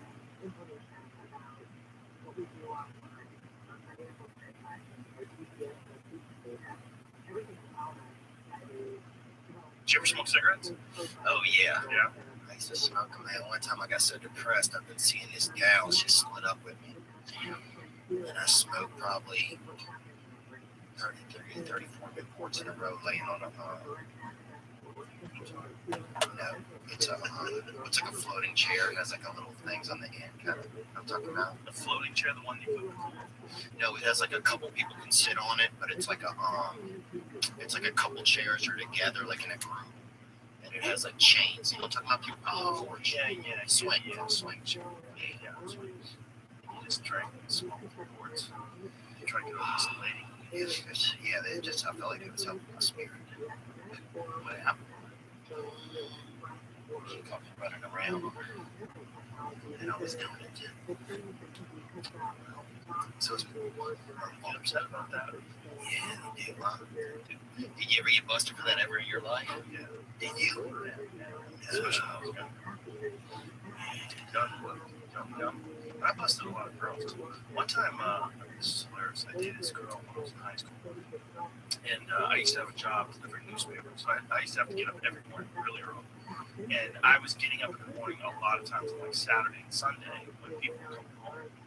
And so I got up at like whatever it was, 4 or 5 in the morning.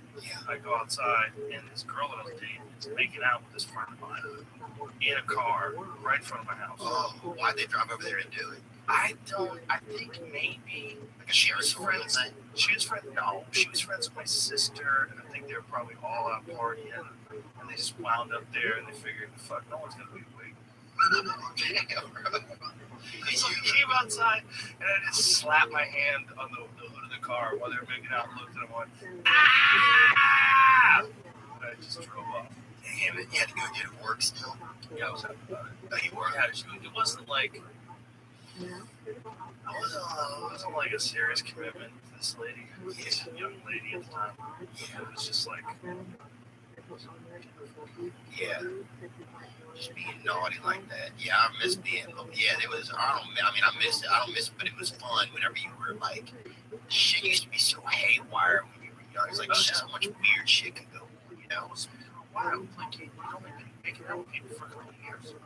Yeah, one time this guy I knew was having sex with this girl, and like the rest of us were just kind of being lonely outside of his room. And we went on the balcony. I was picturing you. How many guys are outside of the room being lonely? 3 guys.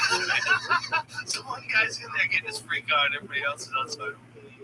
Oh, the sound, yeah. And because of the sound, you feel so much fucking lonelier, you know. So, and we went outside on the balcony. And, like, one guy was out there smoking a cigarette, so then he starts listening to the sex through the window. And he comes back in. He's like, "You guys gotta come in here, you know. Chucky's gonna support. You know what I'm saying? Like, this is, you know, it's worth coming out. You know, it's almost like you hear a good song, like, hey, guys." Right.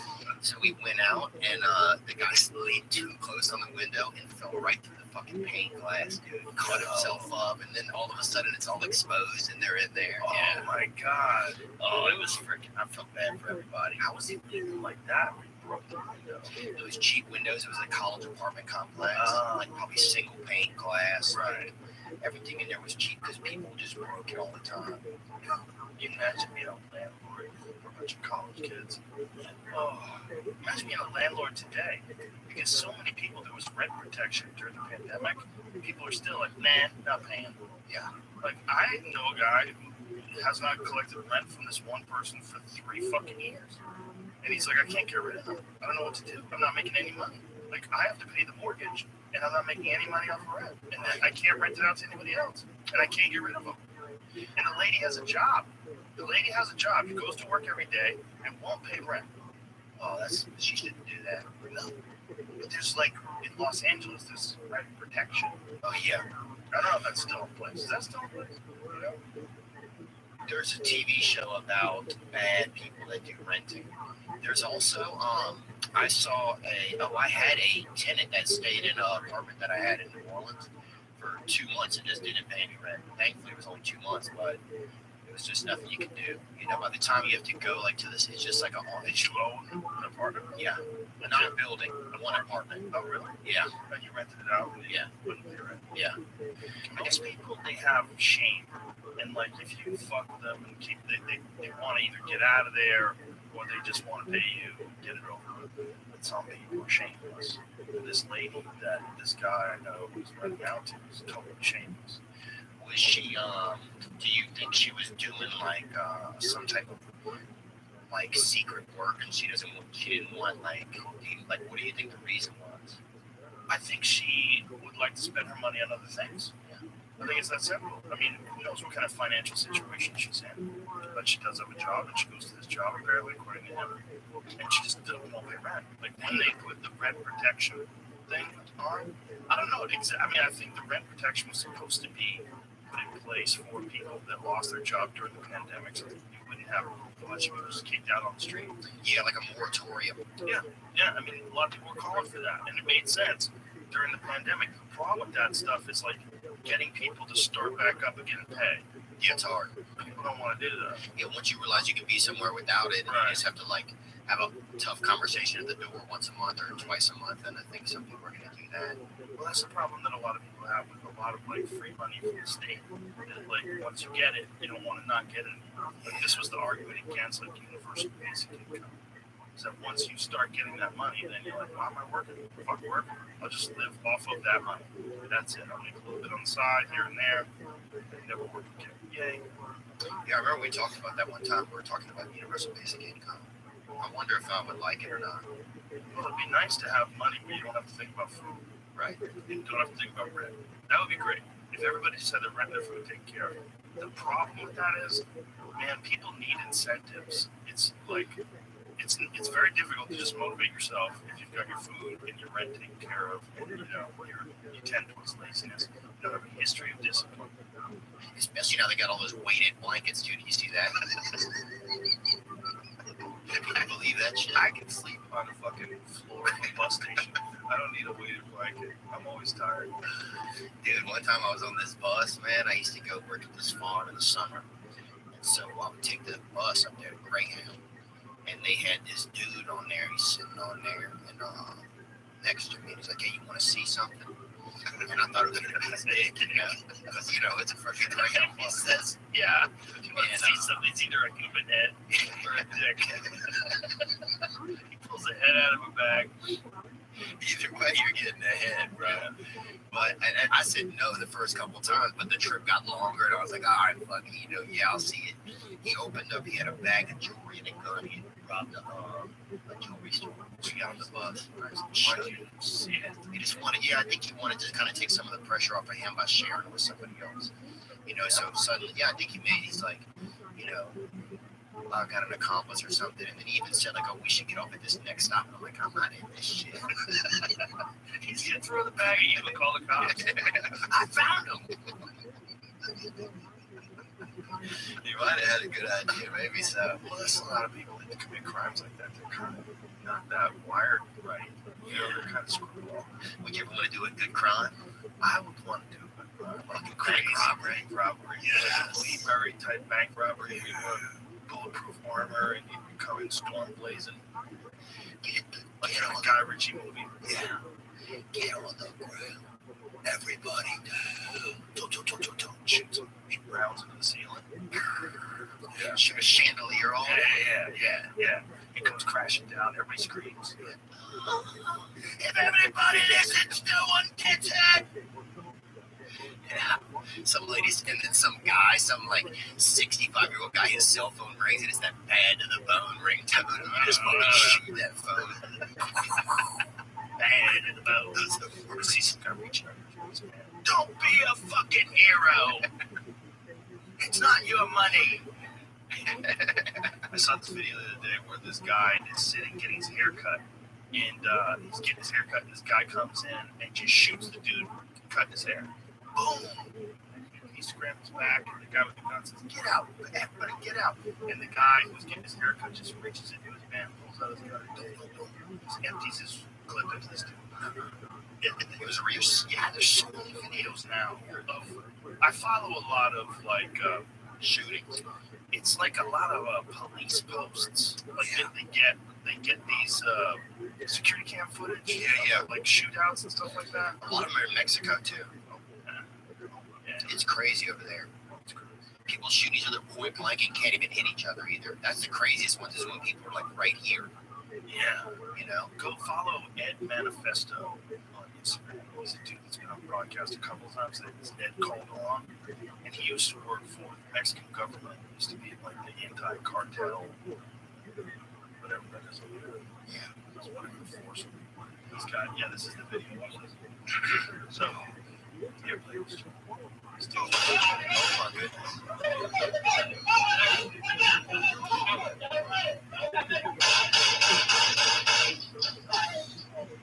That's all real? Yeah, that's all real. That was a buff J cop. That was good. So that's what the article I found as well. These are perfect.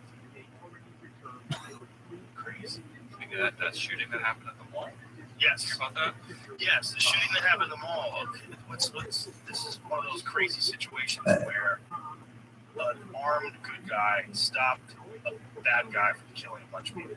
This guy shows up at the mall, pulls out a gun, kills 2 people. And within seconds, this happens. This guy reaches into pushes his girlfriend aside, reaches into his waist, pulls out his gun, and shoots at this guy from 40 yards away.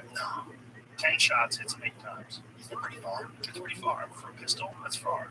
That's far. That's like a good shot with an arrow. Like a bow and arrow is 40 yards, so that's a fucking poke.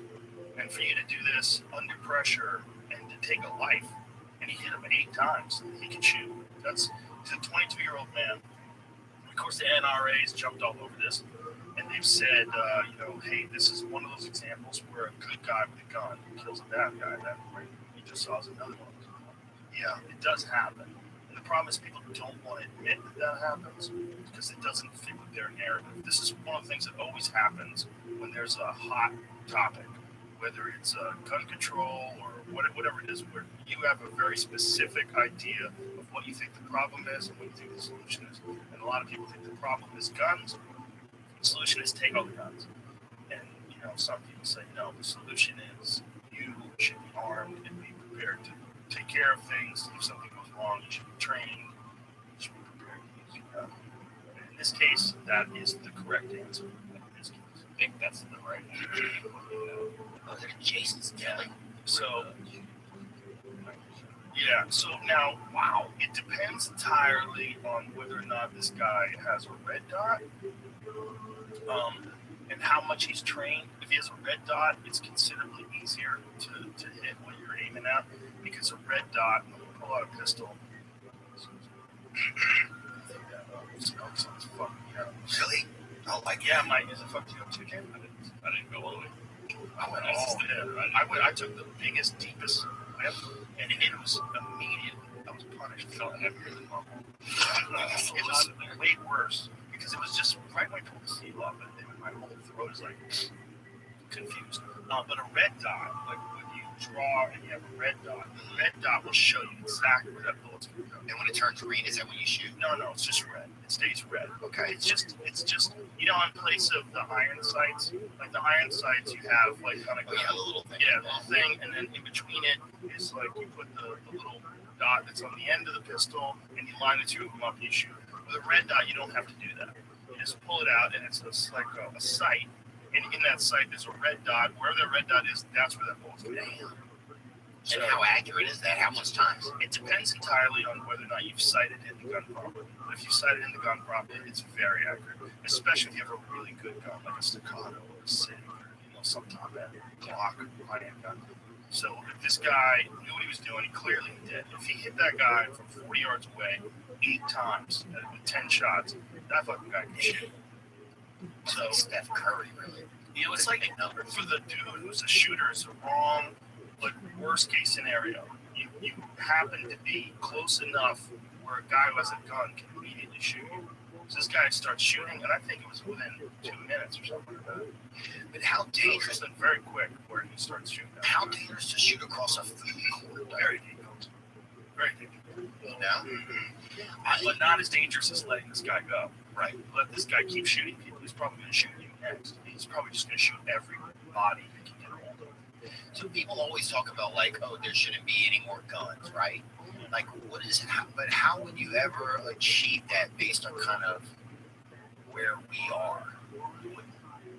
You would have to go full totalitarian. Where you'd have to break into everyone's homes and have a full account of all their possessions, and then even then you wouldn't know they have buried in their garage, buried in their backyard, buried, in a storage unit somewhere. You'd have to literally comb the earth. There's more guns in this country than there are people. Wow. Yeah, like a lot more. That's unbelievable. It's pretty crazy. That means there's 320 million people in this country. There's more than 320 million guns. That's and they're making new ones every day. Every day, right now. Making guns. I have 2 guns. That's what I would consider getting one more. Would I could talk to you about it. Yeah, What kind would you like? Shotgun, like a home defense gun? oh, yeah. Shotgun's great because you just get a lot of things flying with them. Yeah, and shotgun, you might not kill them too, huh? They make a gun that you definitely can't kill someone, but you can, You want something that can stop a person because if a person's coming after you, you don't want something that's stunning them and they're going to shoot you. Yeah. If you're in that position where you're forced to use it, they're called lethal force. You want to actually. Everybody was always used to say that they would rather get stabbed than get gunned. But yeah, and then recently I heard, you should get shot. If somebody's like, hey, I'm gonna shoot you or stab you, say, hey, shoot me. Yeah, well, that's a weird shoot. Stab you at the top of the head. Unless you're on the Walking Dead. Those guns, like those knives in the Walking Dead, go right in your head. Yeah. You know how hard it is to stab someone in the fucking skull? Go right through their skull, their brain. It'd be hard, huh?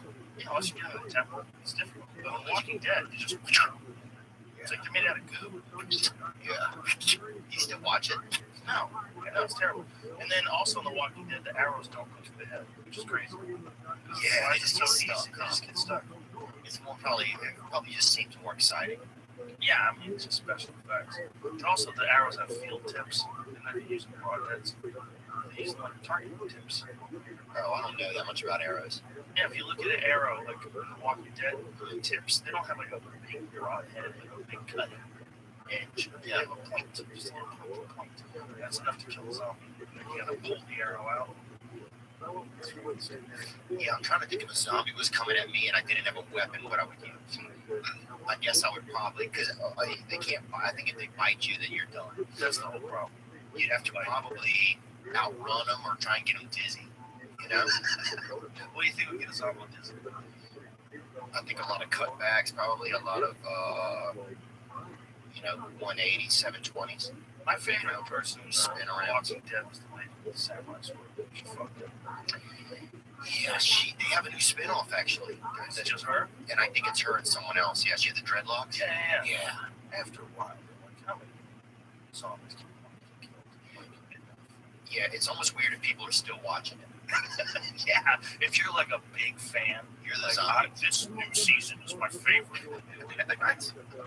I think it's better now than ever.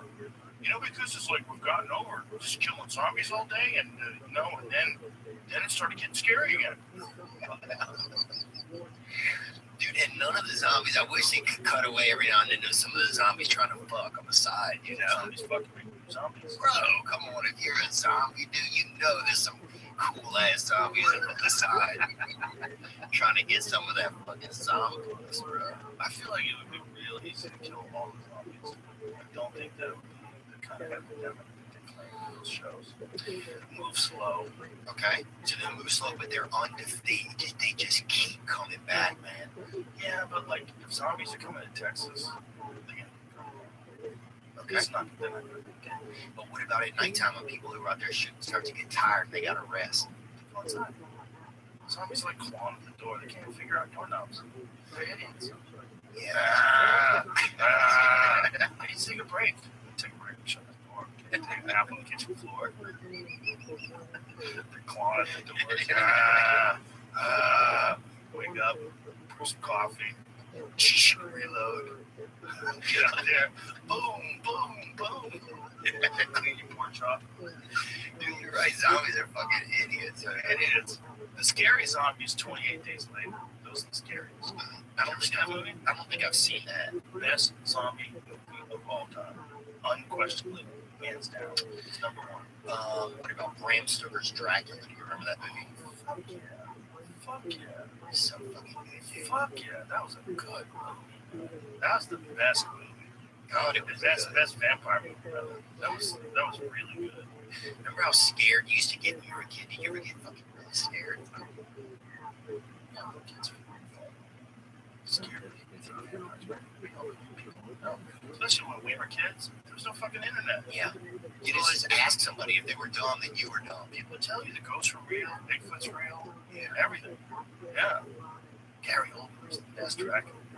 He was good. That Bram Stoker Dracula. He was good.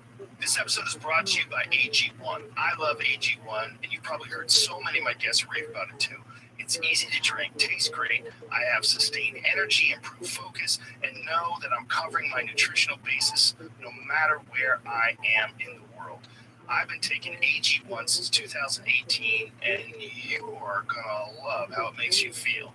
But if you're still on the fence, the folks at AG are giving you 90 days to give it a shot. If it's not for you, just say the word and you get your money back. No questions asked. You've literally got nothing to lose. Each scoop of AG1 is packed with 75 high-quality vitamins, minerals, superfoods, probiotics, and adaptogens that support cognition, immune health, gut health, and digestion.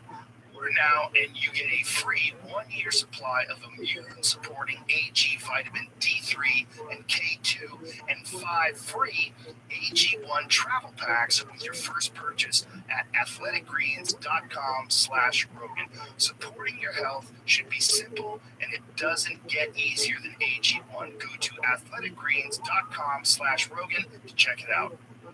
Yeah, I played old track. Remember? He played track with the white crazy hair and the wig. Let me think. Like, can we see an image of it? Yeah, he was a bunch of different like ages in that because like depending on how much blood he got. If he got the good blood, he could go back to life again. He got more young. Yeah, I don't remember. Yeah. Like there was a scene where he was like very, very old, and he met Keanu Reeves. Remember? I don't remember that good at the moment. Like something happened. I think he was shaving, and Keanu cut. Yeah, he cut himself. Yeah, and then he was helping him shave, wasn't he? Shaving him. And then Gary Oldman licks the blade. Yeah. Oh. Let's see if you can find that scene. Old Dracula, because it was old Dracula, and then he was young Dracula, and Winona Ryder fell in love. Oh, she was so hot. It's not amazing, like, though, that, like, in these shows, in movies like Twilight, they fall in love with psychological. What's going on? There it is. See how old he was? This is his hair to vampires.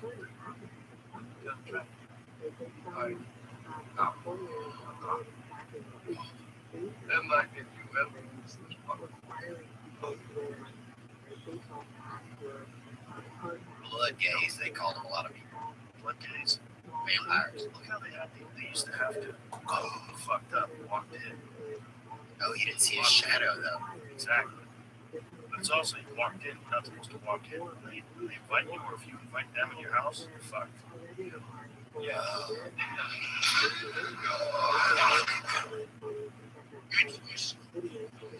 Dude, is this a Hampton Inn in Memphis? This shit looks insane, bro. What was he mad about? Back it up so we can hear what he's mad at.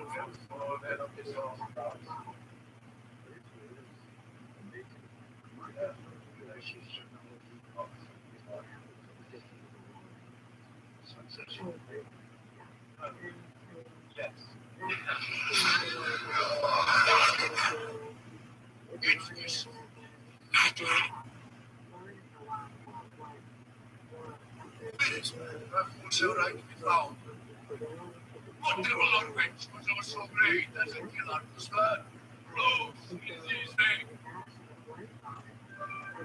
Okay. Interesting. Okay. It didn't seem so good.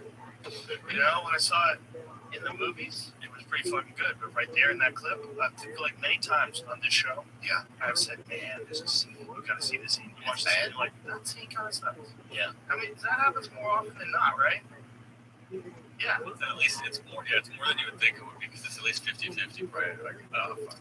Well, how old is that movie? 92. 92. Did you think it was going to be bad, Jamie? Whenever he said, let's watch the scene, did you think it was going to be a bad one, or did you have any I don't ever remember that, but I don't think I even saw it. I think women like vampires because, first of all, they offer that live forever. So women want to live forever. They want to be immortalized in like a young space. Maybe the dude will do the dirty work and they'll just profit off of it. Beauty sleep, Yeah, get that beauty sleep in a coffin. Fucking sleep. nice castles. Rise. Yeah.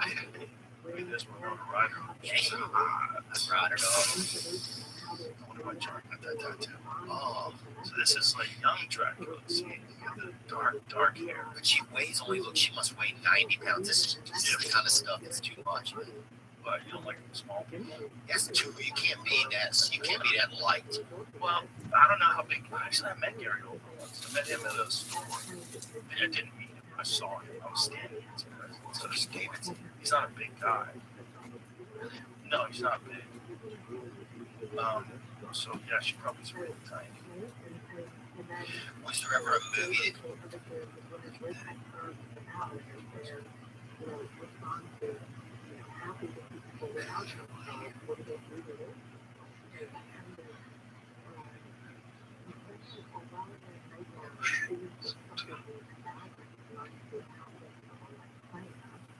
It's crossed oceans and time to find it. Wow, that's thinking making of biting her, but he doesn't want to bite her. Look, he turns away. I don't want to do this. His eyes are red. He doesn't want to turn her. He turns into a werewolf in this movie. Oh, the fangs are going to come out. Why does he want to turn her? Because he just doesn't want to do it, but he's got to. God damn it.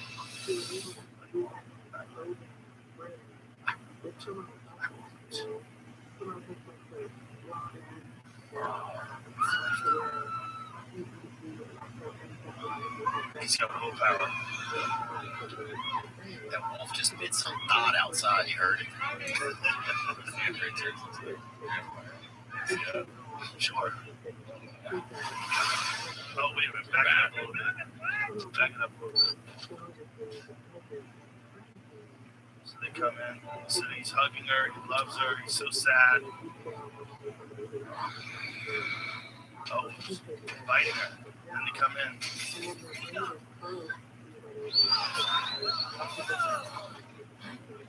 She's been bitten.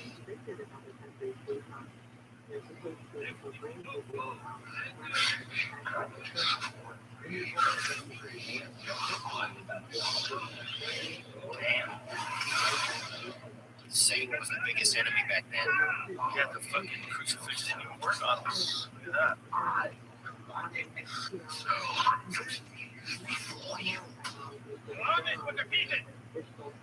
It's Anthony Hopkins. So he must have, what's he got in that glass? Is that holy water?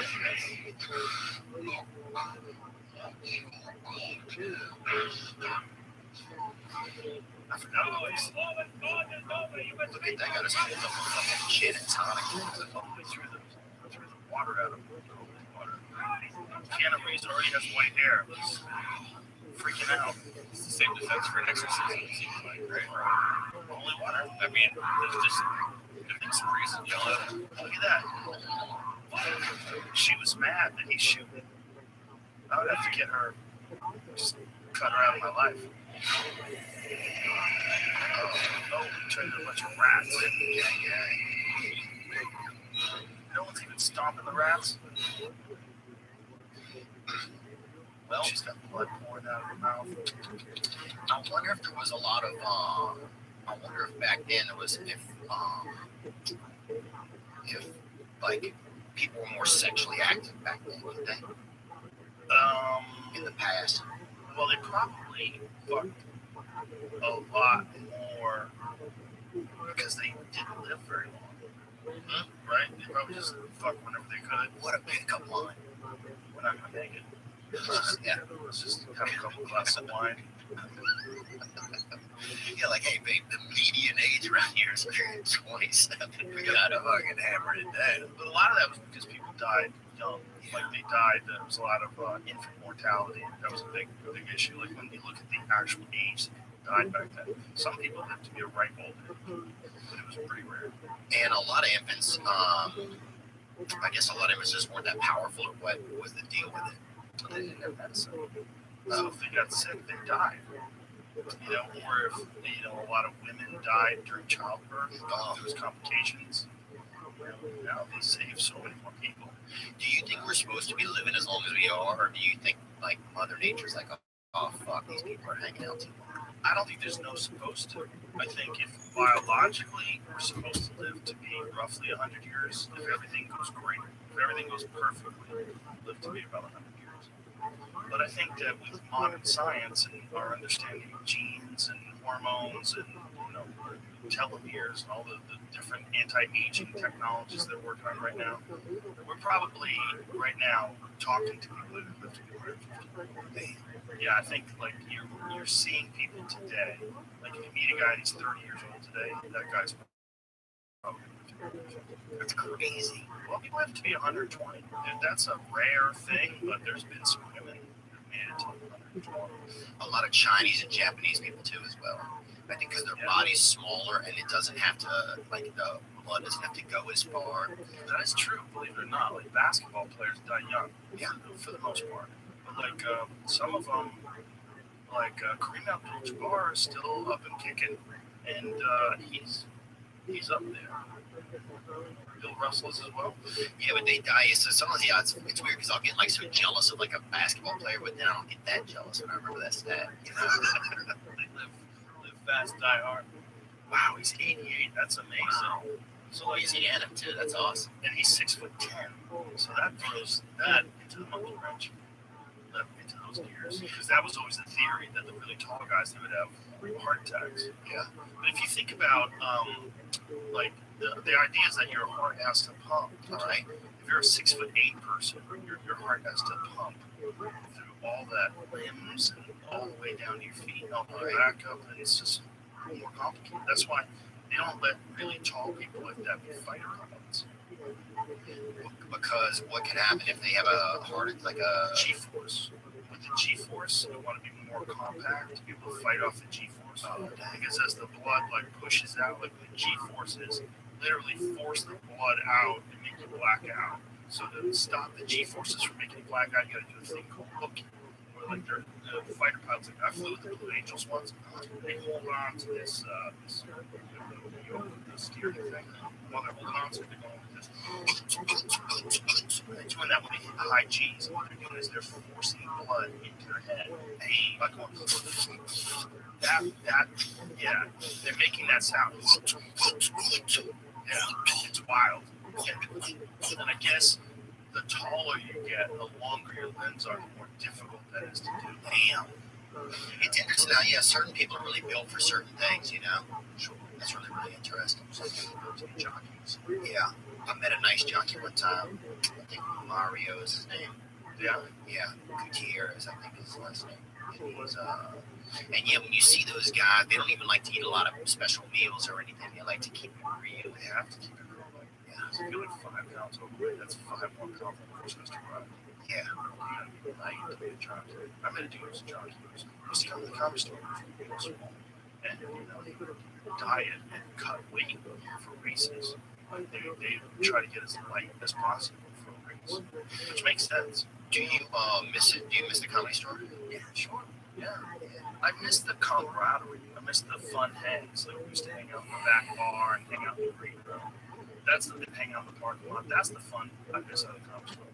But we have that in Austin. The Austin hang is amazing. It's amazing. Yeah, I was talking to Adam Iggy yesterday. He said, you guys are hanging out. I gotta show you the club. Oh, yeah. You can't talk too much about it. Okay. I'll show you some shit later. Yeah, I'm excited. That's cool, man.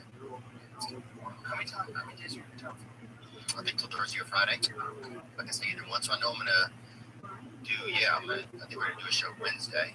We do it tomorrow too. Okay. Yeah, I'm around. Okay. Well, tomorrow during the day, I'll take you to the club. Oh yeah. Construction. Are you nervous about it? No, I'm excited. That's cool. I'm excited. Yeah. It's fun. But just like the way it is right now, if nothing changed, if we didn't have another club, if this what we had now was all we have forever, it's great. It's the Vulcans. Yeah, the Vulcan's amazing, man. We're having so much fun. We did a show last night. Sold out show last night. We do them all the time. Yeah, I thought about coming through, but instead I decided to get some sleep. To the trainer this morning. I've been feeling a lot better since I started going to trainer.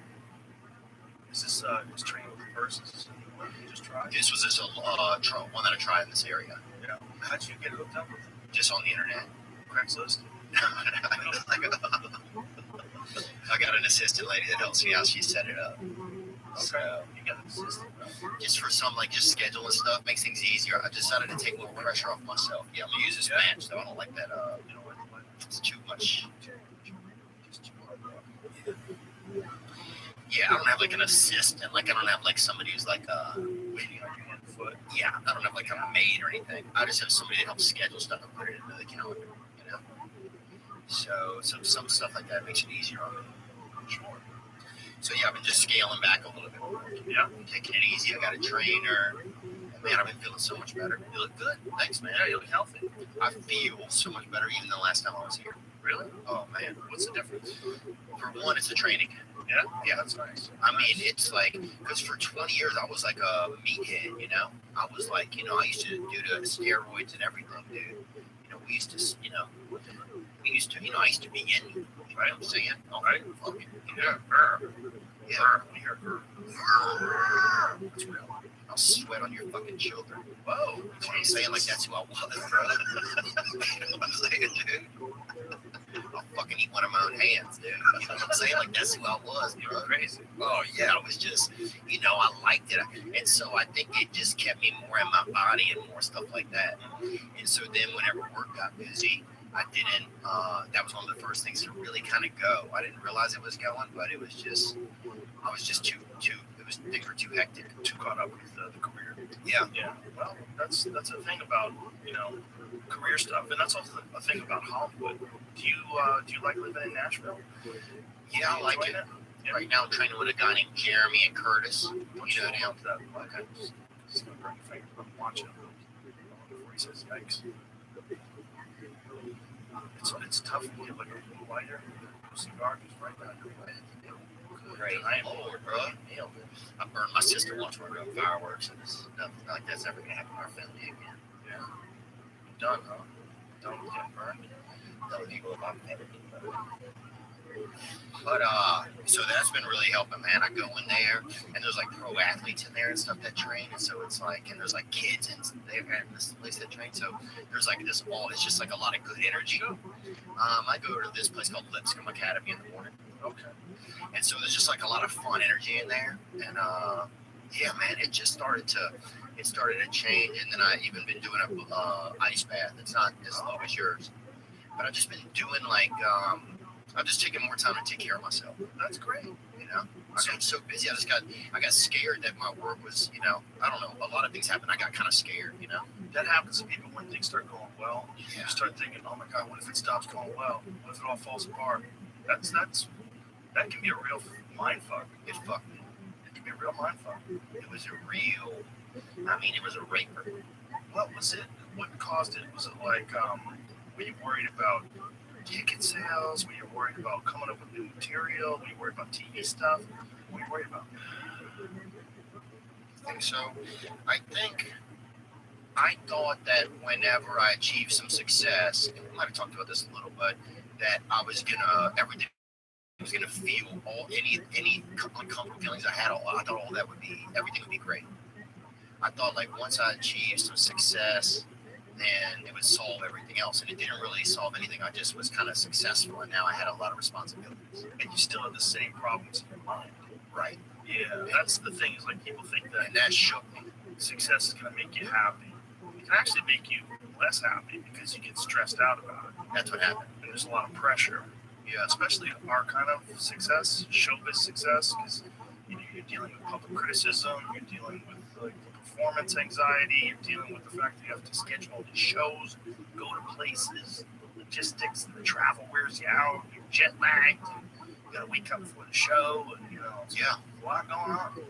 Yeah, a lot of responsibility. And it changes from when you were kind of doing comedy and everything was just kind of you go for a week to do some shows and then things get a lot busier. You know? Yeah. So that definitely happened for me. And then I got caught in this weird circle of like kind of self-pity in a way I didn't realize it. Yeah. Because I was not feeling good. And I was like, something's wrong. So let me try to fix it, right? So I tried like all different things. Like, I tried ketamine, ayahuasca, different therapies, different, seeing therapists twice a week, just things like, but I was constantly like, how to fix this, right? And it became almost like I was focused on myself so much that I got caught in this little circle of like, was just me, you know. And my work is me too. You're looking at clips of yourself. There's things that you going out, you have to go perform. So it was just too much me, kind of. You know? Right. You weren't being a normal person. Just Right. living life. Just focusing on you all the time.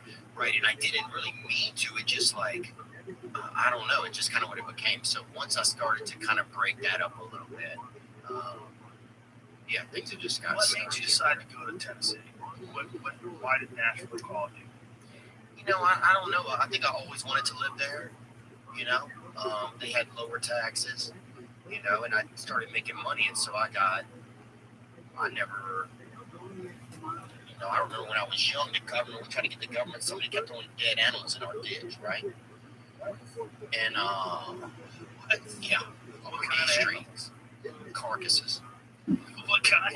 Which type of animals? Oh, I couldn't tell you, man, at this point. I think some of them probably nothing you'd shoot, I don't think. You know? I mean, unless it was like some shit. Like, I mean, one of them could have been a fucking Samoan raccoon. It's about the biggest sizes we're gonna get. You know, it was like hefty raccoon. Yeah, hefty raccoons, dogs, things like that. I think it was somebody who had like a mild veterinary type of thing going on, and they would on the way home they would dump the animals, and they dumped them in our neighborhood. A mild veterinary, you know, serial killer, like an in between type of thing. You know, some guy who's not sanctioned, but he's fucking, you know, not quite committed to like migrant workers, killing migrant workers. Yeah. This is working his way up to human beings. You know, however you want to look at it, man. But I think but they kept throwing anyway. So we called the government, like, come get these fucking bones out of here, because you know there'd be kids out there fucking playing with them. You know, you got kids out there beating each other with damn tibias and fucking humming caustics at each other and stuff, and you know, because it's in the ditch, right? And so, anyway, I was never a big fan of government after that, right? But the fuck did the government ever do with that? With the ditch? Would you ask me? I'm joking, man. We're talking about animals. You're saying animals got left in the ditch, and then you said I wasn't a big fan of the government after that. I'm like, how did the government? Because they didn't clean up the animals in the ditch. Is that what it is? Yeah. Oh. And if we'd have been and live in a fancy neighborhood, they would have come and got. Right. Yeah. But this ties back into what we were just talking about, which was, do you remember what that was? Why you? So I would never want you gotta help us out there. Paying taxes. Yeah. Anyway, I've never had a strong affinity for you know, a lot of government. So anyway, right. I think that was in me since I was a child. You know, so when I started making money, I was like, I don't want to give all my money to the government. Right. But the environment of California before the pandemic was very beneficial to us because we were all collected together. Right. As comedians, like that's very beneficial to have an environment where there's a bunch of other very good comedians around you. It's like, yeah, like that OR, like watching people go up and crush an OR. Like, how good is that for your act? Oh, it was the best. That's one thing that I definitely miss. But Tennessee it's been good. It's a great place for the pandemic. It's been good to tour out of there because you can just take a bus right out and go. You're in the middle of the country. Yeah. So that's really been ideal. And I don't know. I've thought about maybe making another move sometime, but I just don't know yet. I don't know. I'd have to go to a place where there's a little more stage time. That's the toughest part. Right, baby. I know you're trying to get me over here. I'd love to have you over there. I'm gonna fucking wine and dine you this week. I'm gonna romance you. Take you to the club. Once you see the club, you're gonna fucking shit. It's wild. I bite. It's wild. It's the open, probably somewhere. Well, I won't say what. But off your out there. So that's the toughest part. I think is yeah. You go into Zany's a lot. It's a great place, right? Yeah, but you can go there on Monday. But it's still an operating regular club. Oh, so do they have shows like Tuesday, Wednesday night, like regular shows? They kind of book certain like nights that night. You can do your own night every week, but it's still not the same as just those reps, you know. Right, like comedy store reps. And I really learn on reps. That's where I learn. I learn on reps. Yeah. When I was really enjoying LA, it's like when I would do a show at the Improv, and then I would go to the show at the store, and then I'd do maybe 2 shows at the store. You know, you do a spot in the OR, and then you do a spot in the paint room. Yeah. Boy, you do 3 or 4 of those in a week, you get loose. Oh, you get loose. You know that feeling? Like the gears are greased. Yeah. I used to feel like a fucking killer, dog. You're a killer, I was bro. like Chris. I used to feel like Chris Kyle up there, dog. I remember when I started crying. Because I made a point of looking inside, you know. Like, man, whatever you're doing, keep doing. Because I remember there was one time where I think it was me for me. We were sitting in the back watching him just crying. Just crying. You just like caught some stride. It's like it's funny when some, you know, you see someone and they're funny, it's good, like, hey, that was a good set. And then you see one day and it just snaps. They just hit that next level. And you're like, we're all talking about you too. Hey, it's Leo's on this next level. Thanks, man. Leo's on this next level. You hit some groove where you just like never used that before. You just figured your style out. You were doing so many reps, doing so many headliner gigs on the road, and you'd be in the store on Tuesdays and Wednesdays, getting those reps in. You were just loose, son. Loose. That was fun, man. Especially you and Fahim. That's two totally different types of guys back there, you know. But two, you know, comedians that I really respect. That's a nice compliment. Fahim's great. God, he's so good. He was just here. Yeah. He's a fucking hat trick. And I think he put it on YouTube, right? Yeah. Put it on. It's very fun. He's very fun. But he did a really unique thing that no one's ever done before. He did 3 20-minute sets at the or 3 15-minute sets at the Comedy Store. So he did one set in the OR, one set in the belly room, one set in the main room. And he put them all together on one special. 3 totally different 15-minute sets. Oh, that's good. It's a great idea, right? For a special? Yeah, it's a great idea. Perfect idea for a special. Because nobody had ever done that before at the store. And he was like, I can't believe no one's ever done this. Oh, he's so talented, man. There's just like there's a unique creativity that comes out of him. Well, he was an engineer, you know. Yeah. He was a very smart guy, and you know, very well educated, and just decided he really loved comedy. Like that's what he really wanted to do. It was his story. The first time he was on the podcast, he talked about a story about his parents did not want him to do comedy, so they had to hide the fact that he was a comedian until he was like a legit pro and on TV. Oh, damn. His parents did not want him to pursue that. I can see that. I think a lot of people are real traditional, you know. They get scared if their kid's trying to do circus, you know. I remember when I was growing up, we had a kid in our neighborhood, this kid Brad. We ended up actually killing his grandmother, I think. But yeah, he killed his grandmother. I don't know, man. It fucking hurt my heart. She got his circus skills. I don't know who did, man, but it just, you know. So what was his thing that he was trying to do? He was trying to do like the taming or whatever, you know, Like lion taming? yeah, but he only saw him ever do it with like a Doberman or what's that black and red Rottweiler? Rottweiler. Rottweiler, Doberman. I can't remember which one it was. Have you seen that new show, The Old Man? It's a Jeff Bridges show.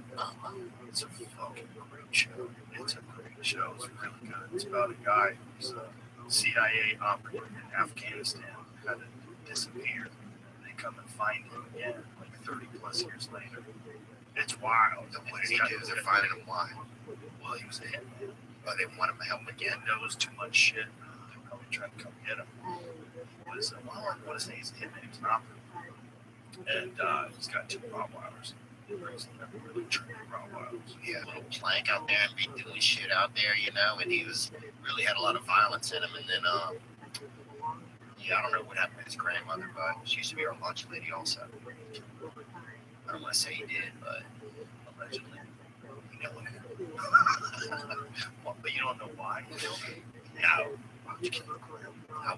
No, actually, Imagine the leap you have to take to kill your grandma. Like your grandma's like a sweet lady you come visit every now and again. And, oh my God, off the charts, off the charts. Because all she'd make. I still to this day can taste her homemade pasta. Because she would do everything on the kitchen table with flour, and she would make the noodles and everything. She would make the tomato sauce with the tomatoes that my grandfather grew in the garden. come on, man. That's romantic. That's romantic. It was insanity. That food was so good. That food grew on me as a child. As I go other places, I'm like, why is your Italian food bullshit? Yeah. You know? My grandmother made everything. She made her own meatballs. It was sensational. Yeah, there's something when somebody makes something, there's like an energy that goes into it. It's different. Yeah, Even if it's shitty, you're still like, hey, this is, yeah. you know, they took some time to do it. My grandmother was proud of it too. She would serve us. She would come out with this big smile on her face. She knew everybody was going to feast. She knew that Italian food was going to knock your fucking socks off. That was so good. And when she was a harsh lady. really, Yeah, she was harsh, except for when she was cooking and when she was visiting and stuff like that. She went through depression. yeah, it was different then. My grandmother used to put my hands on my shoulders until I get done eating, almost like it was like a. I don't know why she did it. It was just comforting you. Not Or was she really. like restraining you? It was almost like I'm gonna.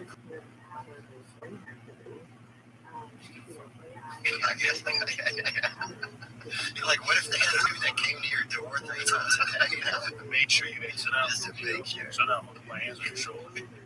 It's behind you. I'll order the chick, bro. I never had a dude come. That dude shows up one time, bro, and it's hot dogs for dinner. I'm not gonna be able to fucking. I'll let the lady come, bro. That's who I'm with. Well, you know, in my grandmother's day, there wasn't a lot of food when she was a kid because everybody was going through the depression. Yeah. So, like, you know, you had to finish a plate or two. Do you think you could have survived the Great Depression? Yeah, I mean, I hope so. People survived, but it's like, it wouldn't have been fun. Hard to get a job, you know, lines for food, people waiting in line at soup kitchens and shit. And people also breastfed their own kids, They did. or their own until how old? But even older adult children. Even like in Grapes of Wrath, you remember that book? Breastfed their kids in Grapes of Wrath. They breastfed the adults at the end. Really? People couldn't, they didn't have nothing. Yeah, Joe, what do you think they're not going to eat? I read that book in high school. People got to fucking eat, dude. Yeah. I wonder if you were to say somebody's deceased, right? Right. Deceased woman, recently deceased, half hour ago. And they were pregnant, and you're starving. Do you think you'd get over there and see if there's any milk in them? No. Just have some milk, dude. Damn. If she's deceased, I'd eat her. If I'm starving, What if you're just thirsty? there was some fucking article in the New York Times about cannibalism. And everybody's like, what the fuck is this? Yeah. See, it's Poverty, man. Well, it's not that much poverty yet. I mean, the United States, everyone's fat. Like, we don't have to just resort to eating people just yet. But a lot of people read that. I was like, why are they writing this one? In New Orleans, every couple of years, they catch somebody that boiled someone's head or something. Oh, definitely. A taste for cannibalism. A Hey, you spate know- of recent stomach-churning books, TV shows, and films suggests we've never looked so delicious to one another. Like, what is that? Well, Do you think also that there would come a time where people started to dislike each other so much and people started to eat each other? well, there have been many times in history where people have resorted to eating each other, specifically eating each other's enemies. Like the Nez Perce Native Americans, they did a lot of cannibalizing. All right. All right. Yeah, there's a lot of stories about people who survived, realized that and even the Comanches, like they would find other tribes that had eaten Comanches and torture and kill them because like they found like a roast leg, a human leg over fire. The tweet's a little different than that. Yeah, so the tweet's okay. The tweet is the original title of the story. It says cannibalism as a time and place. Some recent books, films, and shows suggest that time is now. Can you sound like that was the original title that I read. I think they changed it because so many people hate fucks. You know, if you see someone eating somebody else, you know, I wonder how weird it gets because I was on a train one time in China and this lady was eating a thing of bird talons right out of a bag, right? Bird talons. Bird, Claws. chicken feet. Yeah, chicken feet. That's funny that you said that because my wife just went to an Asian market in Boston. And she came back with chicken feet like that had been like cooked and like she's like, we're gonna try these. I'm like, all right, I'll give it a shot. Damn, it was great.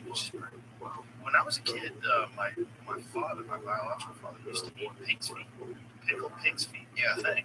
You ever eat pig's feet? We had them on a field trip once when I was in middle school. We all have there. I got a pickled pig's foot from the IGA. They're not bad. It's a weird taste. It's like gelatinous, kind of chewy. Like I remember as a kid, pickled pig's feet was, but that's also probably a sign of people making the most of everything. Yeah. When you stop eating pig's feet and you only eat like pork loin, you have to move. Yeah. You don't have to go feed. Yeah, I think, well, a lot of cultures, I think they get starving and then they eat whatever, It's like one time I was in Shanghai, I think, or no, I was in I think Shanghai, right? And, animals, and they were for cooking, right? Like a outdoor market or something. Wet market, right? So I bought a bird, right? And I was like, I'm gonna free this bird, right? I'm just gonna change the game up here a little bit because it was a living bird, right? It was like a white bird, not a pigeon, like a little fluffier than a pigeon, like a bichon, almost like a bichon of like a pigeon. So I buy it, it's like $1. I walk outside with like $1 right? I walk outside with it. This was in Vietnam. I walk outside with it and I literally go like this and it falls to free it. Some guy, no joke, was like sitting on this little like ledge nearby, jumped up, grabbed the fucking bird, broke its neck, walked off. Right in front of him. Yeah.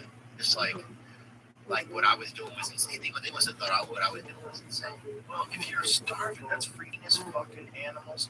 Have you seen that video that's going around? The bird that's eating an antelope alive. You've seen the meat? Oh, delicious. They're so horrible. They're so fucking horrible. Why do you think? Because they can't be on the ground as much as other animals easily? I just think they're reptiles. They're flying reptiles. Or are they more reptile? Yeah, I mean, what a bird is a dinosaur. They're flying dinosaurs. Yeah, look at this. This eagle is riding this antelope's back and it's got its claws dug into its back, so you see all the blood pouring off the back, and it's just digging into its body. Because those claws, the talons that an eagle has are so powerful. So it's just riding this thing and then eating out of its rib cage while it's just slowly dying.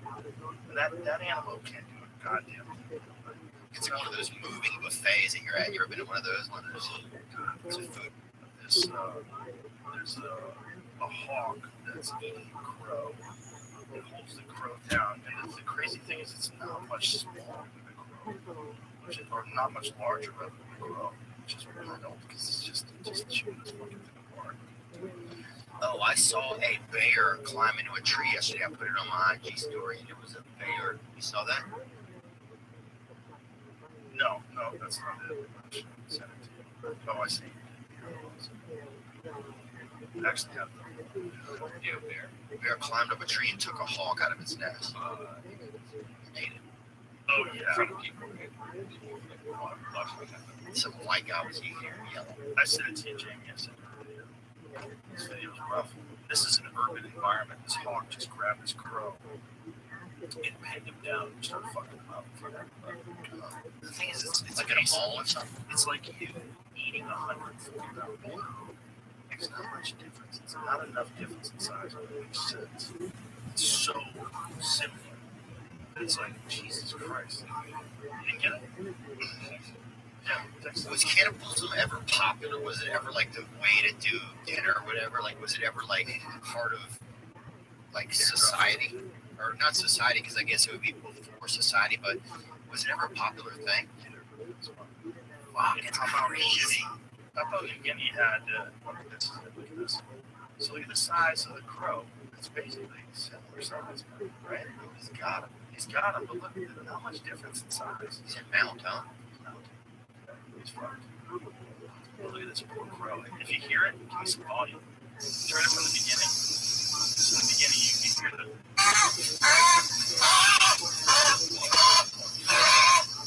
That's the crow. Saying fuck.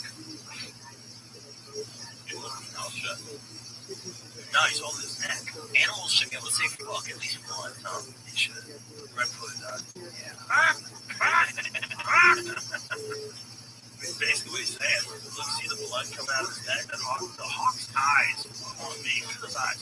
Those eyes don't give a fuck about anybody or anything. Those are some horrific eyeballs. Yeah. That crow's like, fuck this. And so trying to eat his eyes. Yeah. He'll eat his eyes first. Come on, man. Yeah, look, broke home claws right on the eyes. See, they're not. The thing that's crazy is that doesn't seem like a thing that you would eat. They said the size of him. Yeah. And why do you think they're angry at each other? It's just one's a predator and the other one's just a very clever sort of opportunist. Yeah. Like crows will fuck things up too, but they just don't have the weapon. Yeah, they do it more in groups, and they seem like kind of like, yeah, They're very smart. Yeah, and well, oh, I was kidding. months. Look at this, huh? Or what? It's probably that watermark. It's just so interesting how like people have evolved and how some places they're still like it's part of them. It's okay to eat somebody else. Dude, if you saw somebody eat someone, that would have to change everything you know in your brain about what's okay. Yeah. Well, if you're starving to death, man, I guarantee you people. Well, that was one of the things during Stalin's Russia. When people were starving, people ate their own children. I mean, it got. Raccoons eat their own. You know, sometimes the man raccoon will come in, eat the woman's children, Yeah. so that she'll have to go in and heat again, so that they can have sex. Bears do that. Bears do that. A lot of animals do that. They force them into estrus. Well, I told you too about that time. Remember that I was at that Best Buy and I've been on that fast for 5 days and I almost fucking wanted to eat that Vietnamese guy. And I never thought about that before. Why did you go on fast for 5 days? I was gonna go longer, but I couldn't do it. Wow. So it's like a cleansing type fast. Yeah. I've done 24 hours. Yeah. They say that it can help cure cancers and stuff like that. It makes sense. There's science to that your body, I forget what the type of cells your body consumes, but when you are fasting during that period, your body will like consume bad cells. It's like one of the first things it does. Oh, it gets rid of them? Yeah, it gets rid of them. It has the problems in your body. That's why they say it's a benefit. It's not a benefit to do it a lot. It's just a benefit to do it on a like a fairly stretched out basis, like once or twice a year, like a 3 or 4 day fast. 5. Yeah, I wish I could do longer because your senses start to get real. You know, you start to think you have like kind of like a little bit. You know, hunters think that. Like a lot of guys like to hunt. I can see that. Yeah, they like to go out and hunt. They like to birds. Oh, I can see that. Yeah, it's a different sort of mindset. Yeah, there's something about that primal side of stuff, you know, getting real primal and getting back to your roots. I remember I'd wake up in the morning if I'm fasting, I'd wake up in the morning ready. Yeah, you're just like, How come you only did it once? I probably got busy doing other stuff. It could have fucked myself to subconscious. But it's crazy that you never thought about something and it comes into your head. It just shows you how quickly you could devolve, you know. You take it very seriously. I took it seriously. I didn't tell him. You know, it's not something you want to tell somebody if they're like on afternoon shit. I mean, I think I didn't tell him. But damn, You should tell him after. You know, go to our get some people that I was here earlier. No, I looked weird. I want to apologize for that. I just want to let you know. I was on fire too fast. I wonder what he would think. Fuck this job. I gotta quit. This whole neighborhood, this town sucks. I gotta get out of here. Yeah, I wonder if she's gonna start getting weird. I think some people want stuff to start getting weird. I think we are designed to want another one of those coffees. Yeah. Get a couple of those. You want the chocolate kind or the vanilla kind? Is that vanilla? What is I've that? had the vanilla. Let me try vanilla again. I didn't taste it that much. Get them one vanilla and 2 chocolates. Thanks, man. Because I like the chocolate ones. Those Black Rifle coffee, 300 milligram of caffeine jams. But I cut mine in half with water. yeah, listen to that. Yeah, that's how I did it, man. Lighten it up like a gin and tonic, that kind of deal. Yeah, scotch and soda, right? Yeah, I like to cut it down. I'm real sensitive to stuff. Yeah, things get me. When that smells all. Yeah. Okay, we take those back right before we have the shout out to Juju Mufu. Is that how you say his name? Yeah, Juju Mufu. Juju Mufu stuff. Ridiculous. I have to call my sponsor after this. The chocolate ones are good, man. I know you're committed to that vanilla, but this chocolate. All right, I'll try it. I'm trying new stuff these days. Chocolate's my favorite. It's espresso. Okay, here's the Juju Mufu. This is good, huh? Fuck you, dude. This is good, right? Dude, I went to ayahuasca, man. I don't know if I told you about that. I did it a couple months ago. Yeah, had you ever done it fully? No, I've never done ayahuasca. I've done DMT, but I got a guy out here now. Yeah. Yeah, so 4 times. You kind of get me in, huh? So, yeah. Look, man, I definitely miss a lot of the camaraderie and stuff. You know? The camaraderie is nice because it's like we had a thing at the comedy store that was very, very unusual for comedy, and it was good. It was really good. Medians were beneficial to each other because of podcasts, and we're all like helping each other as opposed to like competing for like scraps, which is like during the '90s. In the 2000s, everybody was trying to do a sitcom. They were competing with each other. It was like a lot of animosity. But then in the late 2000s, like 2015s and 16s, like everybody had already realized, like, no, like we don't, there's no struggle here. Like we all help each other. Like this is great. And then you would go and laugh and have fun. Yeah, it would just make you excited about what you did for a living.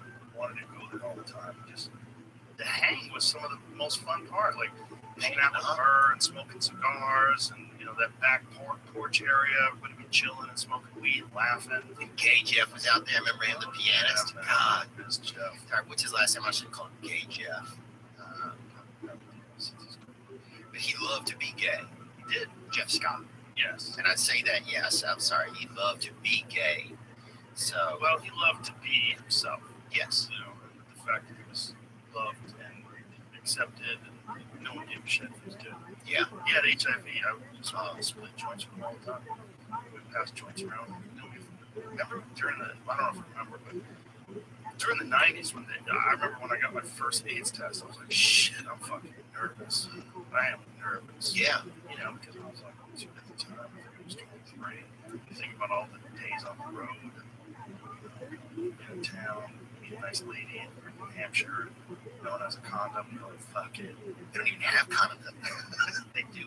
They have sheepskin. Or the truck broke down and didn't get the condoms there that year. It was different times, bro. Couldn't make it up before the snow. Dude, I remember getting the test even just from even masturbating. I remember I got tested. Worried? I was so scared. Oh no, I was just worried that I got something on my hand or I'd done something, I just got so much fear, But I remember getting tested. I remember talking to Jerry O'Connell one time. You know who that is? Yeah, the actor. Yeah. From Stand By Me. Yeah. Really awesome guy. And he talked about living in New York City in his building during the AIDS epidemic. And he said like half the people in his building died. Like half of his neighbors died. Oh, shit. And he said it was just so wild when he was a kid. Like, and these people he knew, they just started to disappear. Didn't you interview Robert Kennedy Jr.? Yeah. Yeah. His voice is getting better. I just texted with him. Oh, that's great. Yeah. But his story about Anthony Fauci, that book, which talks about why those people were dying, because they were all on AZT. AZT was that when they started giving it to people who had AIDS, And it was helping. no, Oh, it wasn't. it was killing them. And they were giving it to people that had no symptoms. So they just tested HIV positive. They'd give them AZT, and it was just killing them.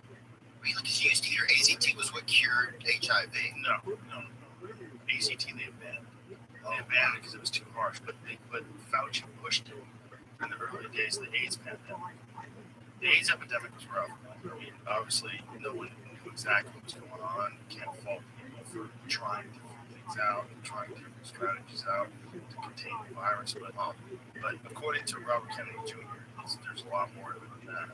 Yeah, he's really interesting guy.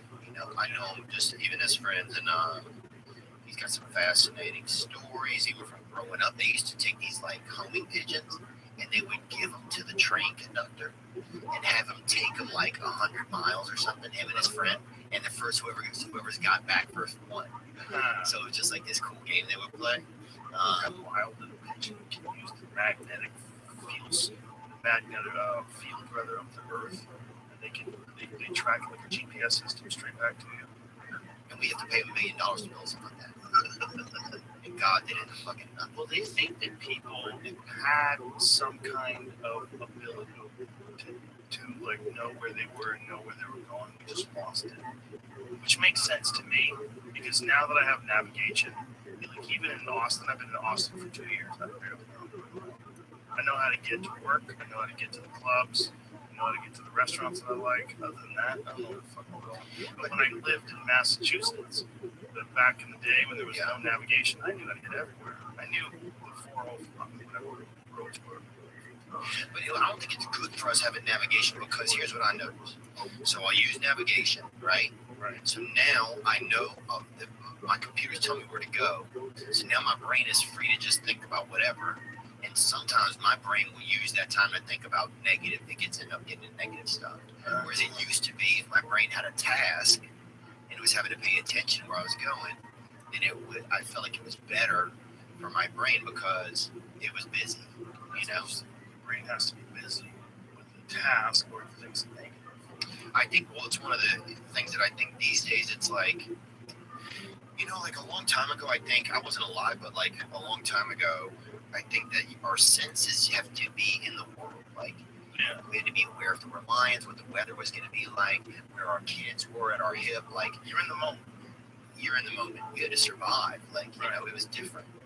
And now, since most of our comforts are met in America, I feel sometimes like those senses didn't disappear. I feel like they just went inside of us. Right. So now they're hunting like any uncomfort that comes up inside of us. Right. So I think it's like why we have so much more mental health struggles because we're still like as alert as ever, but the only fearful things are inside of us now for some reason, for some people. That makes sense. You know, I was listening to some guy talk about anxiety. One of the things they just talked about with anxiety is that it's basically people's desire and ability to problem solve for the future. So you start thinking about what may or may not happen in the future, and you get anxiety. And in the past, you had to dwell on exactly what was in front of you right there and then. Like, I'm hungry, my children are hungry, I gotta find an animal and kill it, figure out how to cook it. Right. That was what people occupied their day with. And then when all that's gone, you can just go to McDonald's and feed yourself for $3. You're sitting there fat and full, and then you're just thinking. You start thinking about weird shit. Yeah, because whatever your natural instincts, they don't have any. They're like, what the fuck do I do? I need to still hunt something. I need to still kill something. So they start hunting you. You start creating problems. I'm sure. Yeah, I think so. That's why I'm a big advocate of working on the Oh, dude, it's check, bro. It is. I can't even tell you. I don't know how I forgot it. I mean, I was a fucking dude. We used to, you know, dude, we used to fucking go, you know, I remember driving to the Taco Bell and fucking doing steroids in the car, bro. You know what I'm saying, bro? Taco Bell parking lot? No, I do 50 ml just to fucking put down a fucking Mexican pizza. So Wow, you're ready to get jacked. How big were you at one point in time? Any photos? Yeah, I think there's some old images out there. Theo Jack, maybe. Any posting photos? Oh, no, nothing. Somebody I used to compete with back in the day sent me some photos of me and him at the Bay State Games of 1986. The Bay State game. That sounds. I was probably 202. Yeah, jacked. Oh, dude, I was fucking jacked. I could fucking chew on my traps. Really, just reach over to your bike. Oh, fucking. You miss those days? Well, I don't in some ways because I was doing some type of testosterone or something, so you get a little bit jacked, but then when you come off it, it was a little tougher, you know. Right. Perhaps. Right. So, but I missed some of those days. The thing I realized I missed also was the camaraderie, was being in the gym and getting those devils out. Yeah, and hanging out with other people that are doing the same thing you're doing. Yeah. Joking around, you realize, oh, I'm okay. See, that's me with the jacket on the right. Yeah, the far right. Damn, dog, you was fine, bro. Thank you very much. It's cute. That's my friend. Go back to the picture. That's my friend Larry Jones. Right, I've talked about it many times. Look how tall his legs are. Look at that guy, Larry. On the left, to my right. Yeah, he's to the left of me in the photograph where we're looking at it this way. Okay, yeah. But to my physical right. Oh, we got the long ones. You got those. Look at his legs. His legs go all the way up to my tits. And he's only like 6 inches taller than me, but his legs are way taller. He had like extra foot-long legs. And then the dude next to him, I forget his name, the guy with the green belt, but the guy with the red belt, that's my friend Tom. He's the one who sent me the photo, Tom Bernard. This guy with the mustache next to him. That's Sidley. And then Jumpsick, I've talked about him many times. He's the guy that I've got my left arm on. He's the guy that was in med school while he was competing. So this guy was a national champion while he was going through med school. Yeah, crazy. Most disciplined person I ever met in my life. Really? Couldn't believe. To this day, I think about him with everything that I work hard. That motherfucker was always tired and won the national championship. Wow. Always tired. Going to med school, always tired. Didn't give a fuck. Yes, worked. He would be practicing, doing his studies, and then he would put all of his books in a backpack and run up and down the stairs. Can you show that other photo? And so this was like when I think this is 86, so I was 19. And what would y'all do? What kind of lunch would y'all eat? So that is This one's Subway. Oh, Subway was big back then. I don't think it existed. Jared didn't really sing Subway. I think that scandal was sung Subway. I wonder if they took a hit off their business. You're spokesmom of their fucking kids. Yeah, it's a I don't know. I don't know if that I don't know if that will sink a business. I guess it depends on what it is. Yeah, it depends on the business. We just went to Jimmy John's summer camp the other day. Oh yeah? Yeah. He does a summer camp for his friends and family. I met Jimmy John. Yeah, He's friends with Kid Rock. Yeah, he's friends with Bob. Yeah. You met him? Yeah. Bob. Yeah, I call him Kid Rock Bob. Yeah. Yeah, he has a dinner table at his house now, and like his new house got built or whatever, and it's like the White House. It's insane, bro. It's a replica of the White House. Yeah, I talked about it. He took me for a tour. It's the wildest shit ever. Bro, yeah, they have that gold elevator in the middle of the house. There's a gold bathroom, all gold. Yes, all gold. A gold shower. It's a golden shower. He goes, get it? And I was like, I get it. Like, nobody fucking has that kind of money and has that kind of sensibility to do that. Only Kid Rock would make that house. It's a 27,000 square foot house with 2 bedrooms. That's crazy, man. It's literally. Does he have any photos of it online? It's the craziest fucking house I've ever seen in my life. I have a good. He has a dining table upstairs, and it's beautiful, and it's like it spins on a big circle, so you can pass by the view. Like when you go in circles, so you can pass by the view. You know, it's really it's nice. It's cool. Oh, so the actual floor spins. It's like one of those restaurants at the top of a building. Remember they used to have those? Those things that never panned out. They never panned out. Nobody wanted to just spin around while they're eating dinner. You get sick. Yeah, you go to the bathroom, you come back, you don't even know who the fuck you are. You fucking day. I can't find my family. Every kid's just pissing up there. Yeah, that was like one of those novelties that didn't really work out. And people were really into that for a while, though. Yeah, people were, man. They had one in New Orleans for a while. But yeah, Bob's got a nice, it's really set up over there. But yeah, we went to Jimmy John's summer camp. That was fun. Caught some fishing. Yeah. And caught some different types of fish.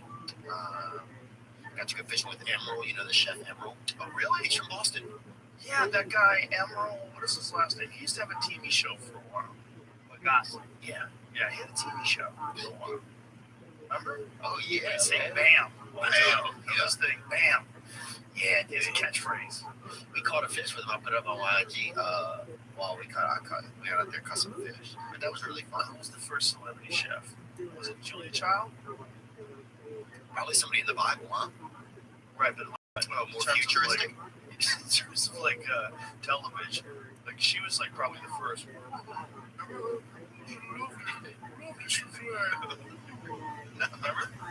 Remember Julia Child? Man. She got caught by that type of personality chefs. I remember Tracy Ullman. Remember her? She was a comedian. Yeah. Chef.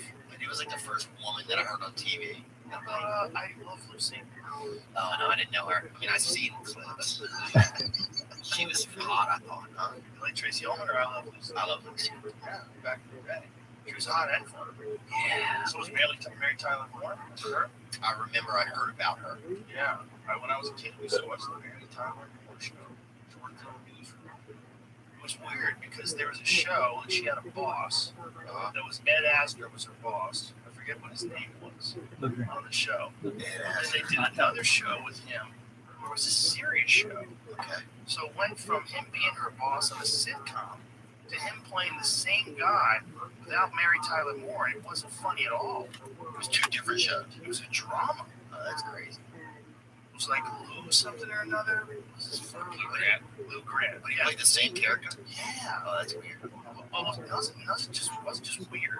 It was like they completely flipped it on its head because it wasn't funny. Right. So in Mary Tyler Moore, it was a comedy. Yeah. Mary worked in the newsroom, and Lou Grant was the boss, and there was all these dilemmas like, what do I do? You know? And then Lou Grant does a show, but it's serious. Yeah. It's like, what are you doing? And they didn't know.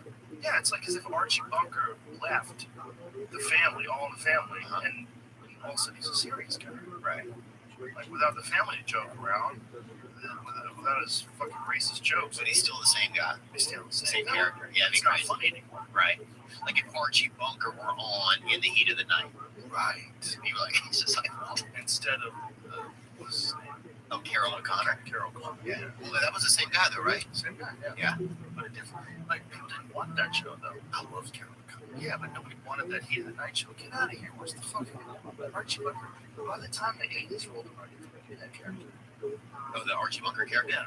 So that was so the 1970s show. That was back in the day when Red Fox and Sanford and Son, like, you could have wild shit. You could say wild shit on TV still. Do you think that kind of stuff will come back though? It'll come back on YouTube. Like, that's kind of what Gillian keeps you doing. You know, like Shane Gillis. Oh, yeah. Those sketches are wild. They're amazing. That was amazing. He's so funny, man. His stand-up is so fucking funny. Yeah. Like, when I see guys like him coming up, it gives me a lot of hope. A lot of hope, because people still want to see that kind of comedy. They still want to see wild comedy. He's a great guy, too. Great fucking guy. Yeah, Shane's great to be around, man. I like being around him. He really just, he's fun. People like him. He's kind of like tall and kind of chubby, you know? So it's just a cool, you don't see that very often. Getting jacked. Is he really? Wow, for what? Just fucking to get healthy. Oh, He still drinks so much, though. I've never seen anybody better. He's such a, I don't know, he reminds me of, like, I guess a character that I knew growing up or something. He doesn't seem like a real person. Yes. You see the numbers that he puts down? We do podcasts together. We have this thing, Protect Our Parks.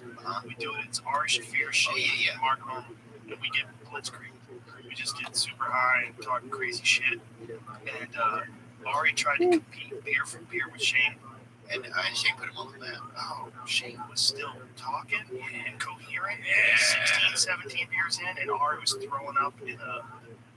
Shane will start a fucking family on a case of beer, dude. He's just got that in him. I don't understand how he does it, but he had a cooler and Ari's throwing up in the cooler. He's lying down. He fell asleep on the floor in the podcast studio. We left him here. I told Jeff, I'm like, you gotta check in on him every couple minutes just to make sure he's not dead. Yeah. He swallows his own tongue. Oh, that'd be the worst, huh? Oh, no, not like that.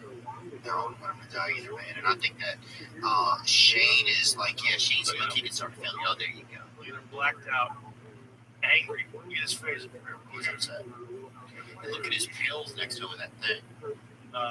Is that pills? I shouldn't have said that. We don't know it's pills, but it's. What is that It's thing? like hangover medication. Oh, he came prepared, huh? They're already drinking it. He's cheating, dude. Have him soda check him, bro. That was his fucking cheating. Look at a stack of empties next to Shane. Wow. How does he do that and not piss? I mean, he's a big, big guy on top of that. If you don't piss, what happens to you? Wow.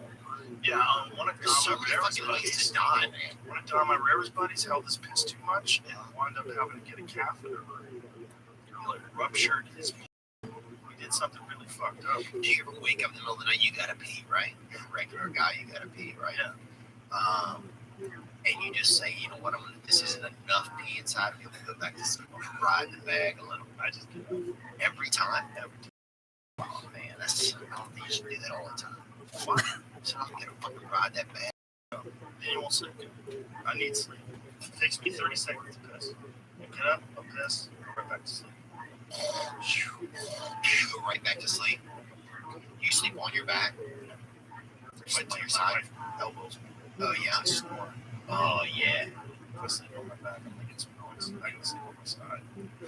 Yeah, I wish there was more ways to sleep. You know? How would you like to do it? I don't know. Just different. wish you could do it in different forms. Like you could do it sitting up, you could do it just leaning against something. You could do it upside down. I think it's that you would be able to like kind of do more things with your body to get the blood in different parts, you know? You can imagine if you didn't have to sleep. If there was a pill that they could give you that would eliminate your need for sleep, you would have 8 more hours to do whatever you want during the day. Like imagine if you didn't get tired like that. That would be No, because what I'm going to end up doing is there's no way if I had 8 more hours I wouldn't cheat on my wife. I don't have a wife, but if you gave me 8 more hours in a day, dude, it would be fucking. It's so hard for a guy to get through 16 without fucking like doing an 8-ball or fucking running around. shooting at the cops. You give him 8 more hours. 8 more hours, you're gonna get in the shootout. Bro, half the dudes are gonna check out. We can't handle it. It's already too hard, man. Armed robbery. So, Isn't it weird how guys, like if you look at some of these guys like Elon Musk, Facebook, what's his name, Mark Zuckerberg, yeah, and then the other guy, they look like aliens, bro. Their body's white. They're really all day. Right, but look at Elon when he was out on that yacht. Those photos yeah. That motherfucker, years. Like his body has not been exposed to sun. Like you can't fake that. That whiteness, that's a wild whiteness. That's what I'm saying. It's almost an extraterrestrial whiteness. It's the whiteness you see when you see an alien. It's paper. That's what I'm telling you is that these guys are, you know, I believe that autism is like kind of the next, there's kind of a space where there is like man and machine. And that's a lot of autism. A lot of autism, you see these guys who will do the calculations and they'll be able to, you know, figure things out. They're almost a little bit more of a computer than a person, or they're somewhere in the middle, kind of. Like the more advanced. They're eliminating the emotions and won't go back. That's what they're doing. And so when you get that, and you get some of these guys that are like that, I think that's kind of the next evolution, and that's closer really to aliens. Yeah. You see aliens, they're not like, oh fuck, man, Right. it's been a long day. Scratching the balls. Yeah. That's an interesting thing that I've thought of too, is that maybe that's like the next level of evolution, is that like there's more of a separation between emotional anxiety and instead concentrating on calculation and numbers and accomplishments. We just think about all the different things that Elon does simultaneously. That's what's wild. Like that doesn't seem like a normal human being would have the capacity to develop rockets while he's developing electric cars, while he's developing Neuralink, which is like a human computer brain interface, while he's developing the boring company where he's trying to solve traffic problems. While he's in the Mediterranean, Yeah, sure. risking it all, going crazy out there for 1 minute in the sun at that level. You see, there's a story that came out that said that like he's not friends with the guy from Google anymore because he had an affair with his wife. Oh, it's crazy. And then he just tweeted, he goes, "This is fucking totally bullshit." He goes, "I am friends with the guy. I was just hanging out with him last night." And he's like, "I've only seen his wife with other people around like 2 or 3 times ever." No, it's all fiction. Yeah, he goes, "I haven't seen her in years." Oh, that's fiction. Like he tweeted about it. He's like, "This is just a lie. Like they just make up lies. Like people just make up shit about it. Imagine if you just made shit up about you and then printed it in the fucking, what was it in? Was it in the Washington? Was it in the Wall Street Journal? But isn't I mean, now it's like there's bots making stories. So soon I feel like there's going to be a story for everything. It's going to be out there and people are just going to be It's like there's no, is there even any real, you know, what recourse do you even have? Well, he can sue. He can definitely sue. A story like that is defamatory. But all they have to do is say that they have a source. But I mean, you got to check with him, I think, before you print something like that. But the thing is, like, the concern is that what those stories do, like, I think he made some sort of reference to short sellers. Okay. So, like, someone who's like shorting the stock. Yeah. So you could make an argument that if the stock crashes, that you can make a lot of money on that. And if you made a story that made Elon look like he's out of control, he's losing his mind, people go, "Oh boy, I'm going to get rid of my stock because the CEO is out of his fucking mind." And then you're shorting the stock. And so then the stock crashes, and then the people that shorted the stock wound up making a shitload of money. Like you could make an argument that someone would write. I'm not saying they did, but someone would write a defamatory story just so that they could profit. Right. You could do that today. Oh, well, if I'm a smart, if I'm running a business and I have access to somebody who has like a PR arm, I would do that kind of stuff. I feel like a lot of stuff is all kind of sneakily tied in. You know, you don't really realize it. Oh yeah, for sure. That was one of the things that came out about Bill Gates. And Bill Gates heavily invested in some fund. His fund had been attacking Elon because he has a short position on Tesla stock. Because like Elon had a conversation with Bill Gates. It was a public thing because Bill Gates asked him to invest in one of his philanthropic ventures. And Elon Musk asked him, "Do you still have a short position on Tesla?" Okay, and it's like Tesla stock short like $1 billion. Oh damn! Yeah, it's like a big position. He said, "Yeah, I do. What does that have to do with anything?" Said, "Fuck off." I'm not interested, bro. Damn, you're betting on me to lose. Did you want him to buy Twitter? I wish he would buy it and shut it down. He might still buy it. This whole thing that's going on right now, this is like, in my opinion, this is a way for us to find out exactly how many bots are on Twitter. And this is the best way. Because if he just bought it, then he would have to find out. Right? He'd have to do some sort of internal examination. But they claim that Twitter only has 5% bots. He thinks it's far more than 5%. And he thinks that the way they determine 5% is not accurate. I forget exactly what they did. Something like they took a random 100 accounts. Out of that 100 accounts, 5 were bullshit. So they figured, well, it's only 5%. And he's like, that's not going to do it. Like, you need like a really comprehensive way of examining all the different people that may or may not be bots. But the thing is, like, are they bots or are they on a troll farm? Like, if it's in a troll farm, how do you even know if they're bots? Like, how do you know if they're being paid to say what they're saying? A lot of them are kind of fuck. Usually a lot of the chick ones, you know, are just like sex. Look at this or something, you know, and it's sex. They're not really trying to fuck you out of money. Yeah, trying to get your dumb ass to give a credit card. Yeah, like, I'm having a hard time on transmission. That's crazy, huh? Transmission, oh, $100. I got you. Mail more rent. Yeah, exactly. What about, but do you think, I wish he would if he bought it and then shut it down. Why would he do that? Because then it's dead. Yeah, but then he loses $44 billion. You're a terrible businessman. Oh, we don't have to fucking deal with Twitter or anything. What about him?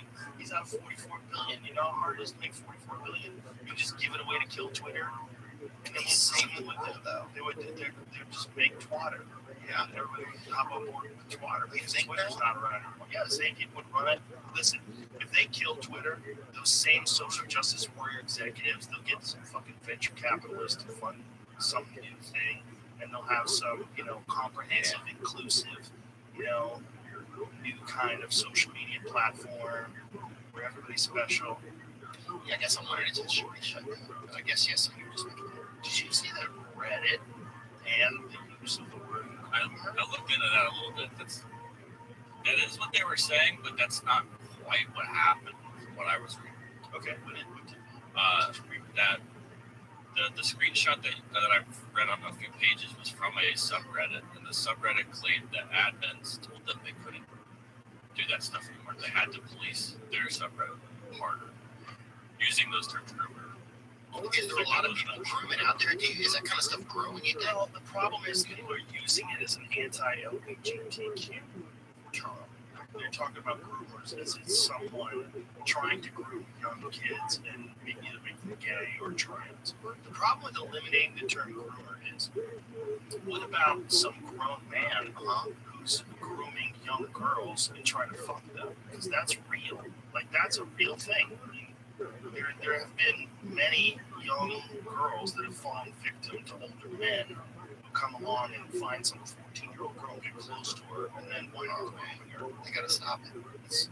It's a thing. Like, grooming is a thing. And I understand that, like, it makes me uncomfortable that people connect it to LGBTQ people, and you know, a lot of it is like TikTok, because people are seeing these people on TikTok with little hair screaming, all your children are going to be trans, and they freak out, where they're like, we gotta stop these groomers. They're grooming our kids. It's like, but how many fucking of them are there? Again, how much of this is just magnified by social media? Right.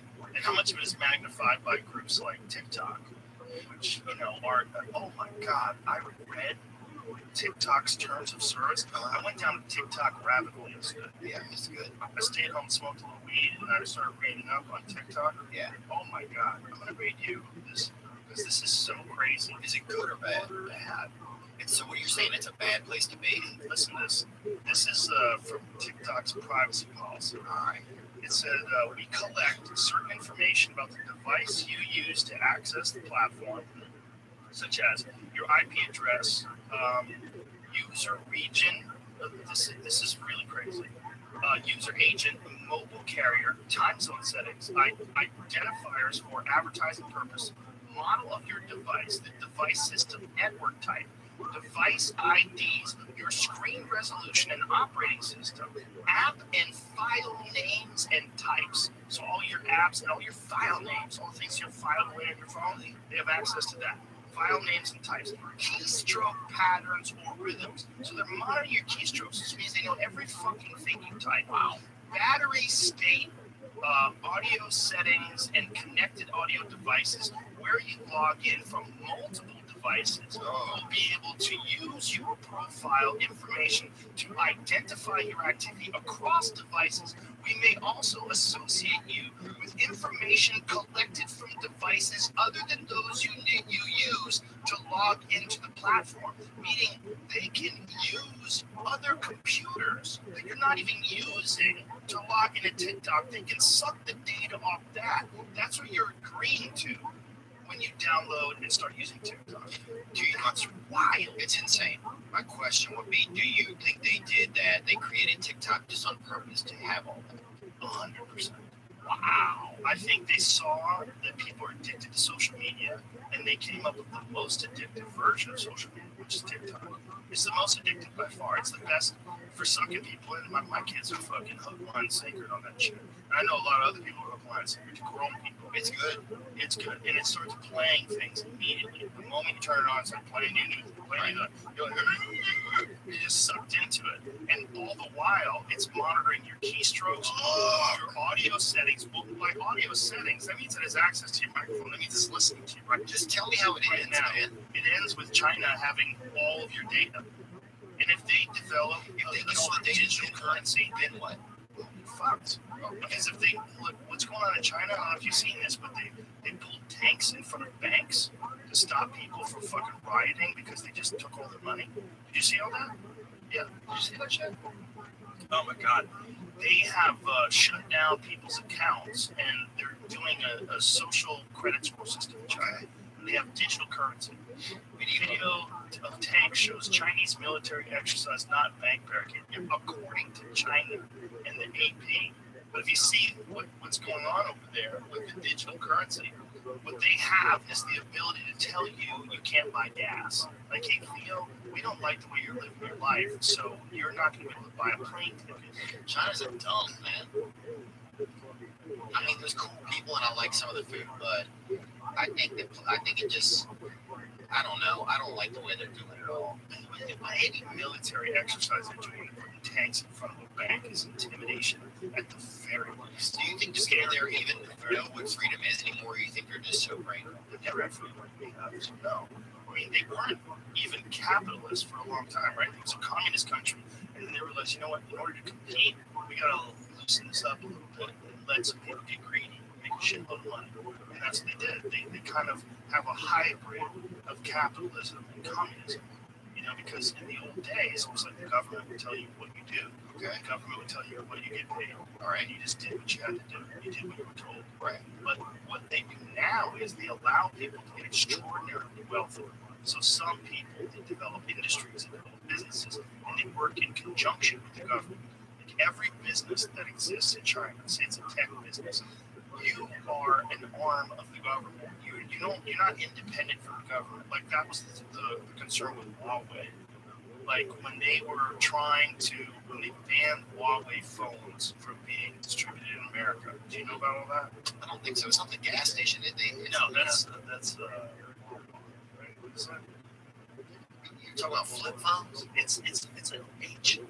No, they have super complex smartphones. Like Huawei, it starts with an H. Huawei had some amazing phones. Oh, Huawei. Okay. With an H. Okay. And they had amazing phones that they were using. Like they had like 100 megapixel digital cameras before anybody did. Really like high-end phones, but they also had network devices that were stealing data. Fancy. Yeah. Well, they were stealing. They were using them as spy devices. Okay. You know, like all this shit that I was reading about TikTok. Well, they have a similar situation. Like their routers. So that's spying. So they're spying, basically. 100%. But what do they do once they have all this information? Like, what's the end goal to having it all?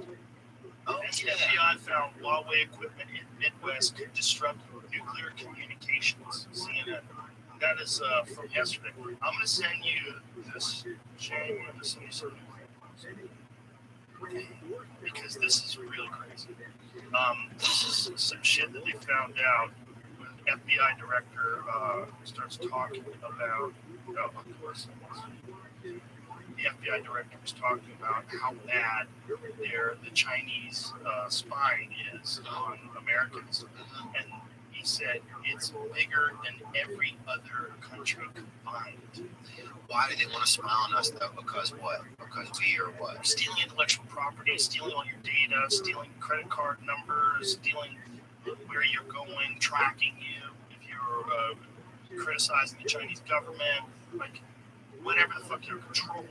So say one day they could would it be possible then if they take all this information that they could just like commandeer, like say like a business's website? For sure. Like Nike. For sure. And so then Listen to this guy talk. Listen to this guy talk. Go full screen. Go full screen. Biggest threat we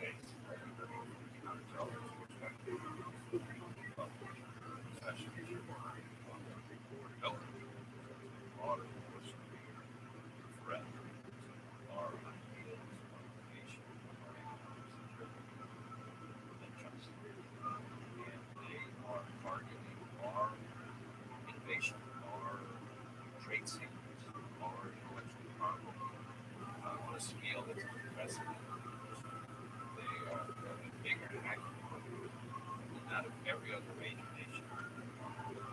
They have stolen more of Americans' personal data than every nation. So the FBI is keenly focused on trying to counter the development threat. We are now moving at a pace where we're trying to counter investigation about every 12 hours. Jesus Christ. Every 12 hours. So, like, say one day you could go to a website, right, to buy something, okay? Yeah. And China has the information of the website, it has your information. And they could wonder if they could like put their own website over it. So you actually just buy it and they send it to you from China and they make the money and that company never even gets there. I'm sure they can do that. Even worse, how about this? Maybe you develop something. You develop some new innovative technology. Right. But you develop it using an internet that's connected with Huawei devices or some other device that the Chinese government has infiltrated and put third-party access to. So they infiltrate all of your secrets, and when you go to market, they've already created it. So they already have put people to work building the thing that you have worked so hard to develop. They put engineers on it, and they do it. So all of our intellectual property, all of our creative pursuits in terms of like innovation, they steal all that. Wow. And they just they build it over there. You know, they have Apple stores in China that have nothing to do with Apple. Everything's counterfeit. Oh, dude, one time I went to this Starbucks one time in Jamaica, right? We went in there and somebody had just stolen a Starbucks sign and put it up outside of this place. So we go in and the guy's like, "Welcome to the Starbucks lounge." He's like, "Can I get you a smoothie?" And I was in Jamaica, yeah, dude. So he just had a Starbucks sign. I was like in a smoothie shop, dude. It was so ridiculous, bro. Well, other countries have like totally different rules in terms of what you can get away with and what you can't. China's rules are wild. You know, they have versions of world cities that they've built replicas of these version of Paris. Because they have the kind of money they have in China, and because they have like free reign to do whatever the fuck they want. They literally built cities that they don't even use. Oh, I wonder if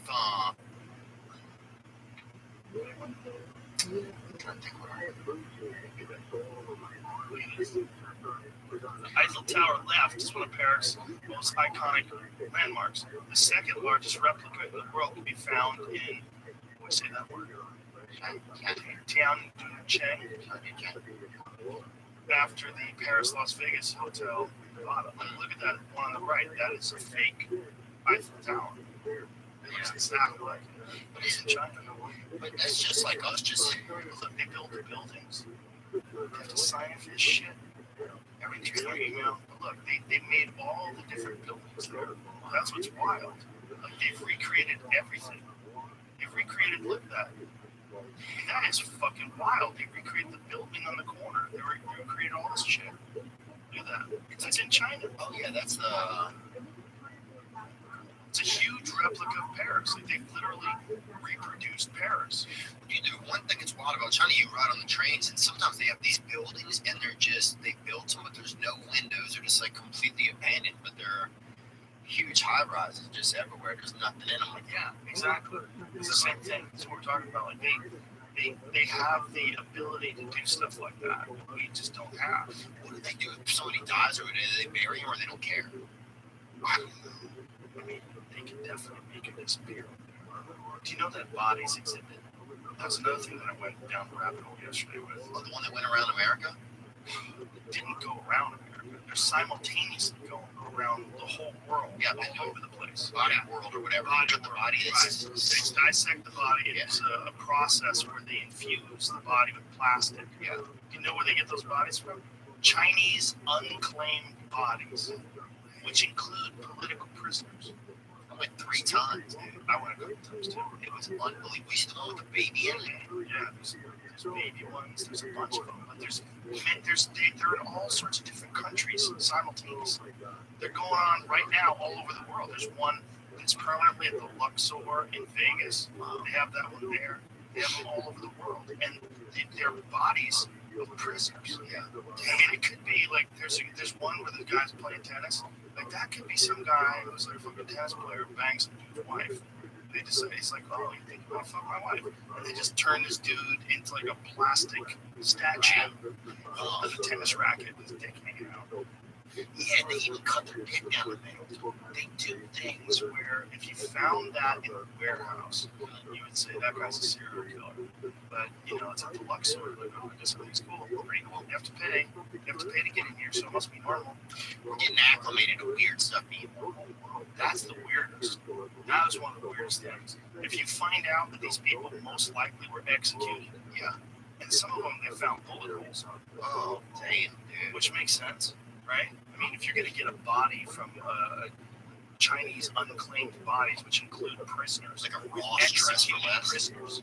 But his fucking body's body there. Yeah, they've also They're all smalls. they connected one of the guys who sells the bodies to this Russian group that was using homeless people and prisoners, and then they sell them the bodies, and they take these bodies and they dump them into some vat. See if they can find like a thing on the process of plasticization. Yeah, plasticization, yeah. Yeah. We saw a dude in Albuquerque with a sword, man, late at night. Yeah, damn, dude. Am I struggling that bad today? No, you're not struggling. No. It's not really got me. Is that a new one, Jamie? You open up another one. But it has the label on it. That's how strong this shit is. It puts the label back on. Yeah, it's seals. Re-seals. Right? I can already feel it. All right. I'm not joking, bro. I'm not joking, dude.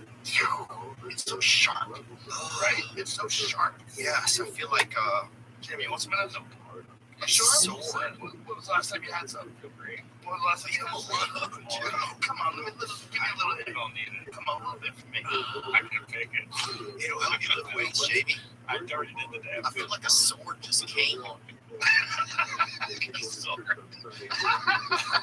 It feels insane. Oh my god. Oh, you gonna take another one? Oh my god, you're an animal. Does it get better the second time around? It gets a little more manageable.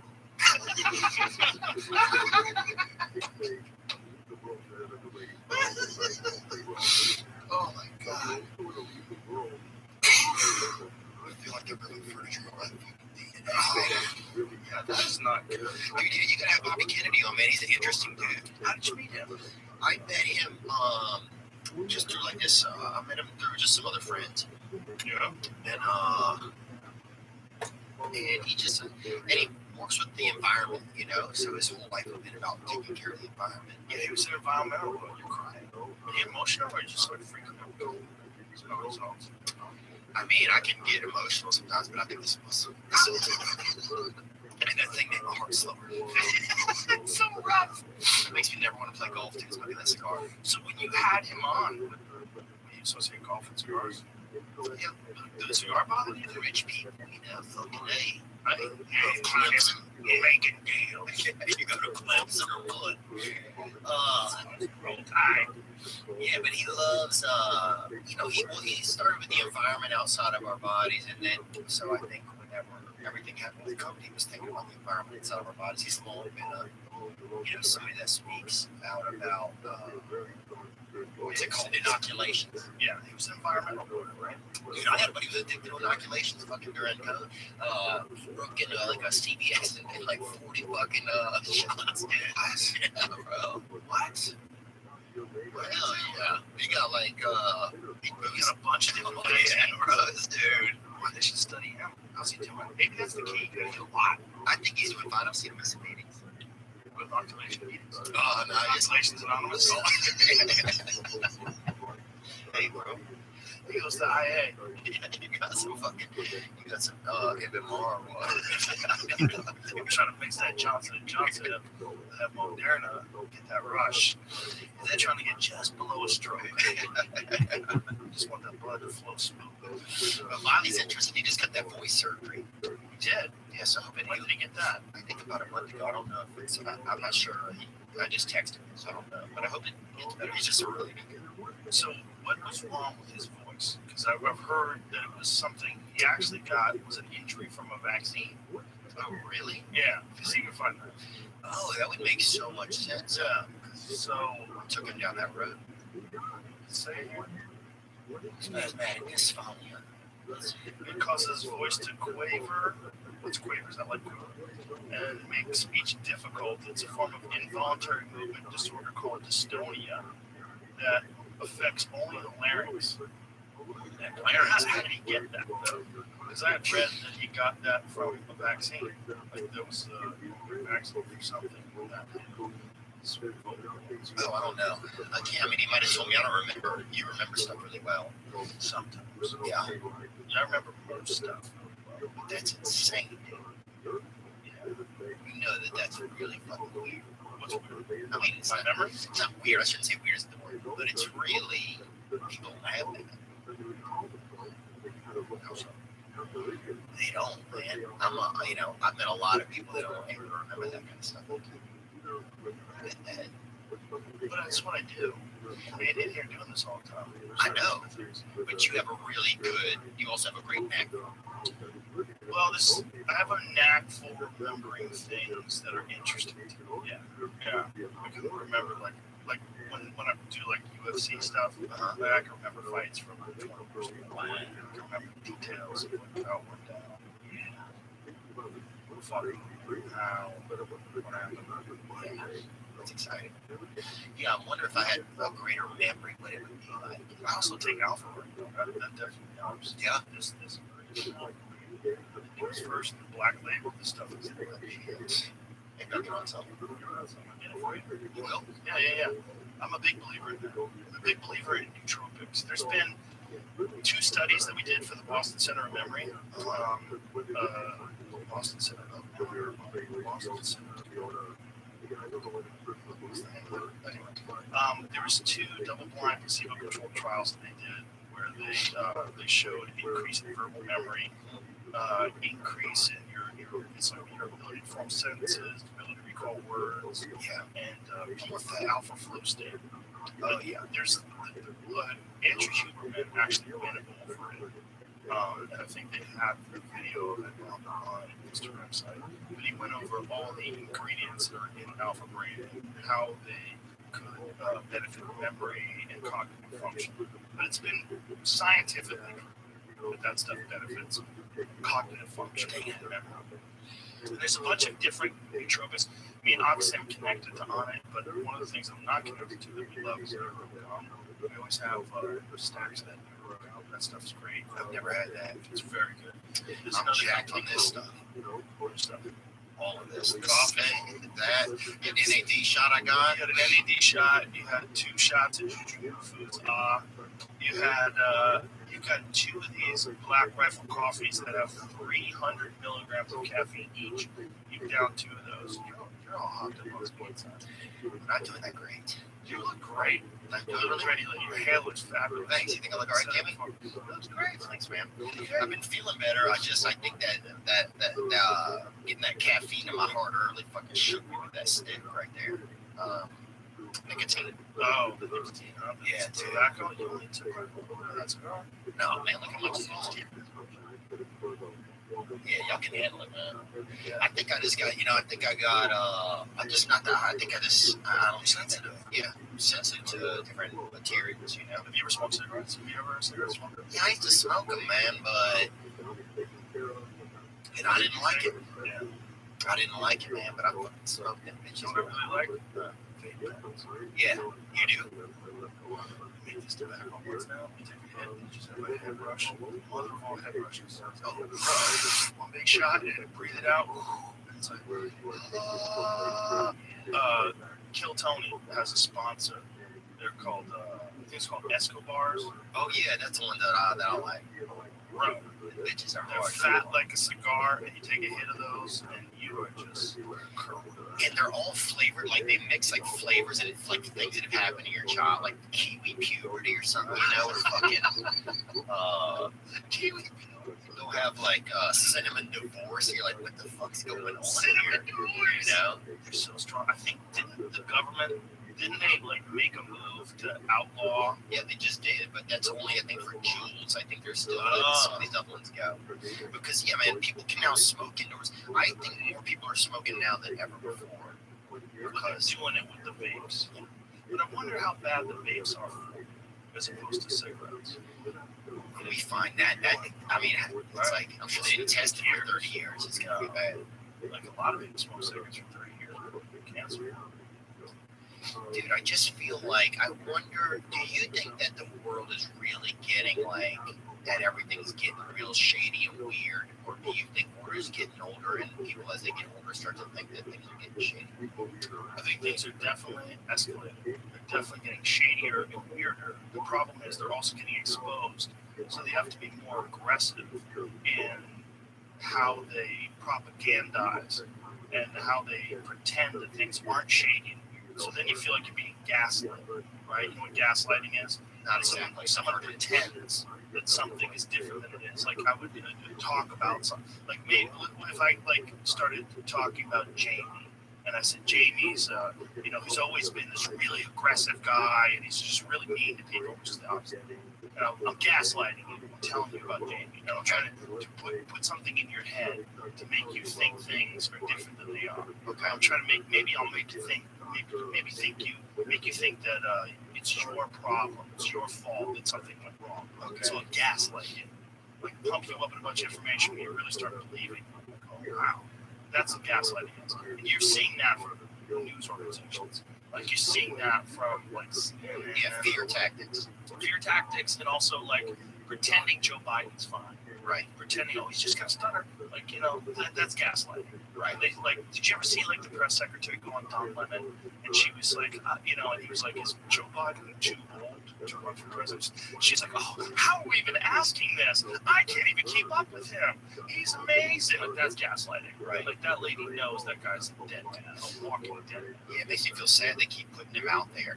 It's sad. It is sad. If that was your father or your grandfather or something like that, you saw him like stumbling over words on television, sitting on Jimmy Kimmel's couch and forgetting what he's talking about. Like it's sad. Yeah, but it reminds me of my father, and so it's like right. My dad was real old. Right? Yeah, so it like it's funny because it's like it reminds me of in weird ways, but it would hurt my feelings if they did that to my dad. You know, if they pretended like he was well and he was struggling, you know, and because of his age, not because of something he had done to himself. Fauci is 2 years older than him. And I was listening to Fauci in the interview today, and he was sharp as a tack. Sharp as a tack. I mean, whatever that guy's doing, you know, other than vaccines, whatever stuff is getting into his body, he must have the best nootropics. He must be on the ball. Do you think that there's better chemicals out there that people have access to that we don't know about? Yeah, I don't have access to it. You have access to. Do you? No, not that I'm aware of. I mean, there's some strategies that you can use that can mitigate the aging process. And I've talked to a lot of those scientists, guys like David Sinclair, that are like from Harvard, who's at the cutting edge of this stuff. So there is some stuff. And there's also this study out of Israel where they used hyperbaric chambers. So they put people on a routine of 60, 90-minute sessions over the course of 90 days. And they found that the people that did that, it lengthened their telomeres to the point of it would be like a difference of 20 years of aging. So they like went back and decreased their biological age by 20 years in accordance with their telomere. So there's certain things that people can do that definitely have a very positive impact on the way the body functions and behaves. But to see a guy who's 81 years old like Fauci is talking so smooth and so articulately and asking who's on the hill and show Rising on the Hill, and they're interviewing him. It's really interesting. He's very sharp. We had a dude try to fast himself out of being gay. I remember one time. How many days? I think he did almost 40 days or 20-something days. Isn't that crazy? How much weight did he lose? He lost it. Oh, he was ribs and dick by the end of it. You know? It's still. And dude, I remember.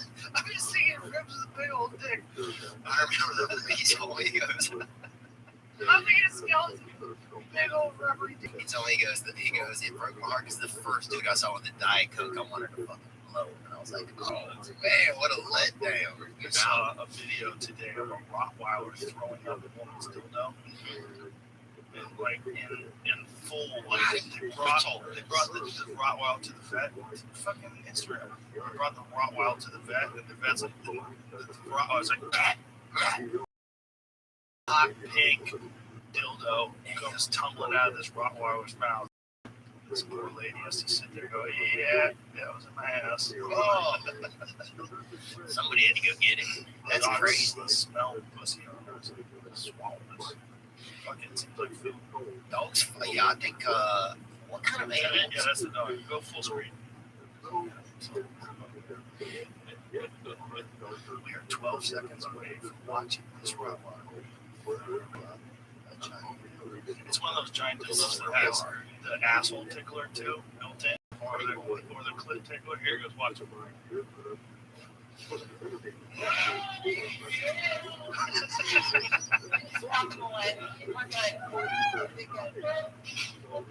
The lady's like, yeah, we're good. Did good. Let's get out of here. Get the van, Ronnie. It's a fucking 14-inch dildo. Get the van. Damn, bro. Keep the car running. That is a, Look at the size of that thing. See, it's either a clit or a butt. It looks like a butthole. that's a, what are those things called that they bury stuff in the schoolyard and the kids all put something in time capsule. That's that freaking, that's that Alabama time capsule right there, dude. It looked like it had macaroni in it. Do you think once they come up with a fuck robot, women want them more than will want them first? Would it be men fucking the fuck robot or women getting fucked by the fuck robot? I think it'll be men because women, I think, still will want somebody to be there more because they have a more of a attachment, I think, to somebody being there. But I think even that's starting to dissipate some. But I think Women have more sex toys than men, don't you think, in terms of like vibrators? A vibrator seems to me that it's like more common than like a pocket pussy or fucking fleshlight or something like that. Yeah, that's true. Vibrators are. That's true, man. Damn, that stuff got me fucking shook. Which this stuff? I don't know. But if you're somebody that is alive or whatever, and you can't help yourself, huh? No, I want more. It's weird. Why do you want more? It makes you cry. All of that shit, son. Go to strip club with that shit. Imagine you have a girl sitting on your lap like, hey, honey, take a hit of this. What the fuck is wrong with you, Theo? Some bouncer beats your ass. Yeah, what are you doing with my girls? Yeah. Oh, that was the scariest, dude. If you was ever in cocaine in a night in like a strip club, that stuff's scary. Cocaine is? Yes, cocaine is real scary, but especially everybody dying from it now. But fentanyl. Oh, yeah, fentanyl's scary. So yeah, it's like we can't even make good cocaine anymore. It's like, well, we can, but we gotta make it legal. That's really what's up. Do you know that it's the number one killer of people 18 to 49? Yeah, fentanyl. Yeah, it's unreal. And most of the time, people getting it, they don't think they're getting fentanyl. They want to get ecstasy. They want to get, whatever they're trying to get. They're getting it laced. Well, I had 6 friends during the pandemic that passed away. Not best friends, but friends from overdose. Jeez. Because I was worried about whenever they started it, I was like, well, if they close all these like recovery meetings and everything closed, it went to Zoom, but it's not the same as like human connection. So, you saw a lot of people get disconnected, man. Are you still going to meetings? It's really scary. Yeah. Yeah. I'm going back right now. I've kind of fallen off my that path for a while, and then I did that ayahuasca, and that was really interesting because it brought up a lot of feelings. So you're kind of just going into old feelings. Yeah. Yeah. And is that what it did for you? Yeah, it brought up and memories and feelings of things that had happened when I was younger, things I'd never even known about. Kind of interesting. Memories that you didn't know you had. Feelings attached to memories that I didn't know had affected me. Yeah. Like how so? Like I remember when I was I guess 10 or something, my brother moved away, and my mom let him go live with my grandparents. Right, he wanted to go. And I guess it really made me sad, right? And I didn't know. I know I love my brother and stuff like that, but I didn't know that I felt really, and that came up out of nowhere. I had no idea. So that memory and feeling with it came up just like a bubble coming up out of soup, Oh, so you had suppressed that memory and you didn't realize you suppressed it, and then the ayahuasca brought it up and said, hey, this is a source of your sadness. Yeah. And it gets it kind of out of you, so you're able to kind of process it. So, I was in I did it right off the 101, And, on the side of the 101? Not on the side, it was indoors, it was a house. We're all kind of adjacent, but it was nice in there, but we had a big group of folks. How many people? Maybe 16. Did anybody freak out? I've done DMT before. People have freaked out. Really? Was it scary? One of my buddies went nuts. He took his shirt off. He was screaming. He was fighting it. Yeah, he threw up in the sink. He was screaming, fighting it. My buddy Scott, we did mushroom tea, and he thought he was Korean and locked himself in the closet for 3 months. Whoa. Why did he was Korean? I don't know. What if he wasn't for us? We never even met a Korean, so I don't even know how he knew about it. Dorothy. At the time. I don't think they taught us. They just got really into Korean culture. They already know. It blew my mind. Nobody even mentioned it. But that was just, I think there's something in, I don't know, some of that stuff's real interesting. But anyway, so that kind of stuff, that ayahuasca journey was, it's just wild. Because all, these things come up. And so anyway, some of that, you just kind of process through that kind of stuff. Did it help you? I think it did, but then it made me, the thing I like about a sober program I'm doing right now is just, there's a daily thing. It's you can go every couple, it's something that you can do every day. And when you do it, you're going and you're talking to people about their struggles of being sober and their positive things and how long they've been sober. What happens? Yeah, you listen to people, so that's a good thing. You go and you have to listen. So you're getting out of your own head. And everybody who does it has to talk? No, you don't have to, but some of them can. And so you can too if you want to. You can share something that's in your head that's kind of bugging you to share. But then it's like, it's not just in your head anymore. Now it's out, and suddenly it doesn't like affect you in your head. So, so those are two good things. You're listening and you're talking in front of other people, makes you feel pretty normal. And then you have like you're seeing people, you're interacting. So when that's you listen to other people do the same stuff that you're doing in terms of like staying sober, how you stay so, how do you avoid temptation, that kind of shit. Yeah. And for me, I don't even know if I have a drug alcohol issue. I think my thing is more like an emotion, like feeling kind of issue. And so like you try to kill the emotions with drugs and alcohol. Yeah, I think I just try to find my way away from them. And it could almost be anything. It could be, if you let me in here, I'd probably continue to hit that every day. Just every now and then, and do it again. Just to check out, and I'm going to do it again in a minute. But just something to kind of check out, Because like being alone with your feelings is troublesome. Yeah, it's just like, it's because I realize sometimes my alcohol was almost my feelings. Like I would use my feelings almost like an alcohol. Like if I had feelings, I would be like, oh, let's keep feeling them, and I get stuck in this kind of like, oh, this is how I feel all the time, Right.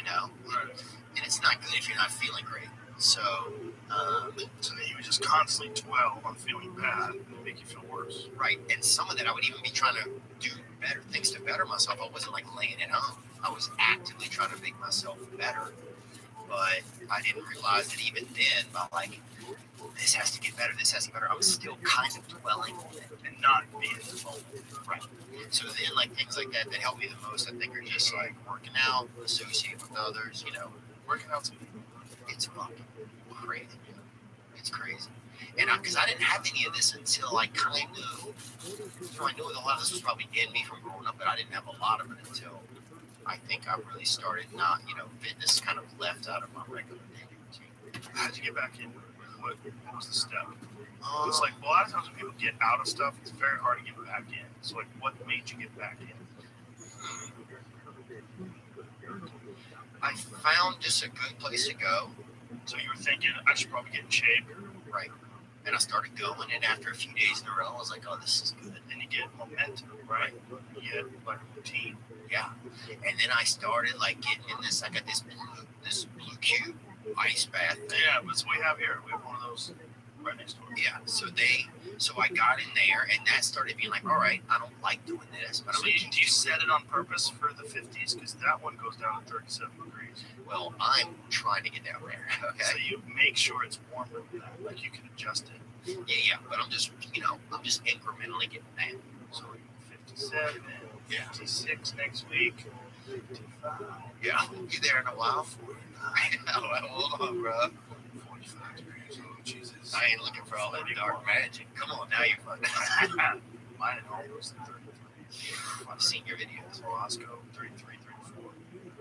Damn, that's too much. It's rough. It's like I had to climb it, and I'm under the ice. Lift up big sheets of ice and climb it. Really? Yeah, you're lying. No, there's a video of it. There's a video of me from my Instagram. Like, I'm just... That's too much. There's a giant chunk of ice, you can find it. There's a giant chunk of ice that I pick up. It's like, it's big. It's like 2 feet. That's too much, man. And I climb into the thing. That bitch, when I get in there, maybe it's just that little, just that little Christmas skillet, bro. That bitch is ice cold. Yeah, just... This is a different kind of cold. It's freezing cold. But when you get out, you feel so good. And I'm making my way. Joe. Yeah. Here's me. So I'm climbing right out of the sauna. See all the ice in there? So it's me coming. I worked out, and then I went, and you usually do this. So look at this chunk of ice. I usually do this right after cardio. So this is like a cardio session. Wow, dude. Yeah. You look like one of those turkeys when they tie it up and it gets all like kind of like lined out. What? You know what I'm talking about? When they put that rope around that the ham and it's got all fucking. Oh, my six pack. Yeah. Damn. I didn't know what that end game could be like, man. Congratulations, man. Just keep working out. You get there too. But That thing is really good for depression. It's really good for anxiety too. The norepinephrine that you get from heavy cold exposure is really good for your mental state as well. It's really good for people. And it's also like a serious struggle because the 3 minutes you do, I think that I did 3. Sometimes I do 5, but that's the most I do. I did 20. I don't remember. I'm doing 11 right now. A few days. 11 and 50 something. That's good. Yeah, that's probably plenty. If you're doing 11 at 50 something degrees, that's probably all the benefits that I'm getting. Doing 3 at 34 or whatever it is. But it's great for your mind. You get out, you feel happier, more peaceful. Oh, I feel fucking ready, dude. Yeah, it's such a struggle because it's a real life or death struggle. When you're in there and it's 34-degree water and you're in there for 3 to 5 minutes, that is a real life or death struggle because by the end of it, I'm shaking. Like my body's shaking under the water, like 30 more seconds. And now, what I do is if I do hot, cold, I always finish on cold because I let my body reheat itself naturally. Yeah, I like it, man. What I like about it is I'm doing something I don't want to do. Every time I start doing things I don't want to do, I grow. Yes. That's a lesson that people need to hear and learn. It's so important because everybody just wants to be comfortable. Everybody wants to sit on the couch. I don't want to go outside. It's cold. I don't want to do this. It's hot. Like you've got to do things that you don't want to do because you show your body that your mind is the boss. Your mind is telling your body what to do, and then you have control. Yeah, Dustin texted me one day before he texted me. He's like, "You can't wait for everything to be okay to live your life." You know, you ever get attention? Somebody says one of those moments where it fucking gets. I was like, "Fuck yeah, man!" That's a very good moment. And obviously, coming from Belgium, you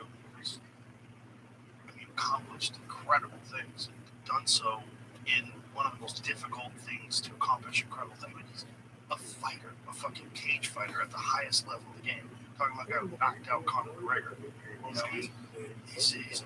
Oh yeah. So like his ability to like get things done is exceptional. Yeah. You know, he's an exceptional person. And so his understanding of that fact that you can't take for things to get perfect.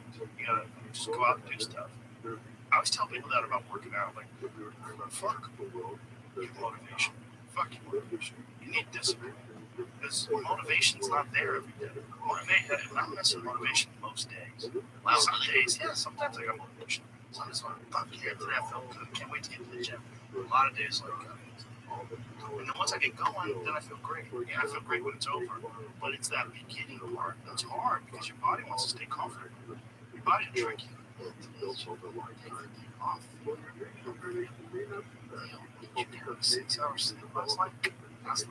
Oh yeah, that thing, whatever that is, that guy lives on my shoulder. That little sleepy guy, that motherfucker, dude. I might have a twin that never separated, baby, because that fella's chatty. Yeah. Yeah. Yeah, that's been, so that kind of stuff's been helping me, man. But I'm feeling, I'm excited, man. I'll probably go back on tour later this year. Been writing a lot? Yeah, I'm doing a lot. And I just got off a tour. I've been touring for like 16 years, you know. So like I just took, my last tour date was a month ago, but I think I'm gonna take like another month off. Do you write like physically write? You sit in front of a computer, sit in front of a notebook? Yep, I'll sit in front of a computer and I'll go through. I'll listen to some old sets, put more stuff in. Oh, this was an add-on here that popped out of me. A lot of it pops out of me on stage. Though. Isn't that interesting? When things do that, that's why it's so important to record. That's the magic, baby. Yeah, you're in that moment. You're in that weird moment where you got people laughing. You're in the groove. You're in that zen moment. I love that, man. And that's what I miss, I think, sometimes about the way the store a little bit, or not miss about it, but it's like, that's what was perfect. That was what was awesome about it. It was just like it was a fun group there. Yeah, it was a fun group. And that was a vibe, man. But yeah, I'll probably get back out a little bit later this year. Do some more dates. And have you done any sets at the store? Yeah, I've done some. Yeah, how's it like that? I'm still like back in like probably 4 months out of the year. Oh yeah. Do you have an apartment? Still have my single apartment. Oh, that's nice. Yeah. So you can go back anytime you want. It's your place. It's not your staying at. That's right. Nice. That's yeah. I'm supposed to do that. That's been good. It's so sketchy. Yeah, it's just different, I guess. Go on the streets. Yeah, it gets a little risque out there. We want to fucking bring you on. You want to bring your silverware, even when you're doing They're handing out concealed carry permits now. Are they? Did they always do that? It's hard.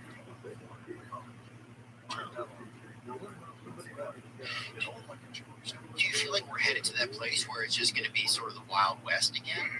Because is it going to get so strange that security is just going to be like a privatized thing mostly? Like, what's going to happen? It could. I think most likely people are going to get fed up. They're going to elect some officials. Just so you're aware, we're going to government people. start a new stream.